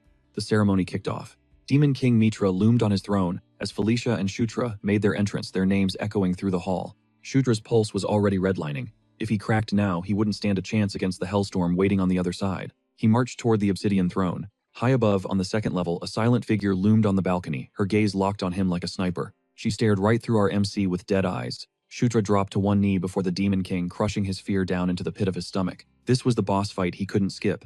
Suddenly, the herald's voice boomed across the hall, announcing the next arrival. Enter the second prince, Zephyr Ragnaros. He strode in, radiating pure intensity. Shutra locked eyes with him. Zephyr looked like stone-cold murder. There he was, the literal main character of the Night Saga Demon Realm arc. Then Isabella took the floor, ready to drop the achievement receipts. She kicked things off with Zephyr exactly as Shutra predicted. Zephyr's stats were absolutely broken. The guy's highlight reel alone was enough reason to hold this entire ceremony. Next up, Shutra and Felicia. The room went dead silent when the Northern Border incident came up. All eyes were glued to them. But the real drama hadn't even started yet. Demon King Mitra's voice thundered, calling out Shutra. It was quest time. Heads turned. The other royals were shook.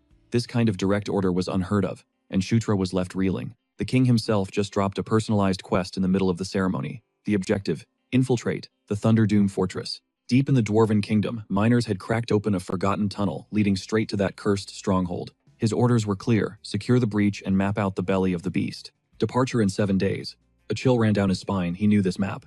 Back when he grinded Night Saga, it was a legendary Dwarven fortress. But here's the kicker: the 27th Exploration Unit already tried to clear it. General Kashubal led the charge. Spoiler alert, he died and the mission failed miserably. The autopsy report: the whole squad was wiped out by toxic gas. Shutra needed a hazmat-level plan to survive. He let out a heavy sigh, trying to figure out why he was being set up. Kashubal was a draconian, basically a tank, and he got folded. Why send Shutra into a meat grinder that killed a general? Why not send Zephyr? The guy literally has dragon blood.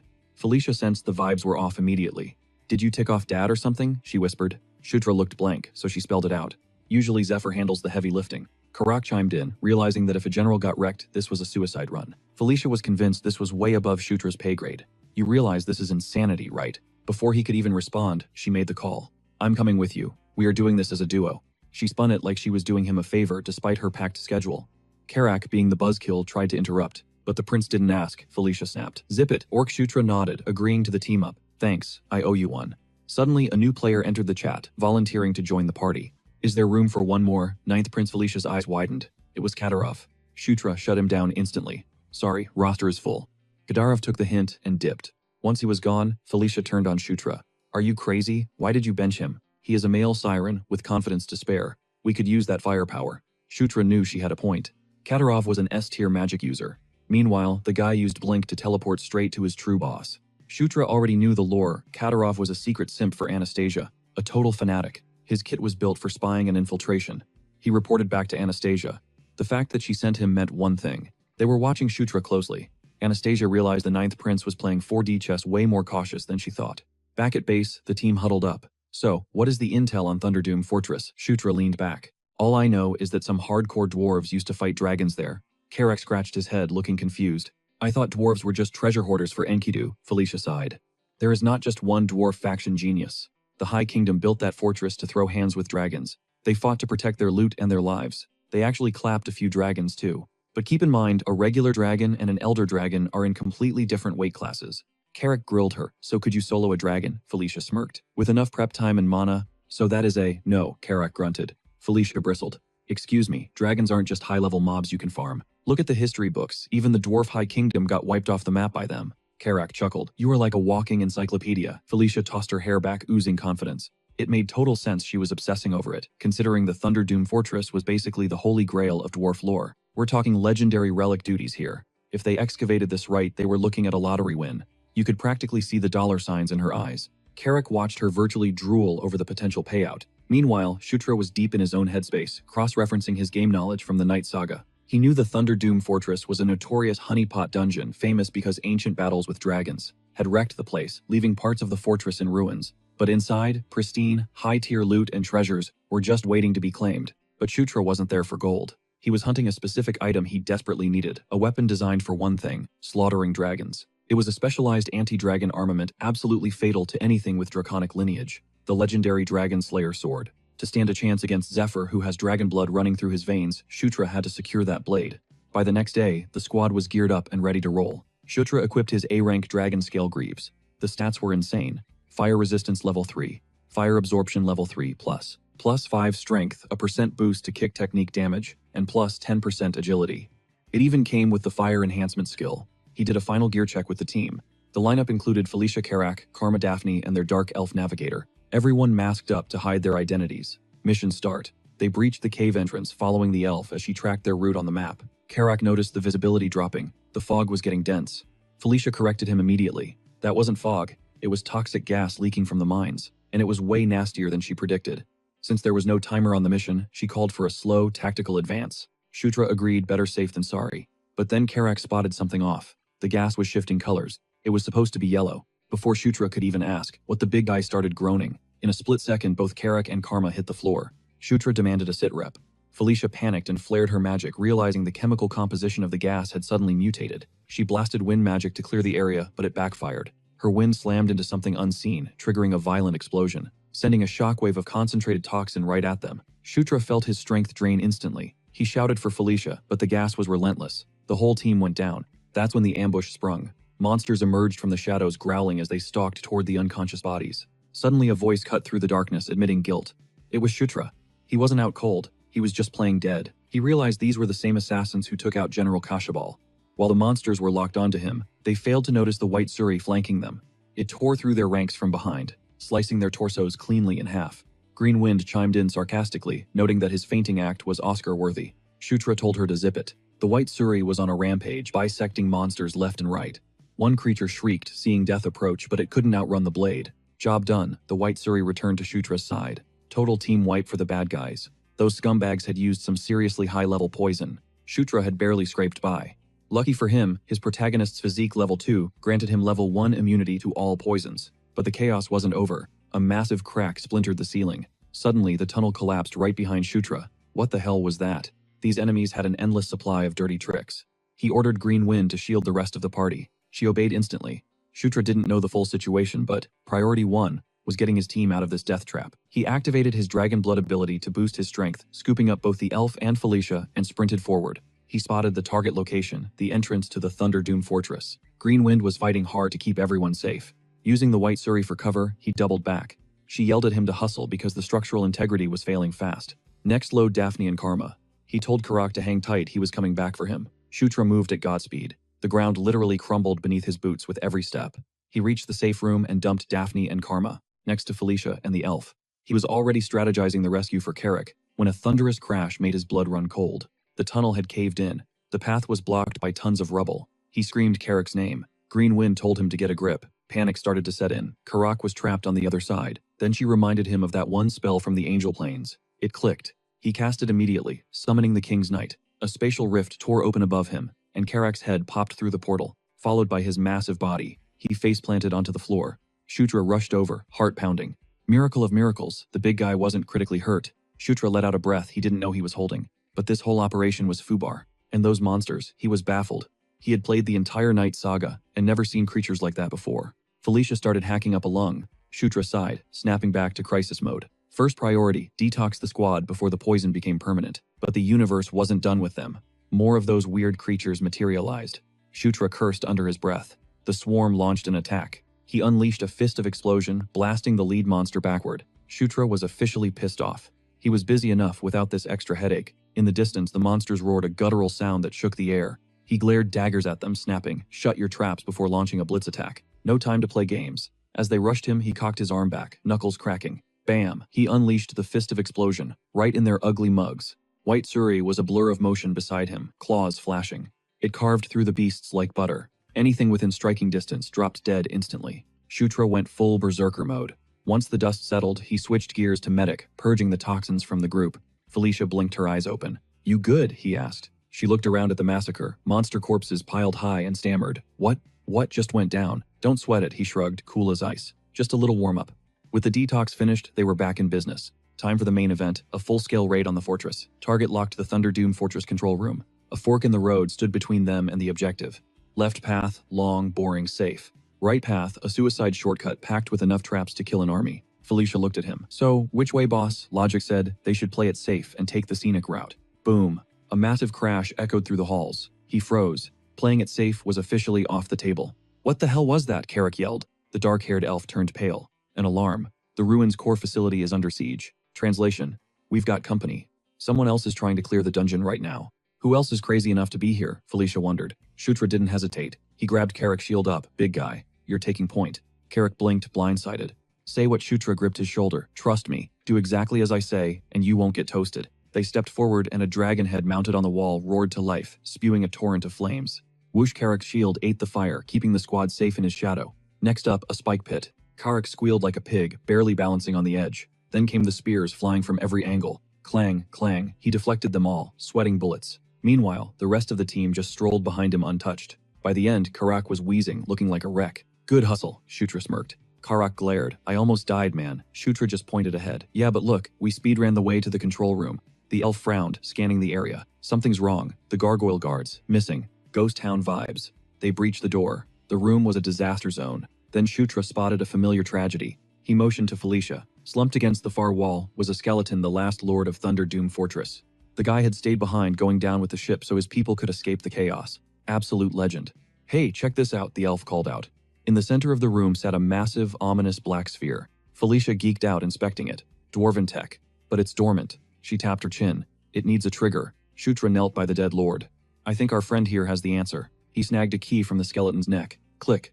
The black sphere hummed to life, crackling with raw electricity. BZZT holographic screens popped up in midair. The squad stood there, jaws on the floor. Felicia shook her head. These dwarves were living in 3030, while we're stuck in the Stone Age. The tech was insane. Suddenly, crash. Another explosion rocked the room. "What now?" Carrack grumbled.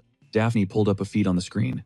"Look at this. Live footage of a battle nearby. The missing gargoyles were in a mosh pit with those creepy shadow creatures from earlier. They were swarming like ants."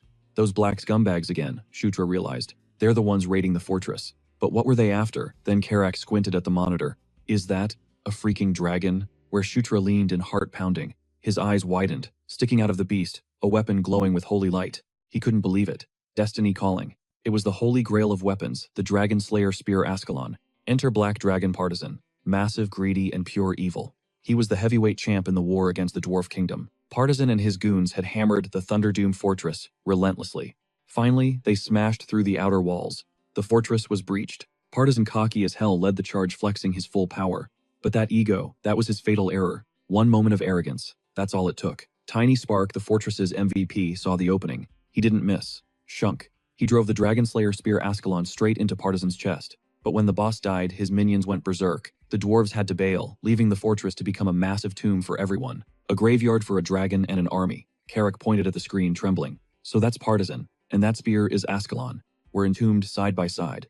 Carrack pointed at the screen, asking if that beast was Partisan, and if the blade piercing its chest was the legendary Ascalon. Shutra confirmed the chaos. Yep, those gargoyles were throwing hands with the creatures. Seeing the brawl unfold, Felicia clocked that those pitch-black creeps were definitely hunting for Ascalon. Shutra was on the exact same page. She was absolutely fuming the audacity of these guys to attack, and think they could just waltz in and snatch the objective. Shutra turned to her desperate, asking if there was any way to hijack control of that gargoyle. As much as it sucked, she shut it down. Zero chance. Suddenly, a massive tank of a guy started swinging his hammer, absolutely obliterating the black creatures. He's the boss of this dungeon right now. They watched the carnage from cover. It looked like right before the fortress fell, command was transferred to that dwarf golem, probably because he's the top-tier guardian unit. Felicia wanted to camp out and see how it played out. They came for Ascalon, sure, but the vibes were looking catastrophic. But Shutra wasn't having it. He saw a golden opportunity. She looked at him like he was insane, but he explained there were way too many variables to just sit there away from keyboard and wait. Shutra sprinted toward the kill zone, telling her to hold the line while he made a run for it.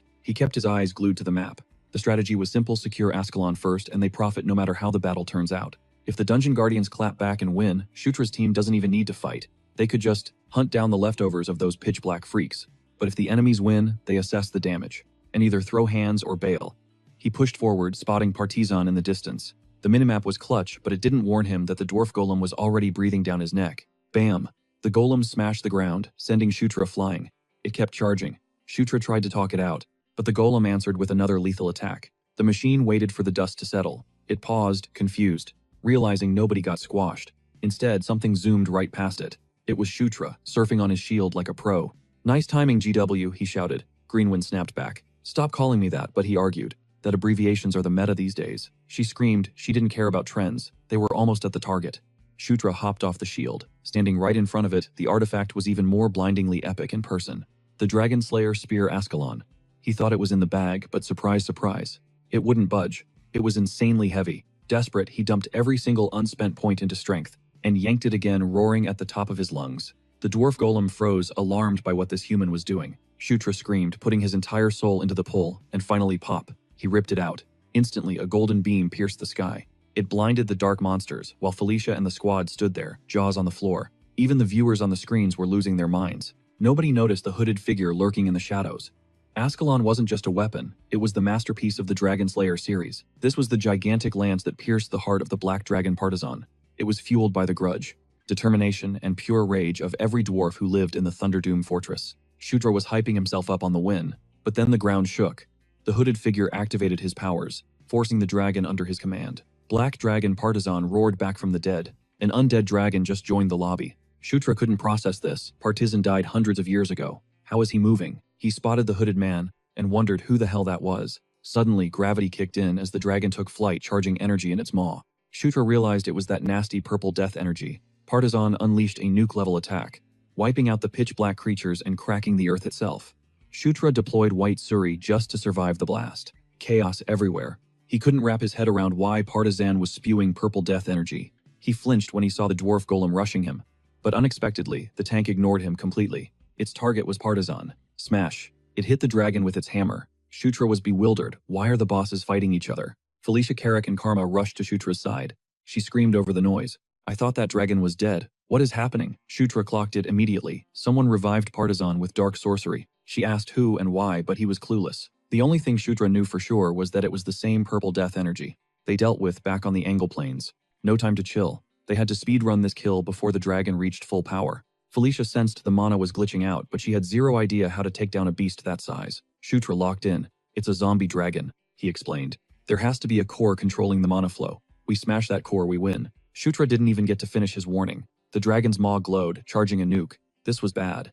"Incoming dragon breath move," he screamed. The beam that erupted wasn't just an attack, it was a force of nature. It vaporized everything in its path, punching a clean hole through layer after layer of the fortress walls. Even the floor melted into slag. Karak, Felicia, and Shutra stared at the devastation, realizing they were inches away from being ash. Karak's jaw dropped. He looked at Shutra like, "Bro, you called that incomplete." "My bad," Shutra grimaced, realizing he totally underestimated the beast. This situation just went from bad to nightmare fuel. Every second they wasted, the monster grew stronger. Shutra's mind raced desperately, looking for a winning play. How do you kill a walking apocalypse? Suddenly, Ascalon responded. Blinding golden runes swirled around the blade. The light engulfed the dragon and fused the weapon to Shutra's arm, morphing his right hand into a massive spinning drill. Everyone stared at the transformation, but Shutra didn't waste time. "Felicia, draw aggro. I need an opening." He knew this form was the finisher. Boom. Multiple fireballs smashed into the dragon's face, snapping its attention away. Felicia didn't let up, raining down a hellstorm of magic. The dragon roared, absolutely furious at the pest. Shutra shadowed behind the beast, vibrating with Ascalon's will. One hit. That's all he needed to end this raid. He lunged for the kill, but the dragon was smarter. A massive tail whipped around out of nowhere. Smack Shutra flew across the room like a ragdoll. As his team scrambled to help, he gritted his teeth, regretting his reckless charge. The dragon didn't wait, stomping the ground and sending a shockwave straight at him. Shutra braced for impact, but the pain never came. He peeled his eyes open to see the dwarf golem catching the dragon's claws mid-strike. The metal giant shoved the beast back, gripped its warhammer, and swung for the fences. Crackling lightning exploded from the hammer, electrocuting the dragon.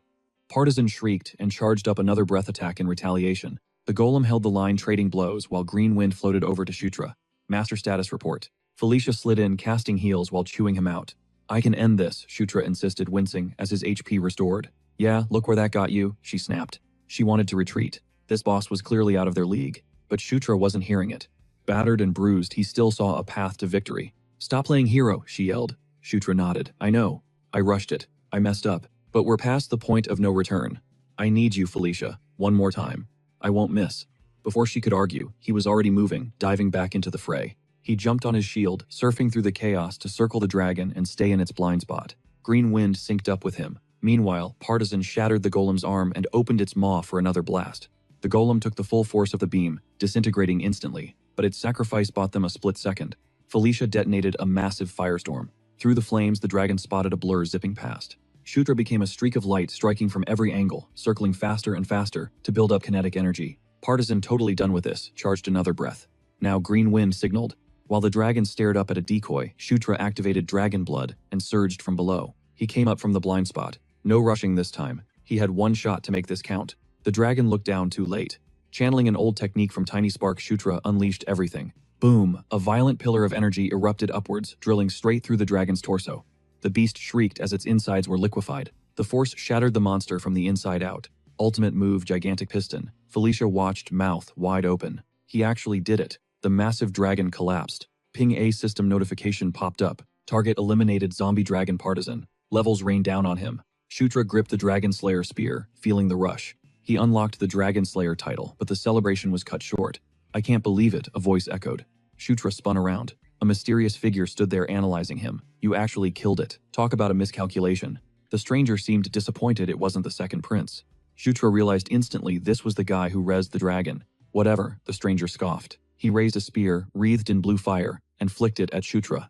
Time to clean up the trash. Shutra barely reacted before a tidal wave of blue hellfire surged toward him. It slammed into the fortress, devouring stone and steel alike. The entire structure groaned and collapsed into the abyss. Despite the crushing pressure of the attack, Shutra stood unbothered amidst the rubble, dust swirling around him like a storm. He cracked his left eye open, trying to process the chaos. As the smoke and debris began to settle, his vision cleared, but confusion hit him hard. The incoming attack had just evaporated. Then came the gore. The mysterious assailant was sliced clean in two. As the body hit the floor, Shutra froze. Suddenly a voice broke the silence, claiming his timing was impeccable. Shutra's eyes practically popped out of his skull when he locked eyes with the newcomer. No mistake about it, that was the Sword Lord. The man flashed a grin and casually greeted the ninth prince like they were old pals. The ultimate shield of the Asura Sanctuary and master to Demon King Mitra Sword Lord Ishgard was an entity in Night Saga, rivaling an elder dragon. A straight-up legend, but since he was strictly background lore, players never actually got to throw hands with him in the game. He was a ghost, a myth. Even when Zephyr Ragnaros ascended to Demon King, or when Locke invaded, this guy stayed hidden. Basically, he's the mysterious OP powerhouse of Night Saga, a total monster, that even the Demon King had to beg for lessons. Ishgard noted the sixth princess had a glow-up, then suddenly hoisted her into the air, remarking she was just a tiny brat last time he saw her. Humiliated, she shrieked at him to put her down immediately. He just laughed at her tantrum, clearly enjoying the teasing, treating her like a toddler. Shutra stood there, paralyzed, unable to process that the Sword Lord Ishgard was actually in the flesh. Meanwhile, Felicia was fuming.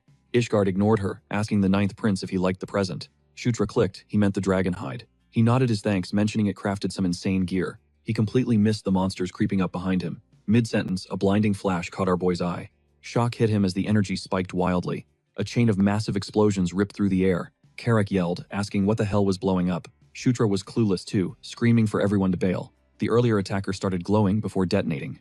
Total destruction. Luckily, Ishgard deployed a barrier just in time. He checked if the squad was okay. Shutra confirmed they survived thanks to him. Felicia was baffled by the random explosion. It made her question the enemy's real goal. Shutra recalled the assassin mentioning the second prince. It was weird, Ascalon wasn't the target. The guy didn't even care about it. So what were they actually hunting? Then the realization hit.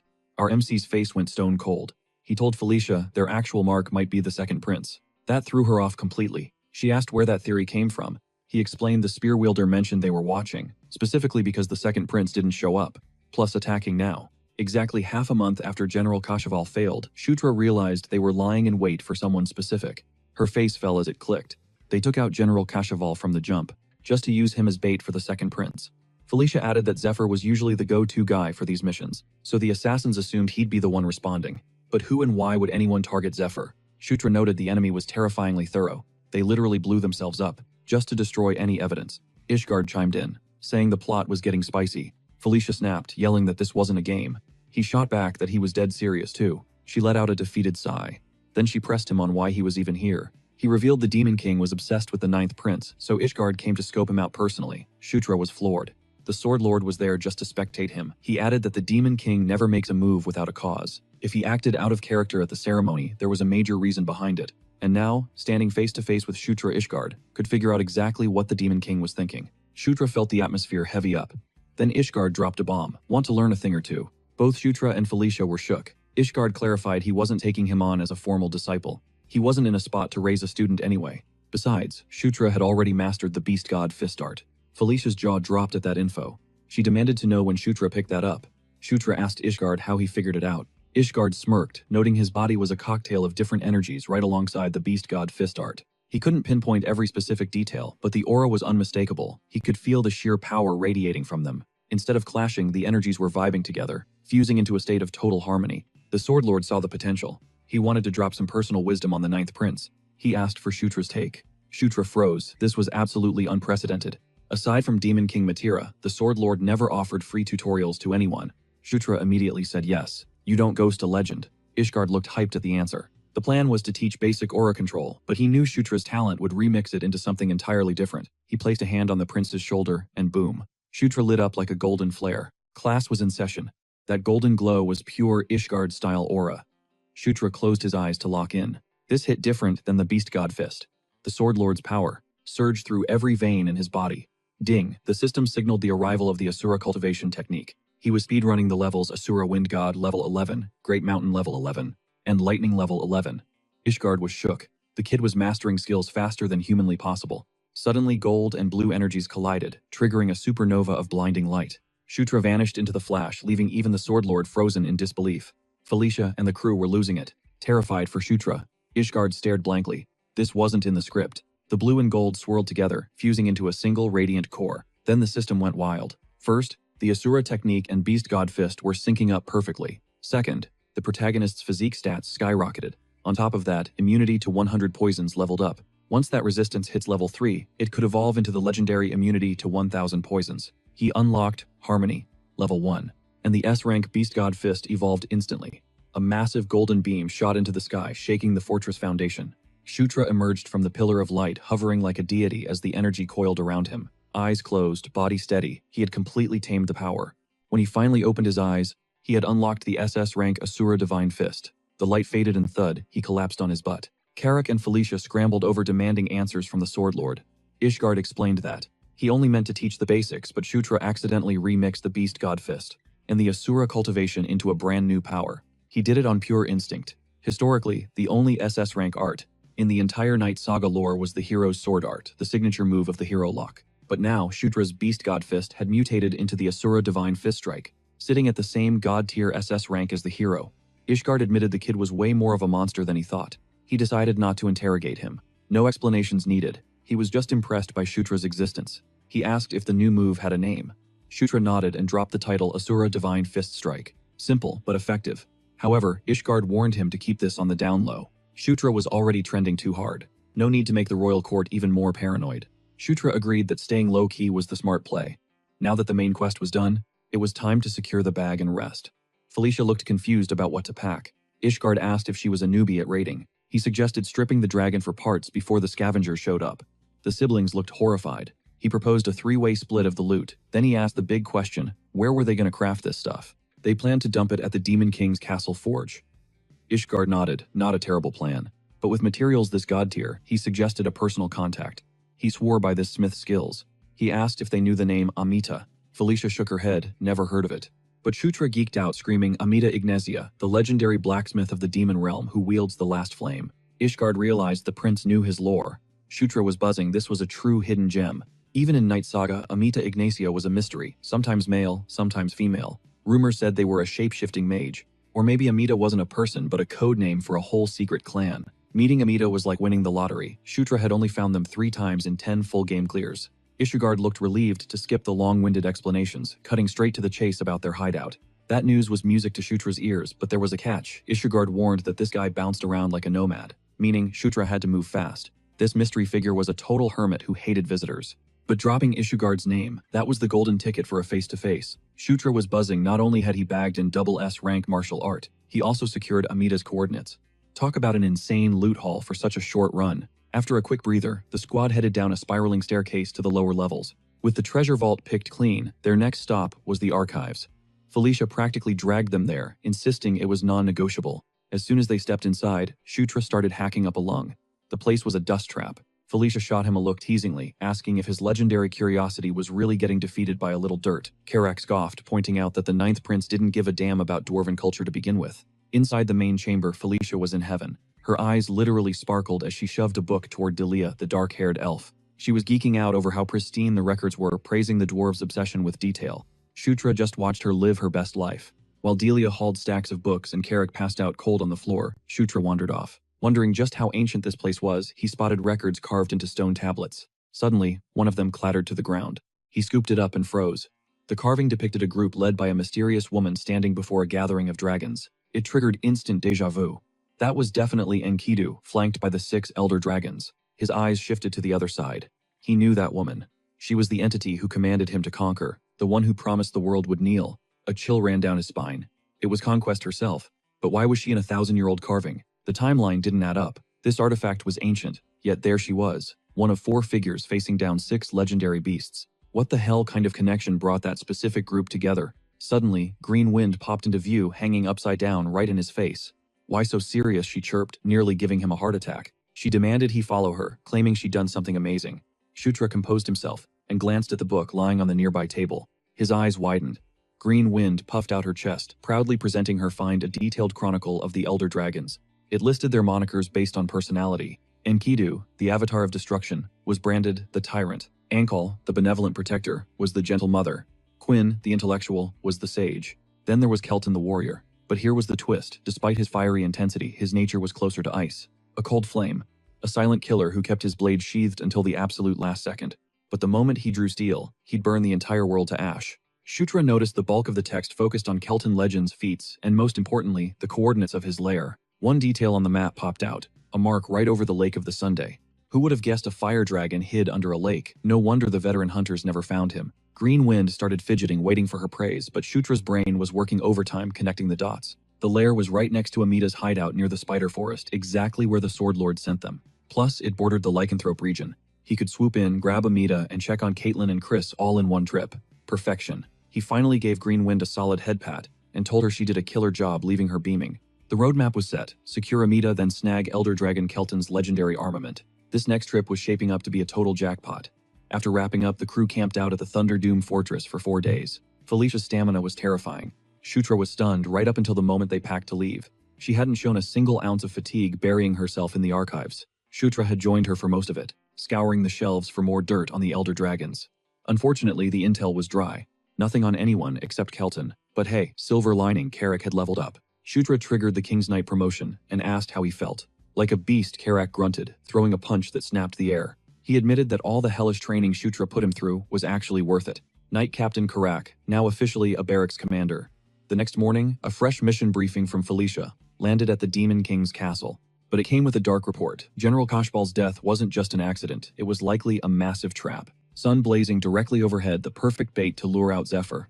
Shutra was locked, loaded, and ready to bounce. But Felicia slammed the brakes. She insisted on scoping out the area a bit longer before they dipped. She had major FOMO about what she hadn't explored yet. Shutra shut that down hard. Swordlord's orders were clear. Find Amida fast or she's ghost. With zero time to waste, he basically ushered her into the carriage. Once the whole squad was on board, he signaled Karak, who was riding shotgun as the driver, to hit the gas. Wheels rolling. Shutra glanced back at the road, fading behind them, realizing just how many times they'd brushed with death. But this wasn't just any mission. The loot they gained far outweighed the risks.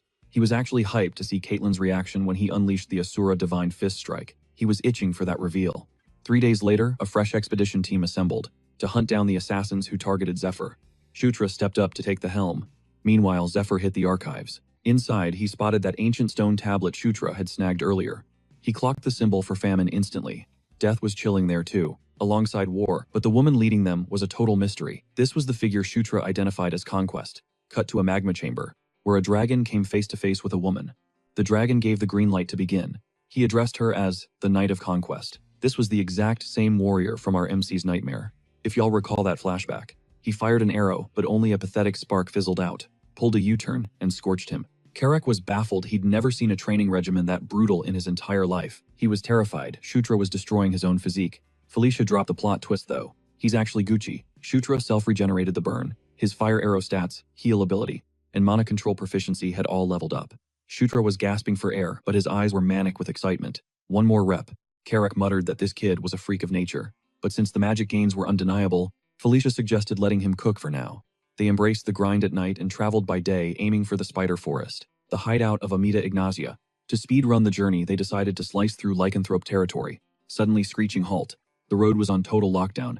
Karek barked out, asking what the holdup was. The guards claimed it was official lycanthrope royal business and told them to beat it. Royal business, out here in the boonies. Felicia smelled something sketchy. The guard doubled down on the order to leave. That was the last straw. She demanded they open the gate, insisting on speaking to the manager or whoever was in charge. The guard got triggered, asking if she thought she was some kind of princess. She simply replied, yes.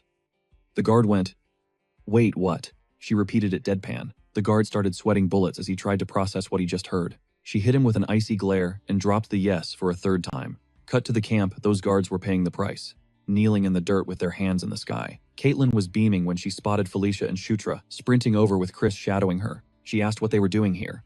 Felicia pulled an Uno reverse card. No, what are you doing in a desolate spot like this? Especially with the roads locked down. Caitlin hesitated. Chris stepped in and spilled the tea on the rumors. Hearing that Shutra had turned the Demon King's castle into a chaotic mess, he asked what on earth Shutra had been up to. Shutra smirked. Perfect timing, because he was just about to do a live demo.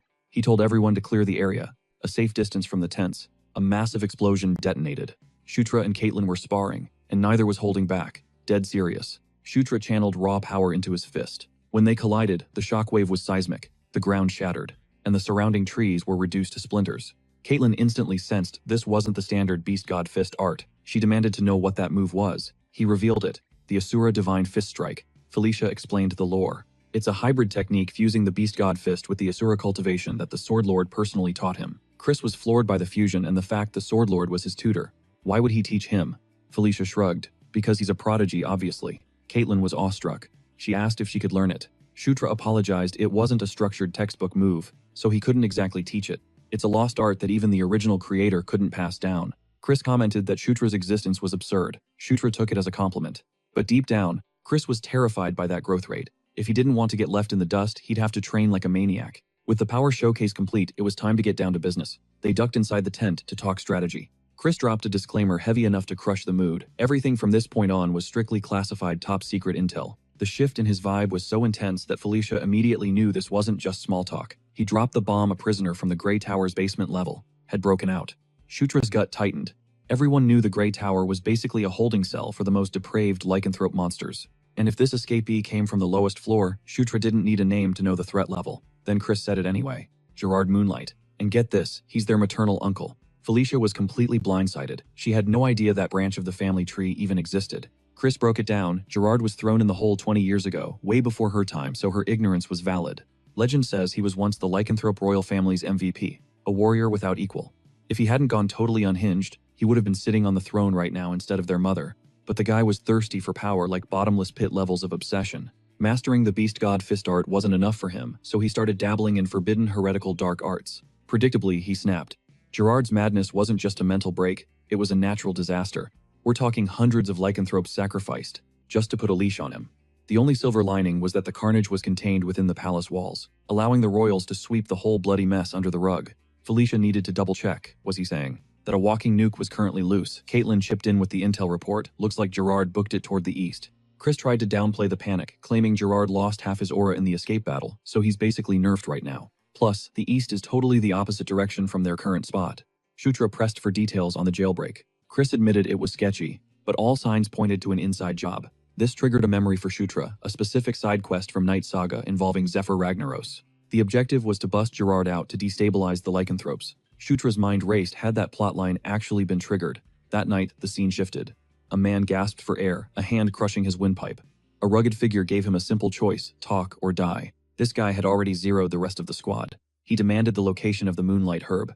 Shutra watched the dream unfold, confused and disoriented. Suddenly, Conquest manifested in front of him. He demanded answers. She didn't speak, just pointed to a void of blackness behind him. Squinting into the abyss, he saw a figure lurking inside. Recognition hit him like a truck. It was famine. Shutra snapped awake, cold sweat drenching his skin, lungs burning for air. That visual of the black aura wouldn't fade. The malice radiating from it felt physical, leaving him rattled to his core. And why the hell did the name famine keep echoing in his brain? Before he could spiral further, Karak crashed into the tent, absolute panic written all over his features. He screamed that he had bad news. Shutra barked at him to spit it out. Karak frantically reported a breach. An enemy was tearing through the camp. He described the intruder, a long scar slicing down his left cheek, radiating a weird black energy, and slaughtering soldiers with nothing but his bare hands. No weapons needed. That description was all Shutra needed. The puzzle pieces clicked instantly. It was Gerard Moonlight. Chris and Caitlin were already on the scene, witnessing the carnage firsthand. Shutra and Karak sprinted to the chaos. Shutra's mind was reeling. Gerard was supposed to be heading east. So why is he here? The math wasn't mathing. Shutra needed the truth right now. He grilled them on their real agenda. Caitlin finally cracked. It was all about the Moonlight herb. Chris looked betrayed that she spilled the tea. But she laid it all out. Their true main quest had always been securing that herb. They only found out about Gerard's prison break after they left. This wasn't just a plant. It was a legendary treasure. A botanical miracle that blooms once every 100 years. It's an S-tier consumable with a game-breaking effect. It packs enough juice to snatch someone back from death's door. For anyone who played Night Saga, this was the loot you got for beating Chris or Caitlin. Now, Gerard's presence made sense. He was hunting the Moonlight herb to recharge. He was trying to recover the 50% of his aura he lost. Suddenly, the sky lit up gold. Felicia's magic, the far side of the camp, was already a war zone. Felicia raised her staff and dropped a massive firewall to stop the advance. She was running on fumes, but she held the line. It didn't matter. Gerard walked through the flames like they were nothing. Felicia froze. She thought she was done for. Clutch timing, Shutra slid in, hurling his shield straight at Gerard's face. He checked on Felicia while keeping his guard up. The impact knocked the brute back a step. Chris and Caitlin seized the opening, launching a coordinated attack. Gerard clocked them instantly. Elaine Moonlight's kids. He planted his feet and raised an arm unbothered. Caitlin yelled for him to surrender. He just smirked, claiming he was the one who truly inherited their mother's will. She hesitated, fatal mistake. His punch connected, sending her ragdolling through the air. Chris screamed, rushing toward his sister in blind panic. Suddenly, a wolf soldier tried to get the drop on Gerard from behind. Rookie mistake. Gerard snatched the beast by the throat and drained it dry in seconds. Thick, inky mist was violently ripped from the wolf's body as its life force was consumed. Shutra felt actual ice form in his veins. The wolf's eyes shifted to absolute void black as pure darkness hemorrhaged from its body. That's when the horror clicked for Shutra. That wasn't just dark magic, that was famine incarnate. The second Gerard wrapped up his wolf soldier, glitch vanished into thin air. Gerard hammered his fist into the earth, cratering the ground and throwing Chris totally off kilter. The black mist surged like a tsunami, smashing Chris dead on. Shutra couldn't process the visuals. In the original Night Saga lore, Gerard was never this OP. After rotting in prison that long, his stats should have been trash. Gerard caught Shutra spacing out and sneered, "You got guts, kid." Then he snatched Shutra up by the throat. Shutra thrashed, burning every ounce of stamina to break the chokehold. Gerard just smothered him in that suffocating noir fog, whispering for him to wither and die. Suddenly, a blur of motion. It was Chris blindsiding Gerard from the rear, forcing him to drop Shutra. Shutra screamed as agony shredded his nerves. Gerard whipped around to clap back, but Chris cut him off, barking, "Eyes on me, old man." Chris launched himself forward, engulfed in a raging blue aura. He slammed into Gerard like a freight train, burying him into the dirt. The impact shook the whole zone. Gerard tanked the combo and laughed, asking why he didn't say hello to his uncle first. "Shut your trap," Chris roared. To him, Gerard Moonlight, the lycanthrope royal, died 20 years ago. This thing right here, just a washed-up convict. Shutra popped a golden dagger and cast Under the King's Banner on Chris, catching him totally unawares. Chris felt a massive dopamine spike. Raw power flooded his system, leaving him wondering if this god-tier strength was really just Shutra's buff. He was overflowing with energy. Gerard clocked the speed boost immediately. But he was too slow. Caitlin, also riding that King's Banner high, ghosted behind him and landed a heavy haymaker. Gerard actually grunted as the hit connected. Chris doubled down instantly with another strike. Felicia and Shutra watched from the sidelines, but the fight was moving. So fast it was literally just streaks of light. "I can't track any of this," Felicia admitted. "What's the play?" "We're winning," Shutra said, cool as ice. The twins were syncing perfectly, forcing Gerard to turtle up behind his forearms. Gerard finally admitted it. These kids were definitely Elaine's spawn. Realizing that, he decided to quit holding back. Full release, wolf mode activated. With claws the size of dinner plates, he palmed Caitlin's head. He weaved past Chris's hook while dragging her along, and slammed her skull into the earth. Chris went pale. Caitlin was in critical condition. Snapping, Chris swore to end him. Gerard just backhanded him aside like a fly. The blow launched Chris through a line of trees. Before he skidded to a halt, Gerard pounced instantly. The white Suri shield flared to life, brilliant and blinding. Shutra tanked the hit with the shield, then yelled, "Karak, King's Knights assemble." Gerard pivoted and caught Karak's axe mid-swing. Shutra charged his fist, compressing golden mana tight, locking in on the target. Then he dropped the hammer, gigantic piston. Gerard ate the damage and fired back with the Beast God's secret art Wild Wolf Fist. The impact yeeted Shutra across the clearing. The shockwave nearly knocked Karak over. Panic set in as he checked on the prince. Gerard's aura settled down. He smirked, looking impressed. He didn't think Shutra would get back up. After eating a Wild Wolf Fist, Shutra hacked up, blood swaying. Gerard stepped in, murder in his eyes. But Shutra held his ground. My turn. He unleashed the exact same move. Beast God Fist, secret art. Gerard froze, stunned. The copycat strike hit him dead center. Shutra saw the pop-up. Skill acquired Beast God Fist Wild Wolf style. Time to feed Gerard a taste of his own medicine. Gerard groaned, reeling. How did this punk know the Wolf Fist? Shutra cocked his arm back again. Round 2, Fist of Explosion. The heat was so intense, Gerard snarled, countering instantly. Shutra got blown back again. He clicked his tongue. Damn, he was aiming to blow the guy's head clean off. Gerard spewed out a massive wave of black fog. It locked onto Shutra like a homing missile. Shutra summoned the White Suri. Milliseconds before the mist nuked the area. What the actual hell was all he could think. When the smoke cleared, Gerard had ghosted. Did he bail? A system ping confirmed a level up. Shutra exhaled, shaky but alive. Threat neutralized for now. He asked Felicia about Caitlin. Felicia's face was grim. It's bad. Like really bad. The damage is too deep. I don't think magic is going to fix this. Shutra suddenly buckled, fingers clawing at his chest as a guttural groan escaped his lips. Felicia was there in a heartbeat, panic flashing in her eyes. But even as agony shredded his insides, his mind was locked on Caitlin. Sure, her skin looked flawless now, but beneath the surface, her internal organs were absolutely decimated. She had likely burned through her life force by overdrawing her aura. Seeing Shutra deteriorate by the second, Felicia demanded to know what was happening. He waved her off, gasping that he would be fine after a nap, and barked at her to prioritize saving Caitlin instead. Chris materialized, shoving an ornate box toward Felicia with orders to use it on both of them immediately. "What is this?" she asked, cracking the lid. She froze dead. Resting inside was a solitary glowing blossom, the legendary moonlight herb. Felicia arranged their unconscious bodies side by side. Setting the artifact between them, she began the ritual, while Chris and Karak stood watch like stone sentinels. With surgical precision, she lifted the herb and snapped it in two. She hovered one radiant half over Shutra, the other over Caitlin. The petals disintegrated into light, drifting into their mouths. Caitlin began to shine with a brilliant aura, but Felicia's brow furrowed. Confusion exploded into terror as Shutra actually started floating off the bed. Chris's jaw hit the floor. He had never seen a reaction like this. Then the old myths flooded back. The legend of the primordial Wolf King. Ages ago, that king united the fractured lycanthrope tribes into one mighty empire. But peace did not last. A red dragon named Castion descended on their lands. For 7 days and nights they clashed until the Wolf King finally tore the beast down and claimed victory. But the cost was absolute. His pack, his family, everything was wiped out, and death was knocking at his door. In that final desperate moment, he stumbled upon a pristine white flower. On pure instinct, he devoured it. That bloom, containing the essence of moonlight itself, did not just heal him, it became his heart. Resurrected with a core of lunar energy, the king swore his existence to the moonlight, and adopted the name Moonlight. He guarded his realm for an impossible number of centuries, but lightning never struck twice. Generations of lycanthropes chased that power, consuming the herb. Yet none could handle the raw lunar energy like the Wolf King. No one ever gained a second heart again. That was the myth. Until now. That ancient legend was manifesting right in front of Chris's face. And crazily enough, it was happening to Shutra, someone not even of their bloodline. His chest erupted with blinding light, sending a massive beam piercing into the night sky. Ding, the system flagged a protagonist setting adjustment boosting, the enchanted encounter trait. His protagonist physiology was forcing his body to absorb the moonlight herb perfectly. He now rocked 2 hearts, double the potential, double the power. Finally, Shutra's eyelids fluttered open, greeted by golden sunlight.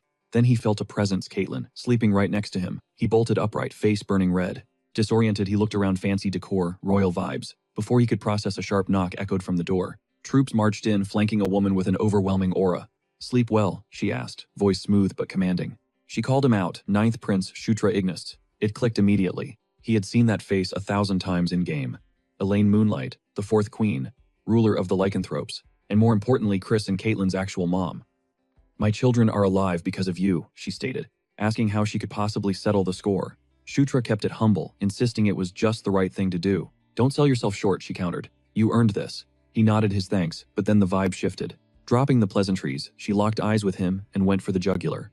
She asked if he planned to become the Demon King. Shutra blinked, totally thrown. She read his expression instantly. The idea hadn't even existed in his brain. Considering he was a powerless prince yesterday, it made sense. "The board has changed," she warned. You need to start thinking like a player. She told him to calculate every move from here on out, to weigh his options, to play to win. Ask yourself what benefits you. Later, Greenwind dropped the bomb. He had been out cold for 4 days. I never left your side, she added, like it was no big deal. Shutra pressed for details. Turns out they were crashing in a high-security villa, reserved for lycanthrope royalty. And the shared bed, calculated. It was to sync their energies and turbocharge the healing process for both of them. Excuse me, Shutra asked. Greenwind tilted her head. You really don't remember taking the moonlight herb? Shutra froze. He ate it. He checked his status window confirmed. And there it was. A sensation he had never felt before. A foreign power humming over his own aura. It was undeniable. A second heart had formed inside him. Chris told me everything, Greenwind whispered. The proximity was the trigger. The closer they got, the more his internal engine roared to life. He reached out, grabbing Caitlin's hand to test the theory. And the confirmation was instant.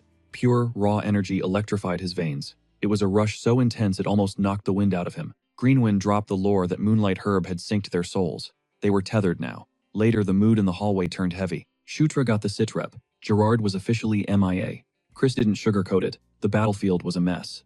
During the hunt, they found pieces of Gerard. Legs here, a chunk of torso there. Gruesome stuff. But Chris wasn't calling off the dogs until he saw a corpse with his own eyes. Shutra nodded, better safe than sorry with a monster like that.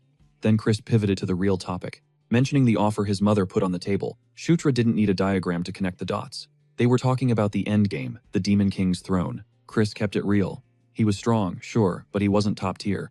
At best, he was scraping by at Sylvan's level. 10 years of grinding and he still couldn't touch the first prince by call.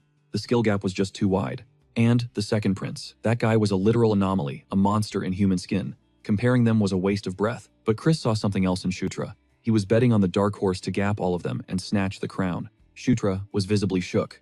Chris broke down the stats. Unlike the rest of them, Shutra had the charisma to unite the other races. Plus, he had the Sword Lord in his corner. If he kept stacking these public wins, he could even pull off a pardon for the imprisoned Gandharvas. That's when the light bulb went on. Shutra finally understood why the Gandharvas had been ghosting everyone. He'd always wondered what kind of crime warranted that level of lockdown. Chris clarified the vibe. He wasn't demanding an answer right this second. He just wanted the gear to start turning in Shutra's head. Because there is a massive difference between maybe and never. Shutra gazed out the window, letting the weight of that ambition settle in. He stood there silently, visualizing the path to the throne. Miles away, a carriage sliced through the darkness. Ludwig Moonlight, head of the Bloodwolf squad, finally popped the question to Queen Elaine. Did she actually think the ninth prince had the main character energy to rule? Her answer was cold and precise. The Demon King doesn't do random. Every move is calculated. He wasn't the type to break protocol and intervene twice, especially at a public ceremony, without playing 4D chess. She was convinced he saw potential in the ninth prince that everyone else slept on. Game recognizes game after all. Ludwig looked a bit lost, admitting the stakes felt overly dramatic. Elaine just smirked, calling him naive. She laid it out to the Demon King. Being killed by his own son wasn't a tragedy. It was the ultimate win. It meant a successor, stronger than himself, had finally arrived. That's the kind of savage logic he operated on. Yeah, it was a high-stakes gamble, but a timeline where the ninth prince takes the crown was their best-case scenario. Ludwig finally clicked. In the demon world, might makes right. The universe bends to the will of the strongest. Elaine admitted it gave her the creeps, but in a twisted way, she loved it. Back in the wild, the wolf pack kept the pressure on. Gerard was wrecked. He couldn't have gone far. Suddenly, a scout signaled target acquired. They found him, but a voice whispered in Gerard's ear, taunting him that he'd had enough time to process his failure. A shadowy silhouette loomed, asking if he was ready to make a deal. Gerard slammed his hand into the dirt. Boom, black mist exploded outward, washing over the charging wolves and draining them dry like husks. Just like that, he one-shotted the entire squad, cornered and desperate. He took the bait. The mysterious figure grinned, rows of sharp teeth glinting in the dark. It announced that the sequel was starting, time to rewrite the ending. A few days later, Caitlin finally snapped out of her coma. With the crisis managed, Chris headed back to HQ. No rest for the wicked, though the next day they rolled out to Spider Forest to find Amita. Their guide was Robin. He warned them that once they hit the twin bridges, the mounts were useless, they'd be on foot. Robin was a boar lycanthrope Chris had vouched for earlier. Shutra grilled him on the terrain, asking if he knew the lay of the land. Robin shrugged, saying he'd been there once. About 6 months ago. He described it as chill, quiet, peaceful. So peaceful, in fact, that it was empty. No beasts, no monsters. But to Shutra, that kind of silence was a massive red flag. It felt unnatural. After everything they'd been through, when they breached the tree line, the reality hit them bones. Everywhere. Robin panicked. What the hell happened here? Shutra didn't even blink. He knew peaceful was a lie. The only question was, what kind of nightmare boss was waiting for them this time? The squad fanned out, weapons ready. The squad stood back to back, weapons drawn, eyes locked on the shadows. The terrain was a graveyard, snap-kicked branches, and bleached bones littering the dirt. Green Wind tried to lock onto the Forest Guardian's signal, but the connection was static, barely a faint pulse. The local spirits were freaking out. Whatever ruled these woods was on death's door. Shutra turned to Rowan, needing answers. Is there actually a guardian here? Rowan nodded, digging up some ancient lore about a colossus, a massive spider, that nested dead center in the forest. Shutra processed the intel, then barked an order to Karma. Warn the lycanthropes. Now. Karma blazed off instantly. Suddenly, Green Wind's radar spiked massive magical energy, exploding at the forest's core. But just as fast, it was snuffed out. She felt it in her gut. Something catastrophic was about to go down. As darkness swallowed the canopy, the team set up camp, and Shutra dropped the bad news. The guardian is fading out. He looked around the fire. What happens if it actually croaks? Felicia took the floor. 2 scenarios for a spirit wipeout. Scenario 1, someone physically destroys the entity. Scenario 2, the battery dies. If the source protecting it gets deleted, the spirit goes with it. Basically, kill the origin, kill the ghost. Now, Green Wind might look pint-sized, but she's actually S-tier in rank. Even if her power source vanished, she'd just get debuffed, not deleted. But most spirits, they fade to black instantly. Shutra had seen it 100 times with those artificial mobs in the dungeons. Bottom line, the Spider Forest Guardian wasn't just sick, it was dying because its core took a massive hit. Suddenly, Felicia froze, eyes glued to the sky. The moon. It's wrong. Before anyone could process, Caitlin lunged. Shutra's instincts fired. He tackled her to the dirt instantly. What the hell are you doing? He shook her by the shoulders, trying to break whatever trance she was in. It wasn't just her. The other Lycan's eyes glazed over and they locked onto a new target, Karak. The orc scrambled back. Yo, it's me. Why are you looking at me like I'm dinner? Felicia popped a flashbang spell, blinding the wolves and buying them a second. Even she was totally lost. It's the spirit of madness, Daphne yelled, weaving a purification spell. A dark purple haze was ripped right off the Lycans. They dropped like puppets with cut strings. Shutra rushed to Caitlin. Pulse steady. She was back. Care to explain that nightmare? Karak wheezed. Daphne shook her head. I repelled the spirits. But it's a temporary patch. We need to find the source fast. Boom. The ground lurched violently. What now? Karak shouted. The barrier just shattered, Daphne whispered, looking terrified. Something huge is coming. Green Wind's voice trembled. Master reality is glitching. The illusion and the physical world are merging. The energy pressure was suffocating, blurring the lines of existence. Shutra muttered a curse. Then the shadows moved. Monsters. Everywhere. Battle stations, Shutra roared. No time to think, just kill. A bear charged him. He met it with a devastating fist of explosion. Karma and Delia held the line, shredding the front wave, while Felicia dropped AoE spells, nuking clusters of enemies. It was a meat grinder. Too many hostiles. Shutra keyed his mental link to Green Wind. GW, get up top. I need eyes in the sky, she scoffed. My name is not GW. But she obeyed, rocketing skyward. She was a streak of emerald light cutting through the dark, right as a massive pillar of blue energy erupted from the earth. Green meets blue lighting up the clouds. And there, bathed in the light, a titan. Green Wind froze. It was colossal. The earth quaked with its steps. Shutra gritted his teeth. What level of boss fight is this? Captain Moore, incoming, Karak yelled. But then, silence. The horde just turned tail and ran. The team stood there, bloodied and confused, but hey, they weren't complaining. Shutra's senses flared. Show yourself, Twak. Something beamed Karak right in the forehead. As the object rolled to a stop, Shutra blinked. A raccoon. The trash panda stood up on 2 legs and cleared its throat. Do you have eyes? It snapped, looking insulted. Can you not bask in my magnificence, Daphne? Shutra and Karak just stood there, mouths wide open. The raccoon puffed up its chest. I am Amita. The legendary artisan guarding Shutra's jaw practically hit the floor when the raccoon puffed out his chest and claimed to be the legendary Amita. That look of pure shock clearly rubbed the furball the wrong way. He snapped back, asking if Shutra had some kind of personal beef with his species. Shutra scrambled to do damage control. He suddenly remembered the lore from Night Saga. Amita was a shapeshifter, swapping between human and critter forms on a whim. The raccoon jabbed a claw in Shutra's direction, demanding to know who this motley crew was. Shutra stepped up, dropping his official handle, the 9th Prince. Felicia Doomblade, the 6th Princess, followed his lead, keeping her composure perfectly regal and polite.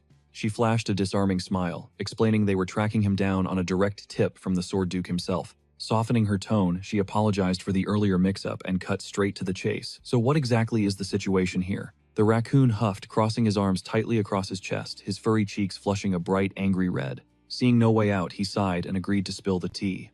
Amita admitted he'd set up shop in the heart of the spider forest a few months back. He needed rare materials for his craft, and this was the only spot to grind for them. Amita explained he planned to stay for another 6 months, before packing up. But then a squad cloaked in ominous dark purple energy decided to crash the party. Shutra froze at the mention of that specific energy. His danger sense tingling, he pressed for details. Amita narrowed his eyes, catching the shift in Shutra's demeanor. You know these guys, Shutra confirmed he'd traded blows with them before. Back when he was defending the guardian spirit of Einkel. Connecting the dots, Shutra asked if Amita was playing bodyguard for this forest spirit too. The raccoon didn't deny it. He grumbled about owing a few solid favors to the spider forest's guardian. Looking away, he mentioned that the lycanthropes usually patrolled these woods like a police force. He figured if he threw up a barrier and hunkered down the wolf, warriors would eventually take out the trash. Green Wind materialized, resting a hand on Shutra's shoulder as he questioned the barrier's strength. Seeing is believing, master, she whispered. Without waiting, she whisked Shutra high above the canopy. From that vantage point, they spotted a massive white giant hammering the forest's core, its fist glowing with devastating power, as it smashed into Amita's barrier and shattered it like glass. Shutra landed looking pale, and urgently told Amita that his shield had just been obliterated. The raccoon kept his arms crossed unfazed, and claimed he still had one backup barrier standing. The real nightmare, he growled, is that the hunters seeking the last flame are finally teaming up. He pointed out the sickly green moon and the feral spirits as proof of their corruption. Daphne stepped forward, needing to know exactly who they were dealing with. The raccoon's face darkened as he explained they were once noble guardian spirits, now twisted into madness. He theorized they believed that absorbing the last flame was their only ticket back to sanity, a desperate attempt to reclaim their original forms before they lost themselves completely. Then he dropped the bombshell. These rogue spirits had allied with the dark energy wielders, supercharging their strength. He went on to explain that the Spider Forest Guardian had panicked, tapping into the ley lines to reinforce the shields. Big mistake. The last flame fused with those energy lines. Now they were sitting ducks. Escape was physically impossible. Felicia's voice trembled slightly as she asked, what would happen if the bad guys actually got the flame? Amita shrugged helplessly, admitting he had no idea since it was unprecedented. Rumor has it, the world ends. The raccoon spun around, locking eyes with Shutra, and dropped the demand, you need to help me fix this. Shutra blinked, blindsided by the sudden request. Before he could answer, a massive shadow loomed between them. Karak stepped in, warning the furball that nothing in this life is free. He grinned like a shark, demanding Amita craft custom gear for the whole squad. Surely a legend like you can handle that. Amita's fur stood on end. Are you insane? Do you not understand the stakes here? He screamed that this was a global crisis, where the last flame could literally die out. Karak casually picked his ear, acting bored to tears. So let it fade. Maybe nothing happens. Who knows? Why risk our necks for a maybe? Let's just bail. Amita looked ready to stroke out, teeth grinding audibly, as he trembled with rage. Finally, he snapped. Fine deal, I'll make the gear. Just follow me already, Karak smirked, victory secured while Green Wind piped up.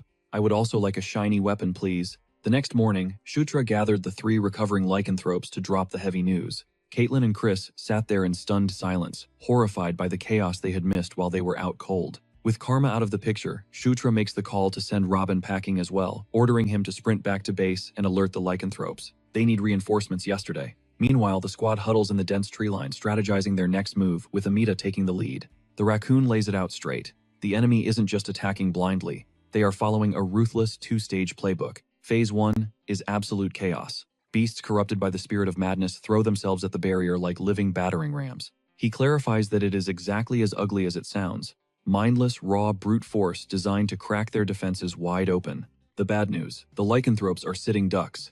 Their natural aggression makes them magnets for that toxic madness corruption, so Amita warns them to lock down their mental defenses. Right on cue, Sarah and Daphne shudder, admitting the dark vibes are already creeping into their heads. Then comes the nightmare fuel. Phase 2. Amita explains that once the barrier fractures, a white giant descends to finish the job. This isn't just a big monster. It is a fusion of insane guardian spirits mashed into one colossal wrecking ball. It is already strong, but it goes God mode when those cloaked figures dripping in purple, death energy merge with it. Amita outlines a risky gamble. He will intentionally breach the barrier himself, creating a fatal funnel to force the first wave into a kill zone. He emphasizes that they have to hit that choke point with everything they have got. If they can wipe out the vanguard before the breach expands, the white giant won't have an opening to smash the barrier completely. If the wall is still standing by sunrise, the giant fades away. They spend the day patching the cracks, then rinse and repeat. But before he can wrap up the briefing, Caitlin suddenly snatches the fluffy blacksmith up in a bear hug. She announces with total confidence that they just need to survive for 2 days, and victory is in the bag. Poor Amita goes silent, his speech cut short as Caitlin squishes his chubby cheeks, like he is a stress ball.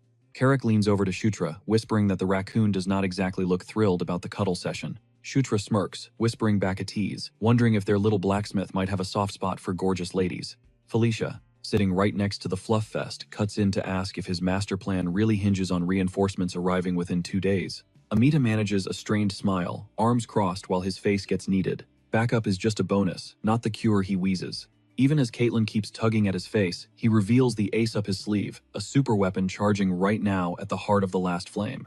When that battery hits 100%, the white giant is toast. Later that night, under the glow of a high moon, the team moves out to an ancient altar deep in the ravine. Carrick clutches a massive golden axe, the shiny new toy Amita forged specifically for him. The orc admits he is practically itching to swing it. Daphne steps up, handing tiaras to the wolf girls. She explains that wearing this gear will act as a shield against the spirit of madness. The group seals off the bridge, connecting the ravine to the woods. Then the silence breaks as sinister noises drift from the trees. The ground starts to shake like an earthquake of marching boots. Suddenly, a tsunami of monsters explodes from the tree line, barreling straight for them. Battle stations, Shutra roars, commanding the line.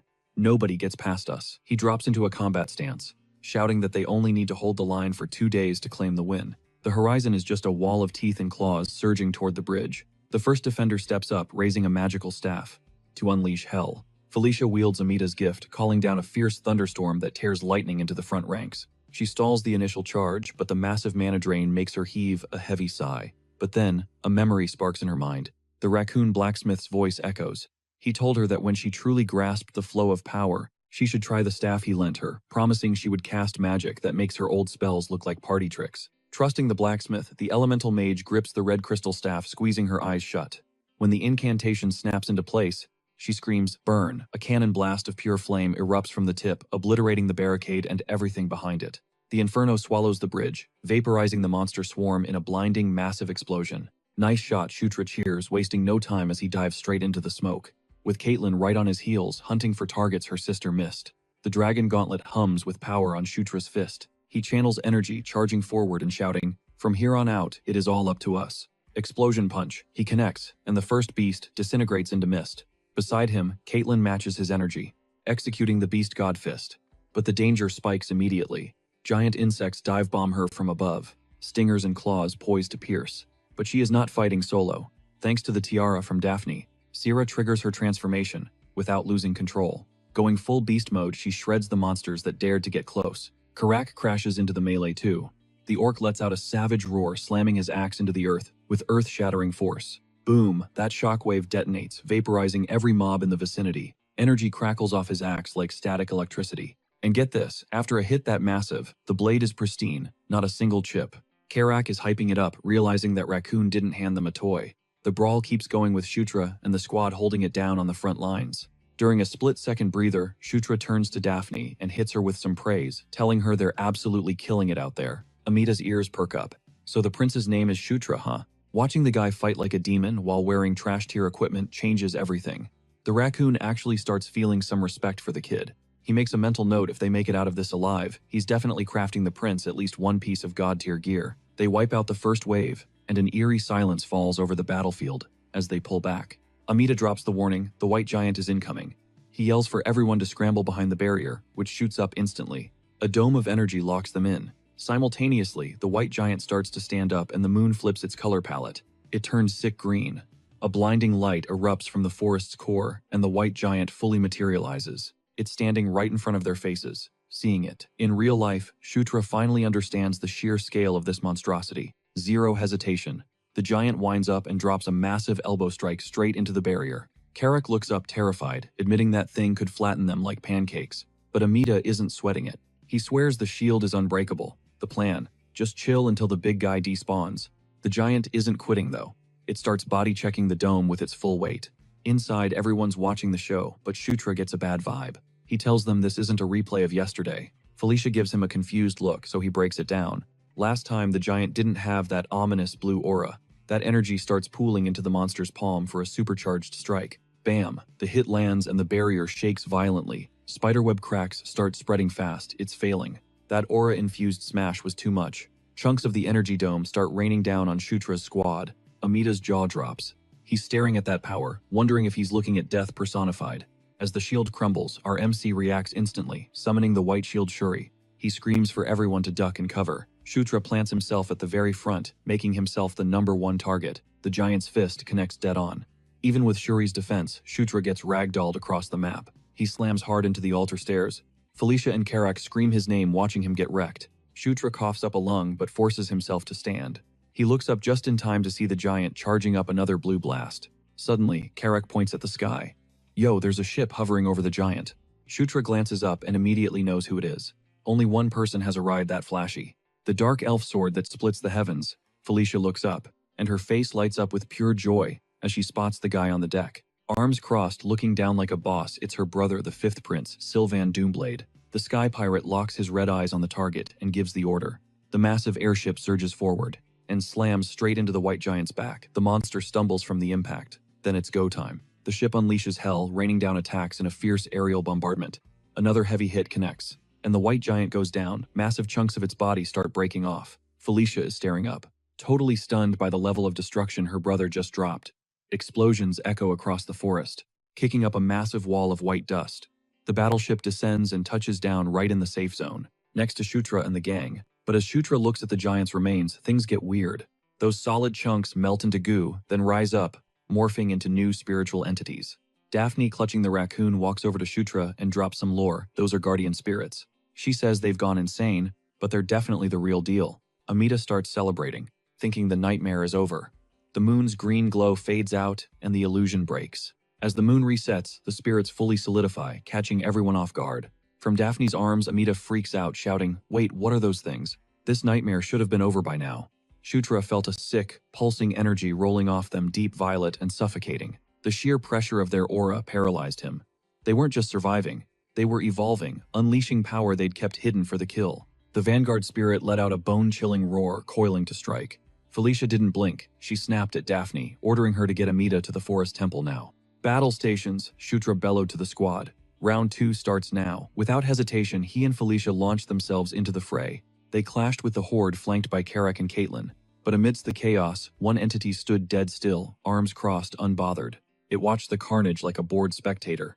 That eerie calm instantly locked onto Caitlin and Shutra's radar. "Heads up," Shutra warned. "I don't know what that thing is, but it's definitely calling the shots." Caitlin lunged to instigate, but Shutra intercepted her path. "You don't have to solo this one," he told her. He held out a hand, offering a partnership to end this in one shot. Caitlin smirked at his newfound swagger. "My, aren't we acting gallant today?" she teased, gripping his hand. As they walked forward together, raw power began to spill from their bodies. Their auras melted into one, achieving total synchronization. The spirit leader felt the air get heavy. Suddenly, Shutra and Caitlin's eyes ignited with a blinding golden brilliance. "Let's end this," they said, in perfect unison.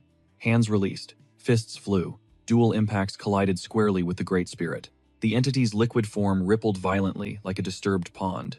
They didn't let up raining blows to deny it a second of recovery. Purple-cloaked minions swarmed in, desperate to shield their master. Caitlin signaled Shutra. "I've got the big guy. You clear out the dark energy trash." "You sure?" Shutra hesitated. But seeing Caitlin's steely confidence, he trusted her play and turned to engage the mobs. The shadows were buffing the enemies, but a fresh power surged through Shutra, the residue of his sync with Caitlin. She tapped into the Divine Fist Asura. Every punch she threw now packed the wallop of a double S rank ability. She kept the pressure on the boss, convinced this was in the bag. But right in the middle of the exchange, the spirit slipped a punch and morphed. Its body elongated, snaking tight around Caitlin's arm. Immobilized, before she could react, it blasted her point blank with a massive wave of spiritual energy. Shutra whipped his head around in panic, but a minion lunged, cutting off his rescue path. He popped the Cirrus shield to tank the hit. "Get off me," he roared, hurling the shield outward to clear the space. "Disappear." He sliced through the horde until ding, level 25 reached. A pillar of golden light crashed down. New perks incoming. Hitting level 25 unlocked the secret menu. First up, final special movement control. Rank 1 secured. He also awakened the devastating destructive explosion for Enkidu's earthquake. Finally, he snagged absolute mastery over Ankle's white Cirrus shield. The golden glow intensified. For a split second, he stood motionless. The spirits saw an opening and swarmed him all at once. Gauntlet check. Shield check. Shutra's eyes narrowed. "You're already dead." White Cirrus activate. A emerald shockwave exploded from him. Absolute dominion expanded instantly, swallowing the entire zone. Not even the boss fighting Caitlin was safe. The massive domain trapped every single spirit inside its borders. Shutra stared, stunned by his own output. First time casting it, yet his body knew exactly what to do. Absolute dominion, the name wasn't a joke. This battlefield was his house now. He raised a hand. The energy around the spirits twisted violently, forming a raging hurricane. The leader tried to run, no exit. helpless in the vortex. Shutra pointed straight at them. Burn. The tornado hammered the leader into the dirt with crushing force. Watching the dust settle, Shutra thought, got him. He dropped the spell and collapsed to his knees, gasping. That move had completely zeroed out his aura gauge. He looked up and his heart stopped. The spirit leader was standing.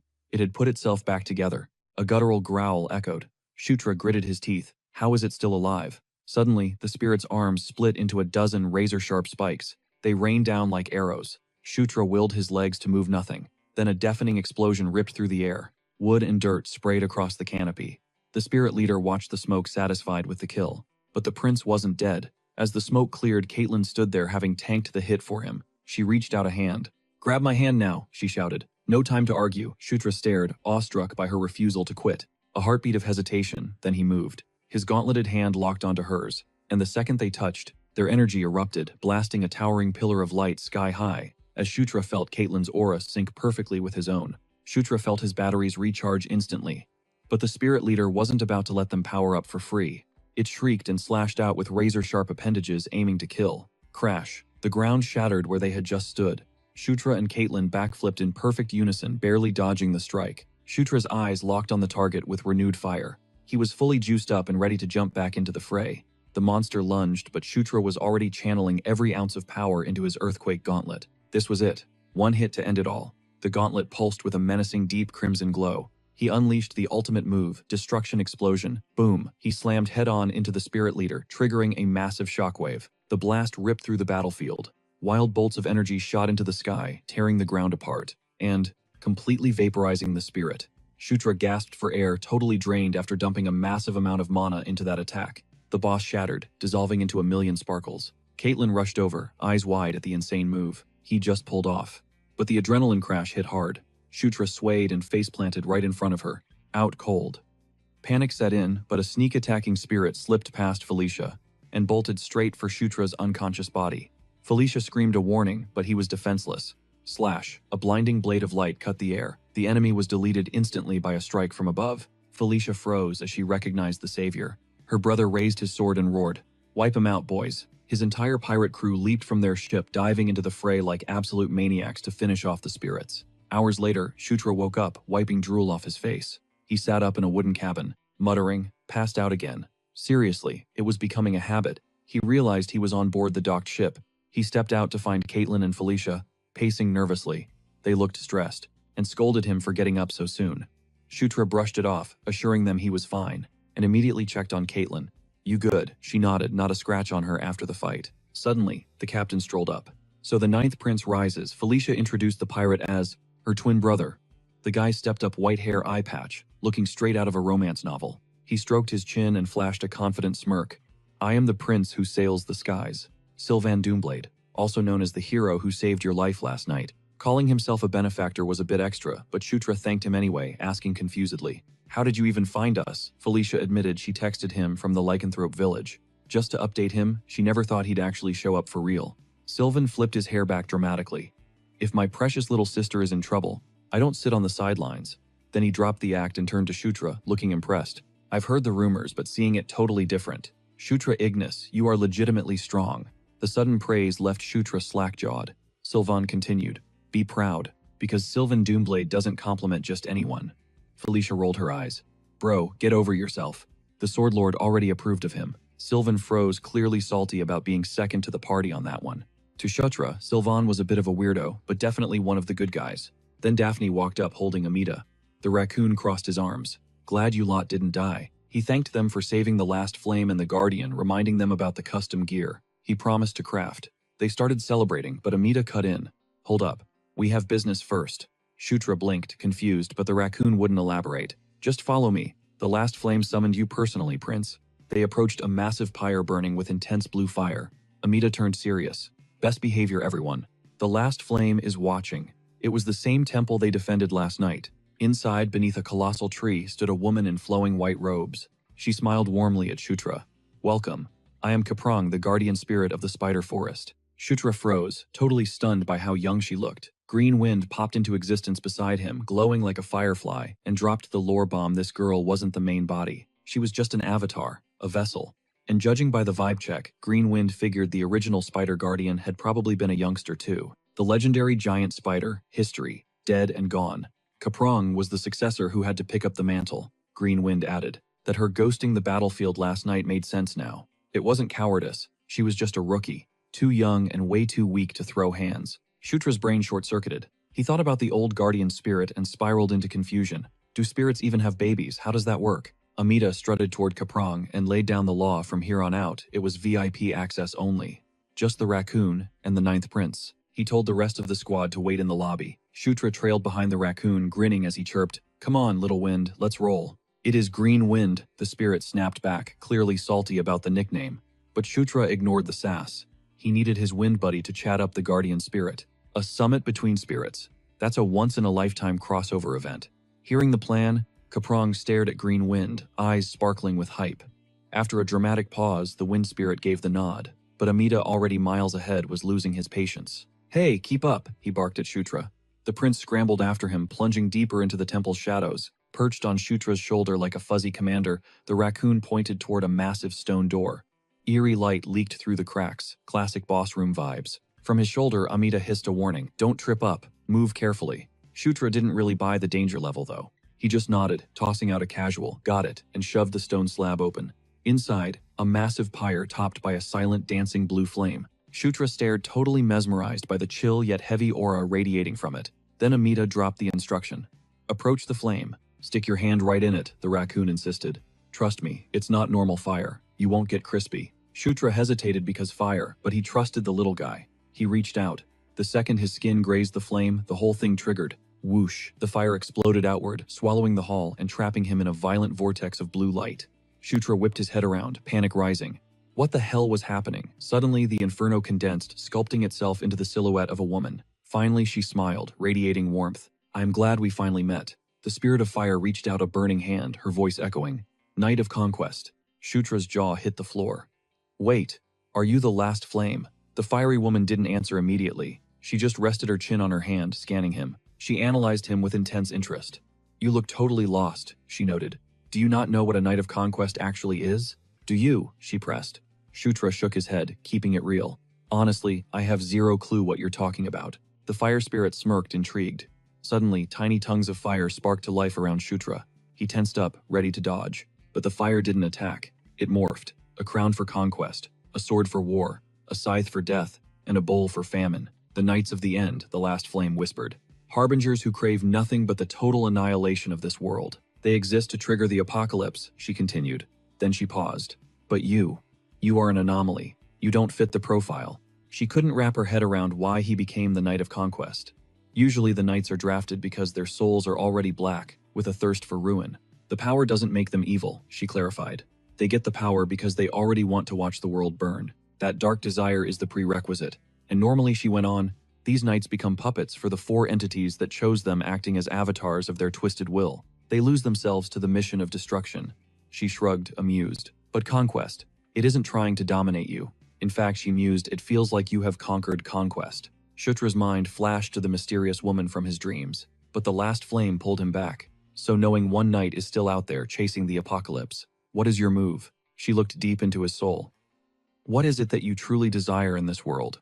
The question hit him hard. For the first time, Shutra really looked inward. He thought about his past life. Returning to his original world flickered across his mind. But then he imagined leaving. And immediately he saw Caitlin. He saw her pleading eyes begging him to stay by her side. Then Felicia, remembering the warmth of her hug and her prayers for his safety. Even Korak popped up, a guy he'd actually learned to respect. The fog lifted. His desire was crystal clear. He had to stop the lycanthrope oppression. He had to prevent the day of slaughter. In his mind's eye, Caitlin was holding his hand, guiding him toward every single person who had become precious to him. He wouldn't let Zephyrus and Ragnaros wipe them out. He was going to rewrite that tragic future. Shutra looked the fire spirit dead in the eye. "I want to protect everyone," he declared. The spirit smiled, satisfied. "A knight of conquest," she began, her voice resonating with power, "is one born with a king's destiny.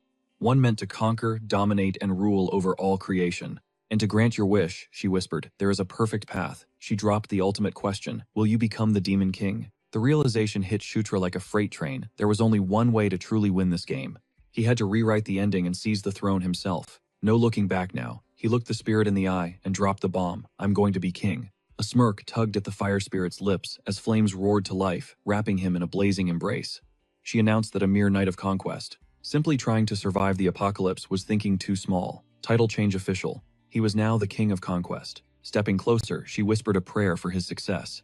Then the inferno swallowed him whole. Systems overloaded as power flooded his veins, divine power, incarnation of flame, all unlocking at once. The pact with the last flame was sealed. Snap back to reality. Shutra stood there, bathed in the golden aura of a massive level up. Before he could even check his stats, Amita's grumpy voice ruined the vibe from behind. "What's she see in a scrub, like you, the raccoon?" scoffed, signaling him to follow. Apparently, the last flame had ordered Amita to drip Shutra out in legendary tier gear. No cutting corners. Deep in the spider forest's secret orchard, the raccoon lounged on a table crunching an apple, and whining about being broke on materials. He slapped a map down, pointing a claw north. "Head to Sun Lake," Amita instructed. "Place is crawling with metallic mobs. Go farm them for parts." Shutra blinked, confused. "Wait, isn't the black dragon hide and bone enough?" "Big mistake." Amita nearly whacked him with a stick. "Those are just base ingredients, you moron. You want a full loadout? I need variety. Real crafting takes a whole inventory of components. If you want me to overhaul your gear, bring me everything that isn't bolted down." Shutra thought it was kinda sus that the world's top blacksmith was out of stock.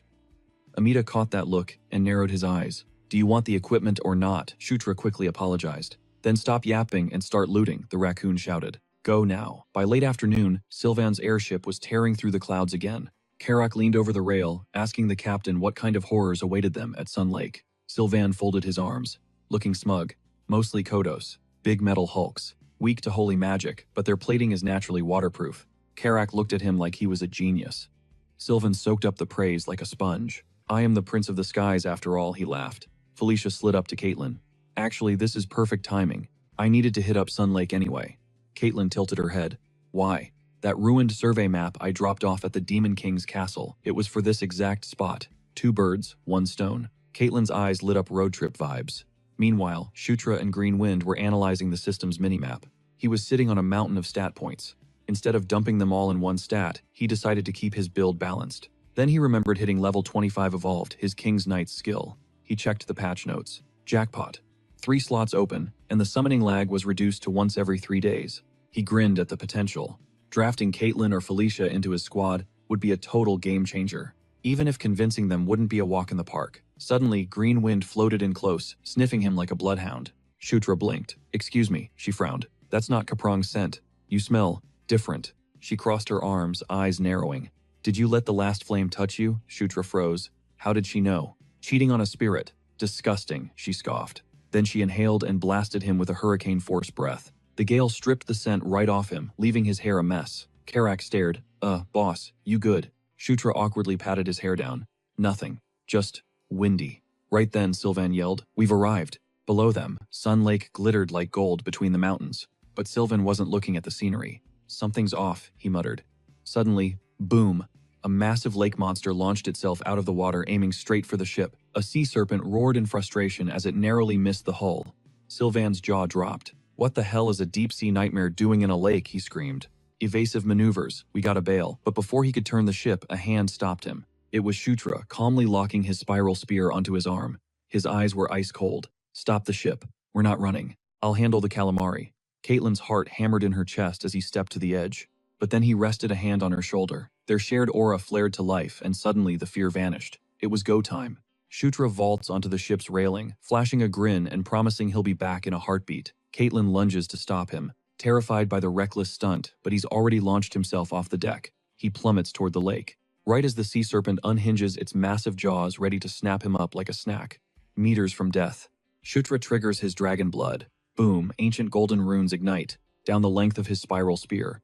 For Shutra, this isn't danger. It's a test drive for his new power. He needs a target that can take a hit.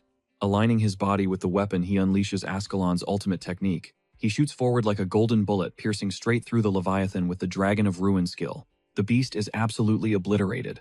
Later, Sylvan's vessel pulls up to the docks at Sun Lake. Caitlin hops off and immediately gets in Shutra's face, reminding him she's not his personal portable battery. He tries to stammer an apology. Eventually she sighs. She gets why he did it, considering the giant monster and all. But she demands a heads up next time he plans to siphon her aura. Shutra flashes a nervous smile and agrees. Felicia steps in. "Quiet, you two." She points out a pack of Cultist monsters ahead. Sylvan immediately grabs his hilt. Hyping himself up for some action, Shutra cuts in with the strategy guide. Those things look like solid metal, but it's just a shell. Inside, they're soft. He tells everyone to aim for the mouths and suggests ice magic to freeze them solid. Sylvan waves him off. He's got a better way. He draws his blade and it's dripping with intense dark aura. He flexes, explaining, "This is sword aura. It cuts through anything, doesn't matter how tough the armor is." To him, these mobs are trash. Caitlin looks genuinely impressed. Felicia, though, grinds her teeth for a split second, before flipping the switch to sweet sister mode. She hypes her brother up, calling him the coolest and suggesting they leave the hunt. Entirely to him, so she can witness his legendary skills. Sylvan takes the bait instantly. "Leave it to Big Bro," he shouts, charging the Kaltus horde solo, screaming that he'll solo the whole map. Watching him rush in alone, Shutra whispers to Felicia, asking if it's really cool to let him do all the heavy lifting. She crosses her arms. He'll live. Besides, she plans to head back to the ship for dinner. And some sleep. Tomorrow's gonna be a grind. Karak almost pities the guy watching him fight alone, but Sylvan looks like he's having the time of his life. His maniacal laughter echoes all night long. By the time the sun is high, Sylvan is still laughing. He's surrounded by mountains of dead Kaltus. Felicia and the crew start looting the iron scraps. Sylvan has massive dark circles under his eyes, but he forces himself to pose, bragging that 1,000,000 mobs are nothing to the Prince of the Skies. He orders the squad to pick up the loot. Felicia checks the inventory. They got everything Amita wanted. Level clear. Time for the next stage. She snaps her fingers, casting a spell that forms air bubbles around everyone's heads. Caitlin blinks, confused. Felicia wades into the water, explaining it's a breathing buff for underwater exploration. She ties her hair back, shoots them a smile, and signals them to follow. "Everyone ready, let's dive." Splash. The squad swims down, heading for a trench that drops into the abyss. Shutra pulls up his minimap, acting as the GPS. They navigate through the gloom until they hit a cavern zone. Shutra takes point. Boom, final cave located.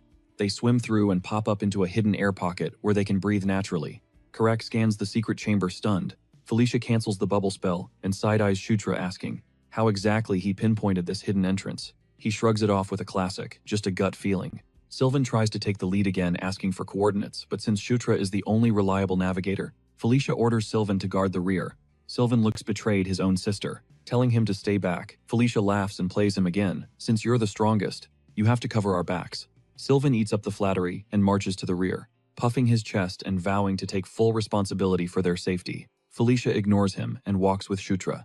The cave goes on forever. Shutra spots rusted swords and skeletons littering the floor. He notes the vibe here feels ancient, even older than the Thunderdome Fortress, which has been a ghost town for centuries. Felicia agrees, betting this lair has been dormant for at least 1,000 years. Overhead, green wind flutters silently. "Yo, master, check this out." She flagged him down, pointing at a cavern wall that was absolutely plastered in gnarly ancient carvings. Shutra stepped up, eyes narrowing. "What language is that?" But get this, even Felicia, the pro-archaeologist, was totally stumped. She'd never seen runes like these in her life. Suddenly, as Shutra stared at the cryptic text, he got bathed in a blinding golden aura. Boom skill unlocked. Ruin precursor script, level 1. He started muttering, translating the fragments like he was in a trance. Ruins. Nights. 10,000 years. The literal apocalypse. 6 pillars down. We couldn't save them. He admitted the vibes were incredibly dark, even if he didn't fully get the whole picture yet. Felicia was shook. How was he reading this lost language when she couldn't? But before she could even spiral, things got way crazier. The earthquake gauntlet suddenly flared up with intense gold energy. At the exact same time, a path deeper in the cave lit up like a runway. Without a word, Shutra pivoted toward the glow and started marching. Felicia sprinted after him, heart racing. She tried to grab him before he walked into a trap, but Shutra was fully zoned out, moving on autopilot and totally ghosting her warnings. He followed the beacon into a massive hidden chamber.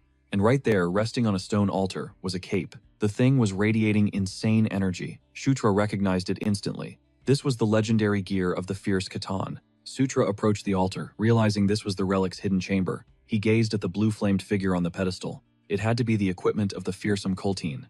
Sylvan agreed, saying one glance proved it was a legendary item. He instantly shot forward, declaring that treasure like this belonged to whoever claimed it first. But the moment he touched it, he was violently thrown back with a cry of pain. Clicking his tongue, he wondered why a barrier suddenly materialized when Sutra drew near. The others saw Sutra pass through the barrier completely unharmed. Sylvan gasped, asking how it was even possible. Sutra walked right through, approaching the altar alone. As he reached for the cloak, a fierce blue whirlwind erupted around him. He looked up, bewildered, as the cloak-like relic wrapped itself around him. A system message appeared. The Night Watch had accepted him as its master. More notifications flooded in, confirming his mental power. magic, power, and agility had all risen by 10. His resistance to all attributes had also leveled up.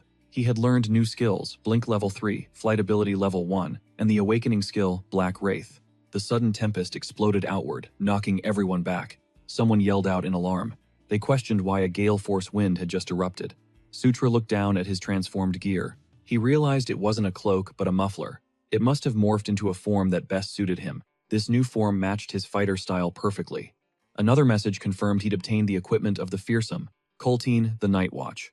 A companion noted that, as expected, Sutra was chosen as the master once again. Caitlin cheered for him, and Sutra offered his thanks. Soon after, a message arrived from the Demon King's castle. When Sutra asked for the contents, he was told the prince was ordering all princes and princesses to assemble at the castle within 10 days. Sutra froze. A full mobilization order.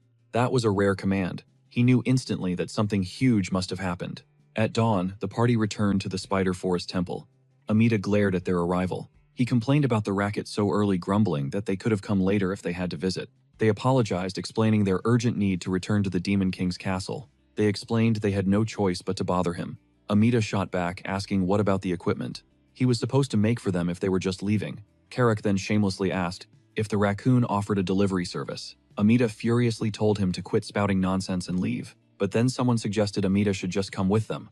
Amita stared completely blank. Carrick reasoned that Amita had to protect the last flame, and no place was safer than the Demon King's castle. Another voice added that instead of hiding, everything would be solved if he just joined them. Sylvan muttered from the side, amazed at how strangely smart the orc Carrick was. The Dryad princess holding Amita agreed it was a great idea, and that he should come along. Just then, a serene voice declared that this was indeed for the best. Amita jumped in shock. The others looked around, confused. Amita stammered that the last flame just spoke to him. He then yelled in disbelief. He demanded to know if it was serious about him following them. Sutra smirked at the scene. It seemed Amita was having a change of heart. This only set Amita off, who demanded to know what Sutra did to the last flame to make it say such a thing. Sutra casually replied that perhaps he just exchanged a few words as part of their steadfast alliance. He then leaned closer. He asked Amita if that meant he was coming along. Cornered, Amita growled under the immense pressure. Finally, he snapped, shouting that he'd go calling Sutra a little punk. Sutra smiled faintly. He thought to himself that this was far easier than he anticipated. Karak cheered that everything was settled. He asked if they were finally off to the Demon King's castle. Sutra said, not yet. They had one more stop to make. He turned to Sylvan and called his name, asking if he could guide them to the Lycanthrope Palace. Sylvan later confirmed the trip wasn't an issue, but complained about fitting everyone on his ship. Felicia pointed out there was no reason to split up since they were all heading to the same place. She added that traveling together would make a better impression. Sylvan was then asked if he was still uncomfortable with them, barking that it should have been obvious. Felicia shot back that if so, he needed to manage his expression and not provoke the fourth queen. Sylvan just clicked his tongue. Soon their airship descended upon the Lycanthrope Palace. Inside, the fourth queen, Elaine Moonlight, greeted them warmly. With a gentle smile, she asked if they had a good trip to the Spider Forest. Shutra replied politely that her concern saw them home safely.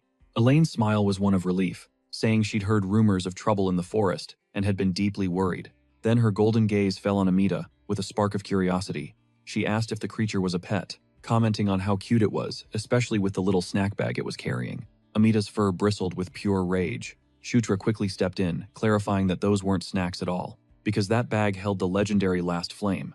He then formally introduced Amita as a true member of their party.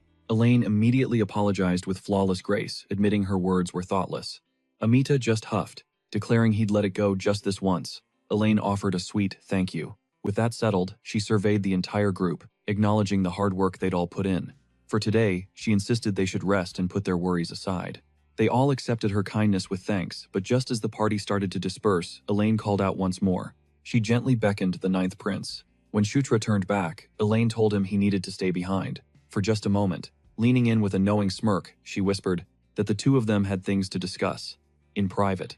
As they strolled through the palace grounds, instead of heading for the Demon King's castle, Elaine gave him a pointed look. She said his choice to stop here first proved he'd found the answer to her question. She pressed him to speak his mind. Once they were truly alone, Elaine turned to face him directly and asked if he really planned to become the Demon King. Shutra answered instantly with zero hesitation. He did. He declared that he times will, times become the Demon King. When Elaine questioned his reason, he said there was something he had to protect. At this, a faint smile graced her lips. An interesting answer, she mused. In that case, she told him, the lycanthropes would offer him their full support. Shutra was stunned, but Elaine explained that she, too, has something precious she must protect. She stated plainly that, if the first prince becomes the next demon king, or the second prince, or even the fourth princess, the lycanthropes would likely lose everything they currently have. She warned that the current demon king's faction and those other royals were burning with a dangerous ambition. Elaine suggested the dark elves were facing a similar dilemma, and that Shutra should try recruiting them as well, because their strength would be a massive asset. Shutra promised to keep that in mind. When she asked how he planned on returning to the castle, he revealed his intention for everyone to travel together, on Sylvan's airship. Elaine's eyes widened, repeating the word airship. Shutra smirked, already in the spotlight anyway, so he figured he might as well make a proper scene. Later that night, Elaine gazed at the moon, admitting the whole situation felt strange no matter how she thought it through.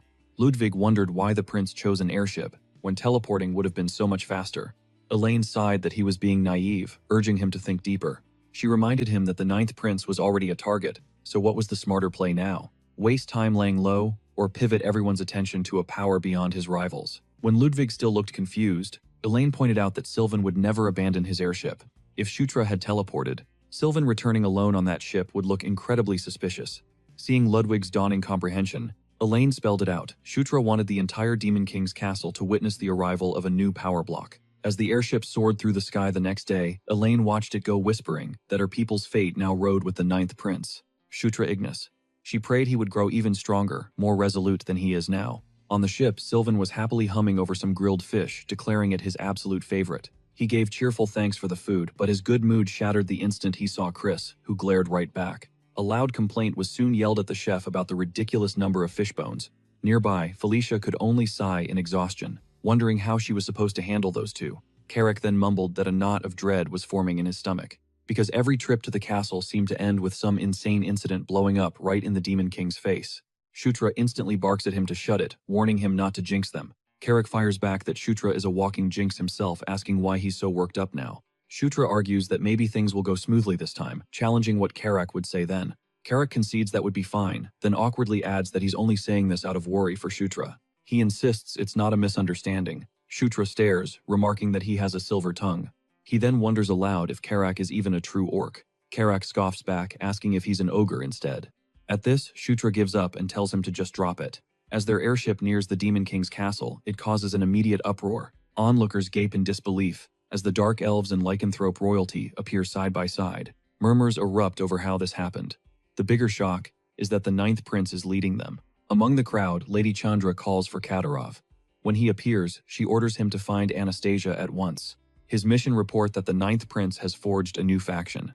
Back at Shutra's estate, Amita explodes, accusing him of being a fraud and demanding to see the so-called forge. Shutra nonchalantly points to the place, saying, "It's right there." He then declares that Amita can now design it to his own liking. He pushes further, promising to provide anything Amita needs. All he has to do is ask. A sinking feeling washes over Amita as he realizes he may never escape this place. A bit later, Shutra recalls how Amita tried to pass himself off as a mere raccoon at the castle. Amita defensively insists he was just trying to avoid unnecessary drama. He asks why Shutra is bringing it up. Shutra brightly replies that it's a perfect fit. Before Amita can react, Shutra snaps a collar onto his neck. Baffled, he demands to know what it is. Shutra grins, explaining that all pets in the Demon King's castle must wear a collar. After a stunned silence, Shutra adds that Amita must wear it constantly so he doesn't forget. That's the final straw. Amita erupts in fury, screaming at the little brat to knock it off. 2 days later, the summons arrives. The princes and princesses gather again at the Demon King's castle. A voice commands them all to enter. An attendant announces the audience ceremony will begin. As the royal heirs convene, present are the 8th Princess Caitlin Moonlight, 7th Prince Chris Moonlight, and 6th Princess Felicia Doomblade. The 5th Prince, Sylvan Doomblade, 4th Princess Anastasia Nikrian, and 3rd Prince Victor Nikrian are also in attendance. And finally, the 1st Prince Baikel Ragnaros, 2nd Prince Zephyr Ragnaros, and 9th Prince Shutra Ignis. From the throne, the Demon King's voice booms that it has been a long time since they all assembled. He notes they have all come a long way. Shutra fights to remain composed, but inside he admits this place still sets him on edge. He remembers Carrick's words. Every single time they visit this castle, something catastrophic occurs. Shutra internally fumes, thinking Carrick just says things to get in his head. Before the main topic, the Demon King speaks. He announces that he has someone to introduce. Footsteps echo as a cloaked figure enters the hall. Sylvan turns in shock, blurting out that it's the Sword Lord. Confusion ripples through the crowd. The Sword Lord strides directly toward Shutra. He remarks it has been almost a month and asks if Prince Shutra Ignis has been keeping well. The hall falls silent. Shutra awkwardly replies that he has mentally cursing the old man for stirring the pot. Sylvan is stunned. The Sword Lord greeting Shutra first is a massive power move. Zephyr realizes the faction rumors were one thing, but having the Sword Lord in his corner is a whole other level. Grand General Gallerhead asks if the Sword Lord has taken the 9th Prince as a disciple. The Sword Lord calmly explains that since the prince doesn't use a sword, he only taught him a few techniques. Supreme General Richard presses him asking if he would have accepted Shutra as a student if he did wield a sword. The Sword Lord concedes that the question has caught him by surprise. Someone demands a direct answer, but the Demon King's voice cuts them off sharply. The Demon King's command cuts through the noise, demanding silence. He calls for Isabella. "We will begin," Isabella announces, raising her staff. A magic sphere and glowing panels fill the hall. She explains that over the last 2 months, 5 frontier regions were hit by foes wielding purple death energy. 3 of those 5 regions have already become desolate wastelands. The first target, she says, was the Angel Plains. She reminds them that the 6th Princess and 9th Prince thwarted that assault. Then she states that the most recent attack was the Spider Forest near Lycanthrope territory, and those same 2 defended it, aided by the 5th Prince and 8th Princess. This Spider Forest incident is particularly alarming, she notes, as it was not just a frontier region, but a location deep within the demon realm's interior. Shutra realizes the Death Knight has been far more active than he'd ever imagined. As he analyzes the map, he spots a connection and begins to wonder, is the enemy's real target the Guardian Spirits? Isabella states that after reviewing all incidents, she's concluded a hostile power has risen and can't be ignored. A mobilization order has been issued to crush them. She reveals the projected sites of the next attacks, explaining that the princes and princesses will be dispatched to defend these zones, stop future assaults, and help pinpoint the enemy's main base. Since Shutra and Felicia uncovered the pattern and have already stopped the enemy twice, Isabella declares the first choice belongs to the 9th Prince and 6th Princess. She gestures to Shutra, telling him to examine the map. It details each region's features and its assigned commanders. She then asks which region he will claim. Shutra scans the map, thinking the smart move is an easily defensible location. But then he sees General Bandel is assigned to a notoriously brutal region. This is a perfect chance. He decides instantly this is how he'll make Bandel his own. He looks up and declares, "I will go to Evian." Isabella confirms the 9th Prince has chosen Evian. Sylvain scoffs, noting Evian's lack of strategic importance and its poor defensive position. Isabella then turns to Felicia, asking her to choose next. "I will also go to Evian," Felicia announces. When questioned, she explains that, as everyone knows, she is more of a civil official than a warrior. Rather than command a region directly, she wishes to support the 9th Prince. The Demon King grants his permission, telling her to proceed. Isabella accepts the choice, announcing the 6th Princess has also picked Evian. With that decided, she declares the remaining territories will be assigned based on the amount of public merit each individual has accumulated. After the meeting, a carriage travels a forest path under a red sky. The moment the audience concluded and the assignments were set, Shutra exhaled deeply, the intense pressure leaving him completely drained. The final assignments were made. Sylvan was sent to Horn near Evian, while Chris went to Kaltu. Caitlin also chose Evian to join Shutra, arguing that a warrior like her would be better support for him, and the more scholarly Felicia. Her logic was accepted, so, in the end, Shutra, Felicia and Caitlin were all heading to Evian, but Shutra couldn't shake Zephyr's reaction from his mind. When he chose Evian, Zephyr had radiated pure killing intent. Shutra suspected Zephyr might be targeting General Bandel as well. If so, he knew he had to act fast. Back at his home, he went to check Amita's progress. Amita instantly got defensive, asking if he was being rushed. Shutra quickly clarified he was just curious. Amita grumbled, then told him to hand over Earthquake and White Suri. He stated that, since he was already at it, he would tune them up, explaining a recalibration would make them significantly easier to handle. Shutra's eyes lit up. Seriously, Amita snapped that he was, then told him to hurry up before he had second thoughts. Shutra eagerly agreed and rushed away. A moment later, Flora found him, saying she had been searching for the 9th Prince.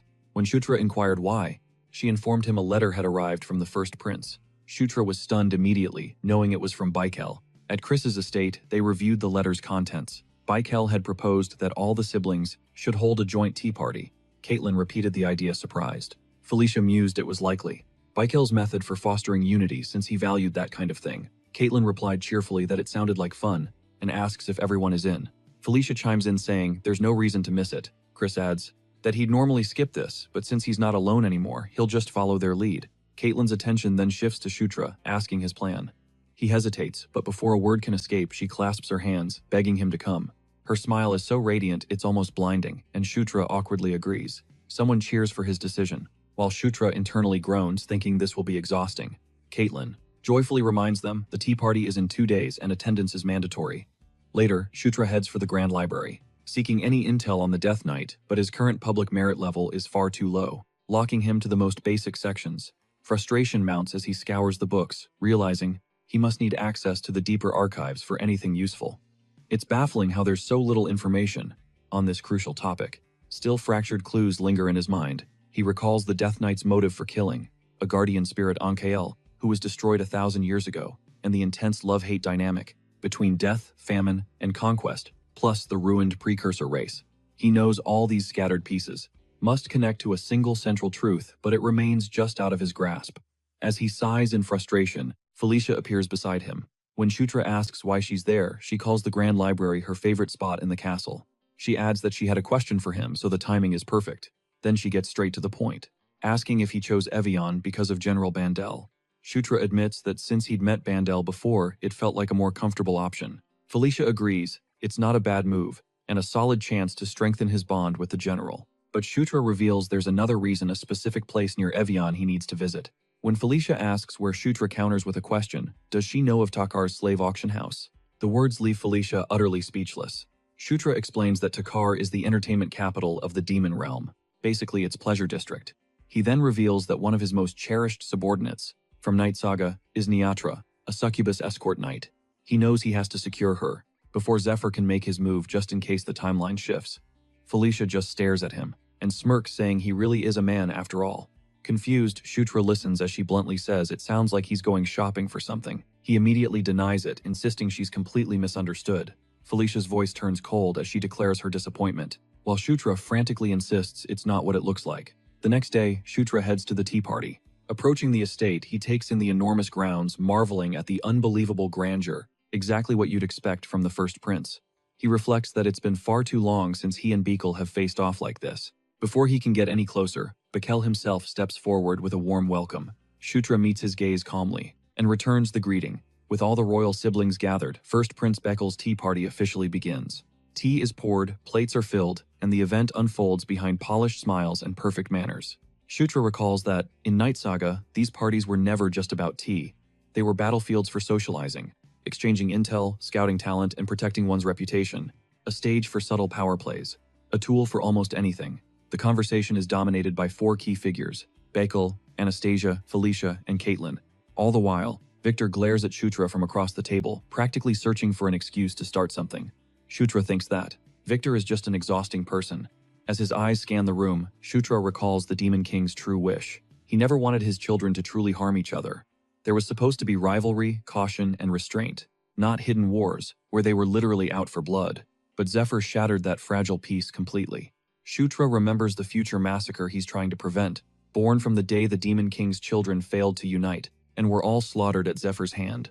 Nearby, Beekle's expression sours as he mutters, wondering how it all came to this. Later, a beaming Karak calls Shutra over, showing off a new shield and proudly asking if it suits him. Amita remarks that it looks a bit brutish, but adds that its design probably means it's incredibly sturdy. Shutra asks to hold it, and after feeling its weight, he has to admit it feels incredibly solid.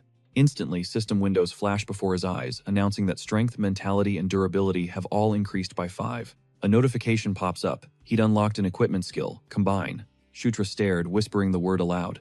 Amita smirks, saying he finally gets it. He reveals the extra parts and the shield's hidden gimmick. It was designed to integrate with his armor. He tells Korak to raise the shield and speak the command Cultus. Korak awkwardly says the word. The shield explodes in light. Hidden sections burst out rapidly, assembling across his entire body. Even Korak freaks out for a second, but once the transformation completes, everyone is left speechless. Shutra could only mutter that it was on another level.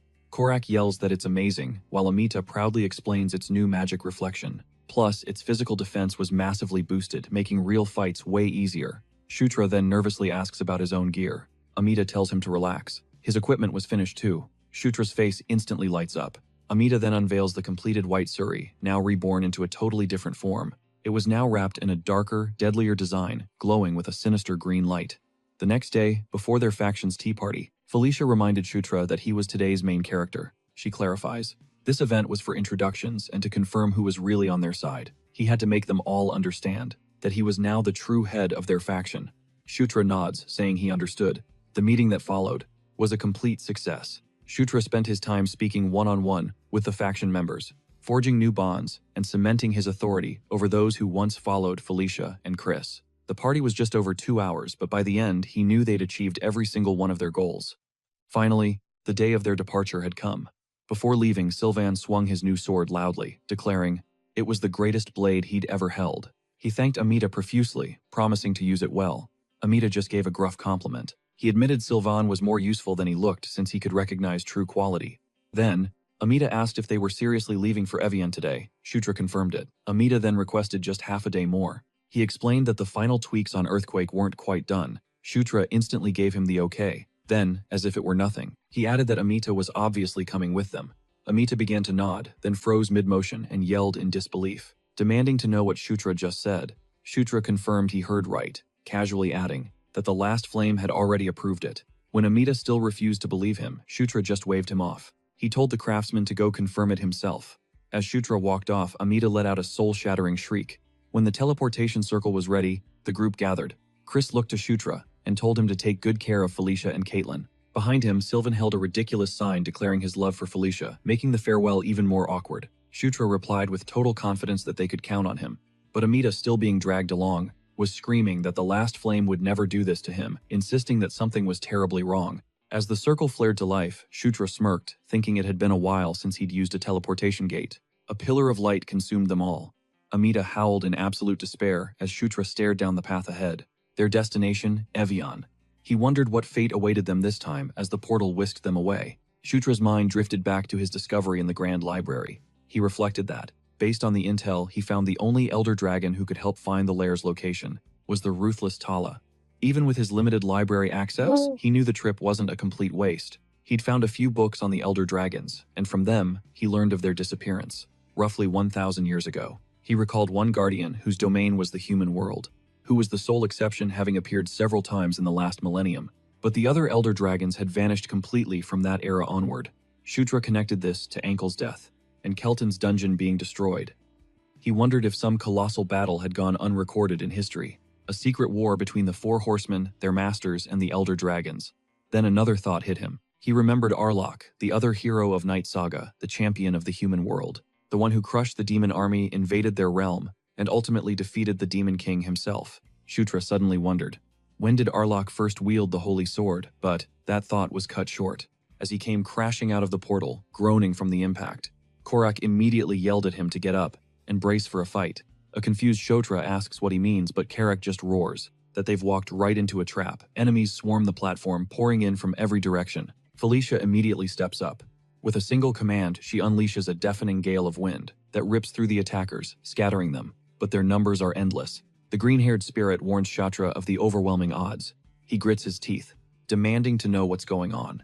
The enemy commander bellows for them to give the heroes not even a second of rest, ordering a relentless assault. But that voice, Shatra recognizes it instantly. He's seen that man before. It's the commander Mad Dog Jix. It all clicks into place. The mastermind is finally making his move. A grim smile forms on his face. It's about time. That bastard showed his hand. Without a second thought, he orders Green Wind to clear out the fodder. She instantly complies. Now Shatra figures it's time to test Amita's new upgrades. He raises the new shield, summoning White Suri. The weapon launches in a flash of green light, splitting apart and moving as if alive, crushing the attackers and instantly wiping out the front lines. An onlooker gasps in total shock, while Amita proudly boasts that a trick like this is child's play for him. He named them White Suri and Black Suri, asking if they aren't absolutely incredible.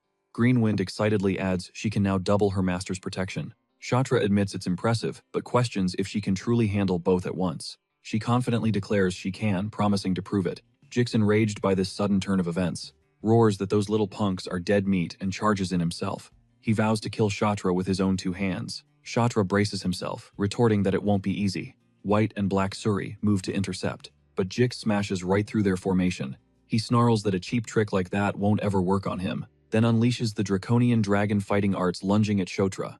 His body erupts with incredible speed. Before Shatra can react, Jix lands a devastating blow, sending him flying. Green Wind screams out for her master, as Jix laughs manically, declaring it a perfect hit. But when the dust settles, Shatra stands up with a smirk and calmly thanks him. Jix just stares confused. Then a surge of green energy explodes from Kshatra's body, as he says that, thanks to Jix, he's learned something new. In that exact moment, a system window appears before him, announcing dragon fighting arts acquired. Jix is completely stunned, demanding to know how the hell Kshatra knows that technique. Kshatra's smile just widens as he steps forward casually, asking if Jix has anything else to teach him. Jix freezes, staring into Kshatra's eyes, realizing something about them is terrifyingly wrong. Sensing mortal danger, he instantly orders a full retreat. But before pulling back, Jix unleashes a poisonous mist across the battlefield. Kshatra instantly recognizes the deadly poison. Jix boasts that this toxic fog is made from the venom of every poisonous insect near Evian, claiming that even one breath causes unbearable agony. But the second Kshatra inhales it, a new system message pops up. Immunity to 100 poisons has activated. Another one follows by resisting a rare and potent poison. The skill has evolved to immunity to 1,000 poisons, massively boosting his resistance.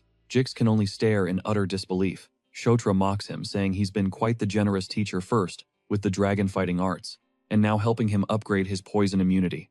As a reward, he declares he'll end this in a single strike.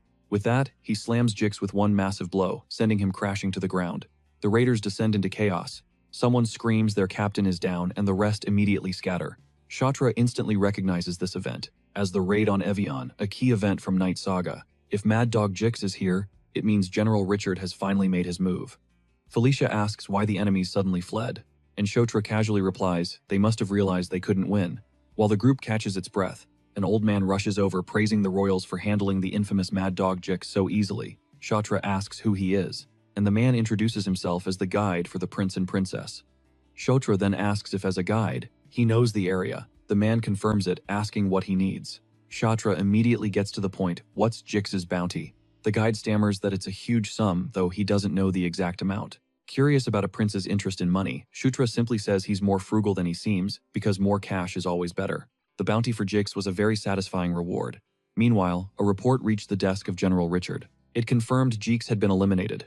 Richard mused that, as expected, the 9th prince had grown even more powerful than he imagined. His subordinate then asked if Richard predicted this outcome from the start. Richard replies that with the 6th and 8th princesses present, if he had truly wanted to wipe them out, he would have dispatched a warrior far stronger than Jix. He then orders his troops to prepare for a return to the northern front. They would leave the next day. A chilling thought crosses his mind. His bad feeling had been right all along. Just how powerful had the 9th prince truly become? From the Demon King's perspective, Evian was a necessary irritation, a border region on the demon world's far eastern edge, beyond which lived untamed barbarian tribes. These tribes had chosen to live outside the castle's domain, which is why lawless thugs like Mad Dog Jix could rampage there. Yet the region was too strategic to simply abandon. It was the kind of territory they couldn't comfortably hold, nor could they afford to lose it. There were two paths to Evian Fortress. One went through Takar, while the other was a direct route to Evian. For Kshatra, passing through Takar was the superior option. So he awkwardly brings up their need for supplies and a place to trade the treasure they'd won from the dungeon. Felicia sees right through him, teasingly asking if times the real reason he wants to visit Takar. She playfully prods, wondering if there might be another motive. Kshatra, flustered, denies everything. He insists his request is nothing strange. Felicia laughs, saying she's only joking, before reminding him that their rendezvous point was already set for Takar anyway. She then asks a question. Would the lycanthrope group be meeting them in Takar? Caitlin confirms it. This is a military mission, she explains. It's proper procedure to bring support troops. Besides, a large teleportation circle is located near Takar. Kshatra is inwardly relieved. Caitlin, however, thinks to herself that it's been a while since she was last there. She wonders if the auction house has changed. By nightfall, their party arrived in the city of Takar. The city was every bit as infamous as he remembered, a chaotic storm of noise, vice, and dangerous individuals. So the rumors were true, Korak remarks. This place is on another level. Felicia warns everyone to stay on guard. A city that attracts all types is inherently dangerous. Once they secured rooms, Felicia made a suggestion. Since the auction isn't open yet, they should all take some free time for themselves. Kshatra immediately speaks up. He declares he's going to look around with Korak. Felicia just smiles and tells him to enjoy himself. Kshatra eagerly drags Korak out the door as Felicia remarks on his unusual excitement. After they leave, Caitlin asks what exactly Kshatra claimed he was there for. Felicia lightly replies, "Who knows? Maybe he really is here for a woman." Caitlin freezes, completely bewildered, and quietly repeats the word woman, as if she can't believe what she just heard. Under the moonlit streets of Takar's slave market, Kshatra and Korak's search was proving fruitless. A dealer just shrugged. "There's no slave here named Niatra," he says. Shutra lets out a weary sigh as Korak begins to question him. Is he even sure a woman named Niatra is in this city? They've already searched everywhere worth looking. Shutra tells him to wait, but privately, he's starting to have doubts himself. He thinks that perhaps this is how it's meant to be. In the game Night Saga, after all, Zephyr wasn't destined to meet Niatra for another year. He wonders if this means finding Niatra now is impossible. Finally, he gives up for the night, telling Korak they should head back.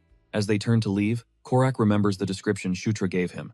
"That succubus you mentioned, Niatra. Does she have pink hair?" Shutra confirms it. "And are her horns black?" Korak asks. Shutra nods again. "Why the sudden interest?" he asks. Korak simply points ahead. "Because I think I just saw someone who looks exactly like that." Shutra freezes. Just ahead, a pink-haired woman with black horns is walking down the street. He murmurs her name in disbelief. Niatra. Then he lunges, yelling for her to wait, but before he can get close, she darts away. Shutra gives chase, turning into the alley she fled down, only to find it empty. He stares around confused. She definitely came this way. Without a second thought, he calls for Green Wind. "Find the woman we just saw," he orders. But Green Wind replies that she has no idea what's going on. But he vows to find her. And just like that, the trail goes cold. Sutra's jaw tightens. He wonders where on earth Niatra could have vanished. Just then, Korak adds that something else feels off. He reveals the slave trader's shocking words: the woman wasn't a slave, but a buyer herself. Sutra's mind reels. He never saw that coming. The realization hits him like a ton of bricks. At this point in time, Niatra wasn't a slave. Meanwhile, she gazes down on them. He feels her stare and glances up, but sees nothing.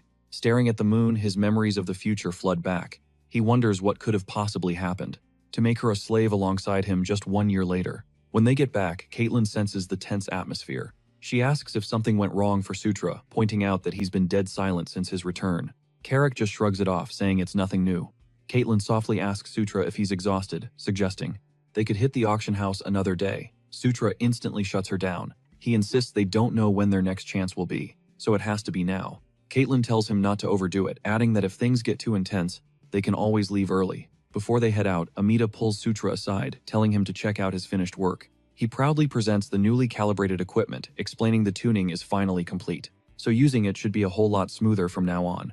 A faint smile crosses Sutra's face as he thanks him. From a floor above, Felicia yells for them to stop dawdling and get moving.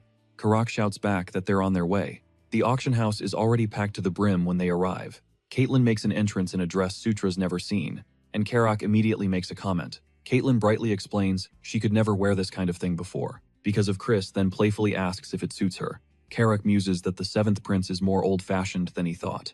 Caitlin scoffs, clarifying that Chris isn't conservative, just a nagging older brother with an old man's mindset. But it's all just noise to Sutra. As the others chat away, he's trapped in his own head. He knows he has to find Niatra before they leave Takar, but the future he knew has been completely shattered, leaving him flying completely blind. Felicia suddenly leans in close, asking what has him thinking so intensely. Startled, he tries to brush it off, but Felicia just smirks, pointing out that the answer is written all over his face. Her eyes drift to his clothes, and she tells him to come here, noting that his tie is a mess. Sutra awkwardly concedes. Before another word is spoken, the auctioneer takes the stage and commands the room's attention. He confirms everyone can hear him, thanks them for their patience, and announces the auction is officially underway. He then declares that tonight's collection features the exact items everyone has been waiting for. And at that very moment, Sutra sees her. His eyes go wide. He realizes with a jolt that the person on stage is Niatra. Shaken to his core, he blurts out to Felicia he needs the restroom. For a split second, Felicia protests that it's just starting, but Sutra is already gone. His thoughts race as he pushes through the crowd. Why is Niatra here? Of all places, is she part of the auction? Or is this something far, far worse? Then he spots a hulking man in the crowd and instantly recognizes him. His blood runs cold. What in the hell is Times doing here in Takar? The next second, a massive explosion rips through the hall. Someone screams out in shock, asking where the blast came from as the crowd descends into chaos. Sutra grits his teeth. He thinks to himself that these people are absolutely insane. Cries for help echo through the pandemonium. The auctioneer tries to restore order. He begs the guests to remain calm while he assesses the damage. But before he can finish his sentence, the burly man charges forward, crashing into the auctioneer and brutally slamming him to the ground. Eyes blazing with fury, the man snarls, accusing them of daring to touch their property. Then he roars that from this moment on, this entire place now belongs